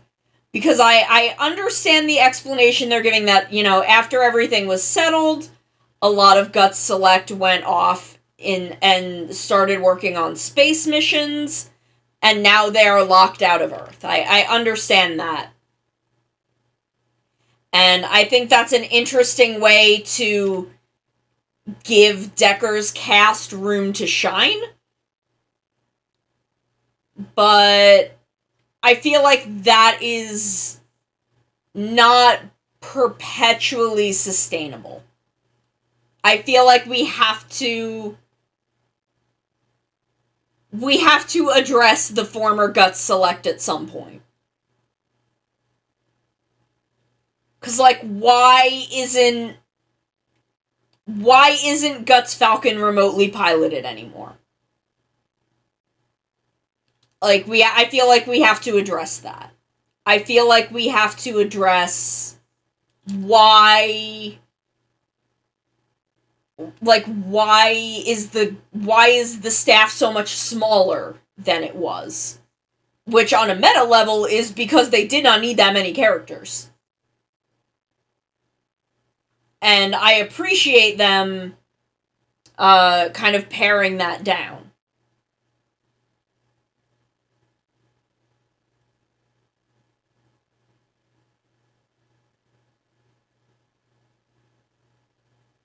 But I feel like there are also levels on which there are questions that need to be answered.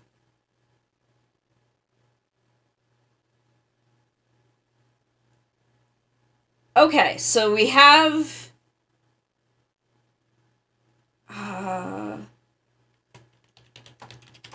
solid And then... Geo, thank you for the resub! Fine art mesh.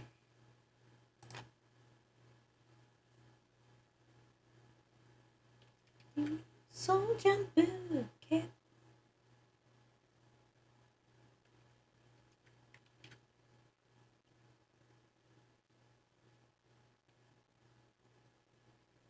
And I think I'm just gonna... Just... Even starting it, I think I'm just gonna go with a real light pink, just so...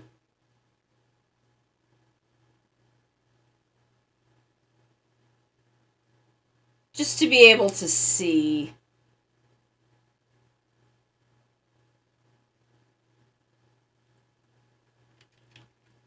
And then we just come in and clean that so it looks like it's behind there even when it's not.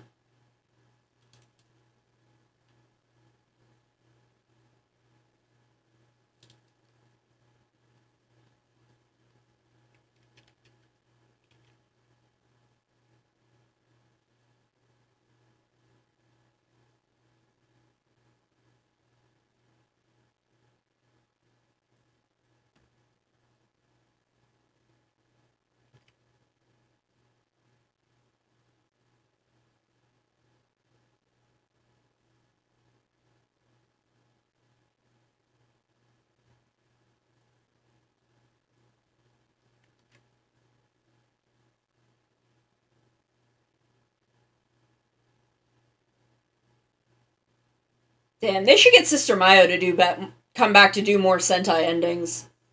Cause Maji Ranger and Ryu Soldier have fucking banger endings.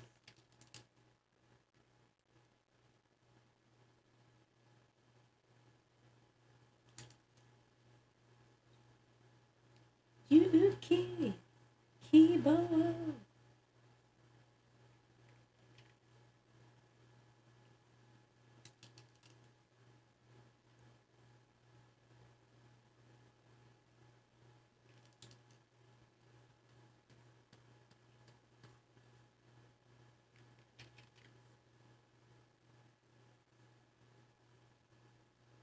La, la, la.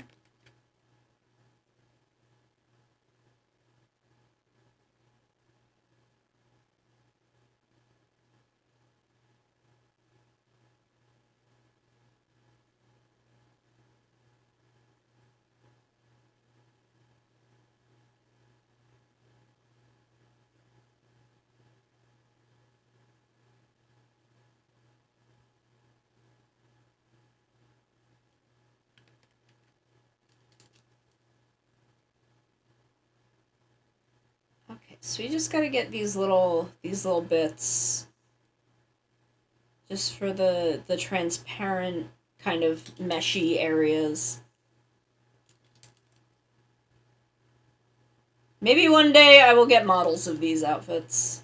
Maybe. We'll see.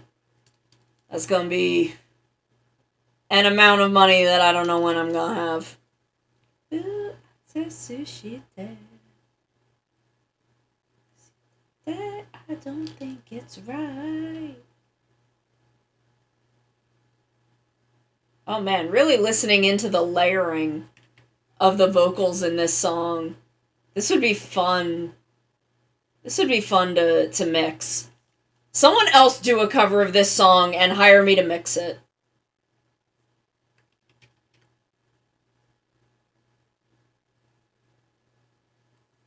Because I don't know if I could do... I don't know if I could do a cover of this song, but I would love to mix vocal layers for this song.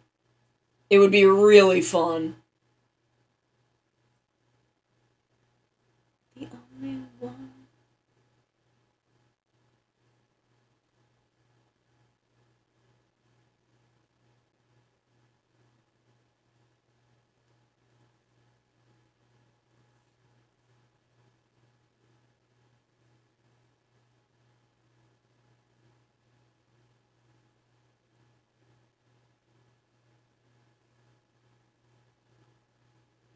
10101.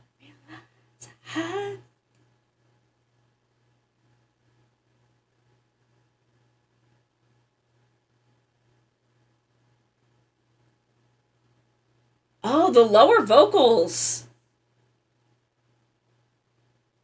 There's a lower vocal in the verses of the song that isn't there for a lot of the chorus. Interesting.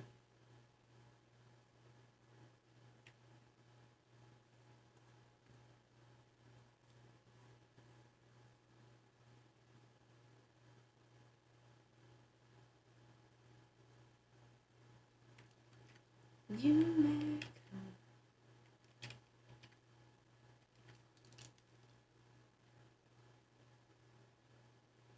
So maybe he's just hitting lower octaves than he is in the chorus.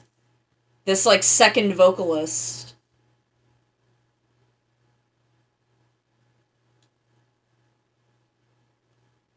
I don't know, it's weird. 'Cause now it does sound like he's there. I think there are parts of the song where he is hitting lower octaves.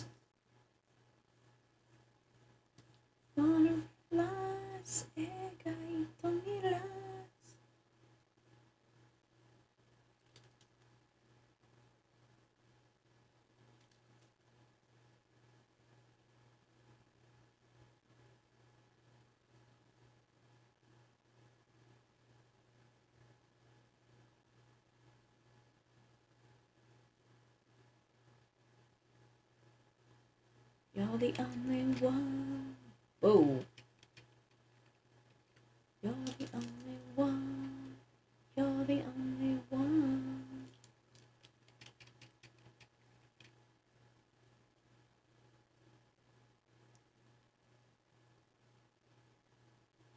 Okay, so we have the line art.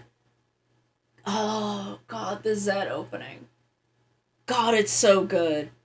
So we have the line art for the front, and it's just about 7:30. So I do think I'm gonna call it here because I'm getting hungry, and my throat is starting to hurt a little bit. So let me save my work. There we go. Work saved. Let me check my buttons. Thank you, Cody. I'm gonna maybe have some spaghetti. I'm gonna think about what I want. I'm gonna think about what I want to have.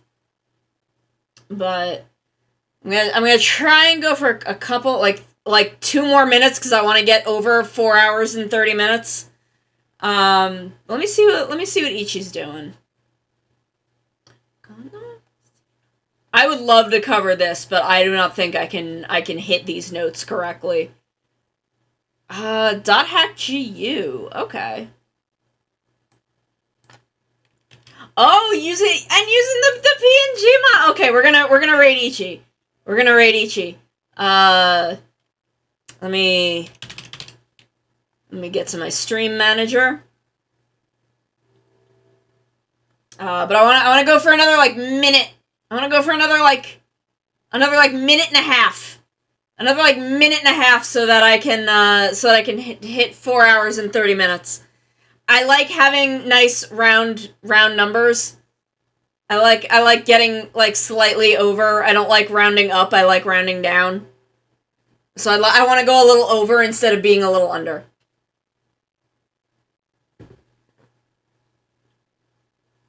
Damn, Nishi, that's a pickup line.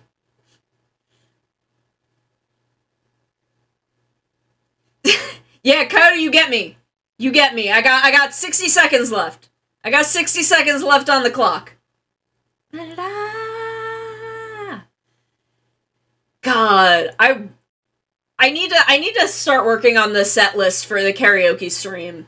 I could not do this. I don't think I could learn this. But damn. This would be so fun to cover though.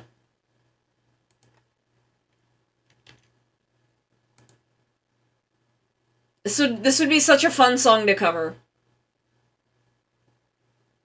Ba, ba, ba. Go show wa kudasai, ware no There's a great meme that was, it was the, like, bird and crow meme, where the bird was the 0-1 opening, and then the crow was this. Look, no one goes as hard as Misaki Endo goes. That's just how it is. I'm sorry, not sorry. Okay, we're gonna raid. We're gonna raid Ichi. Be good. Be good. Give all my love. You be good. You be nice. You have a wonderful evening. You have something good for dinner. And I will see you tomorrow for Moderoid, Magic Knight Rare.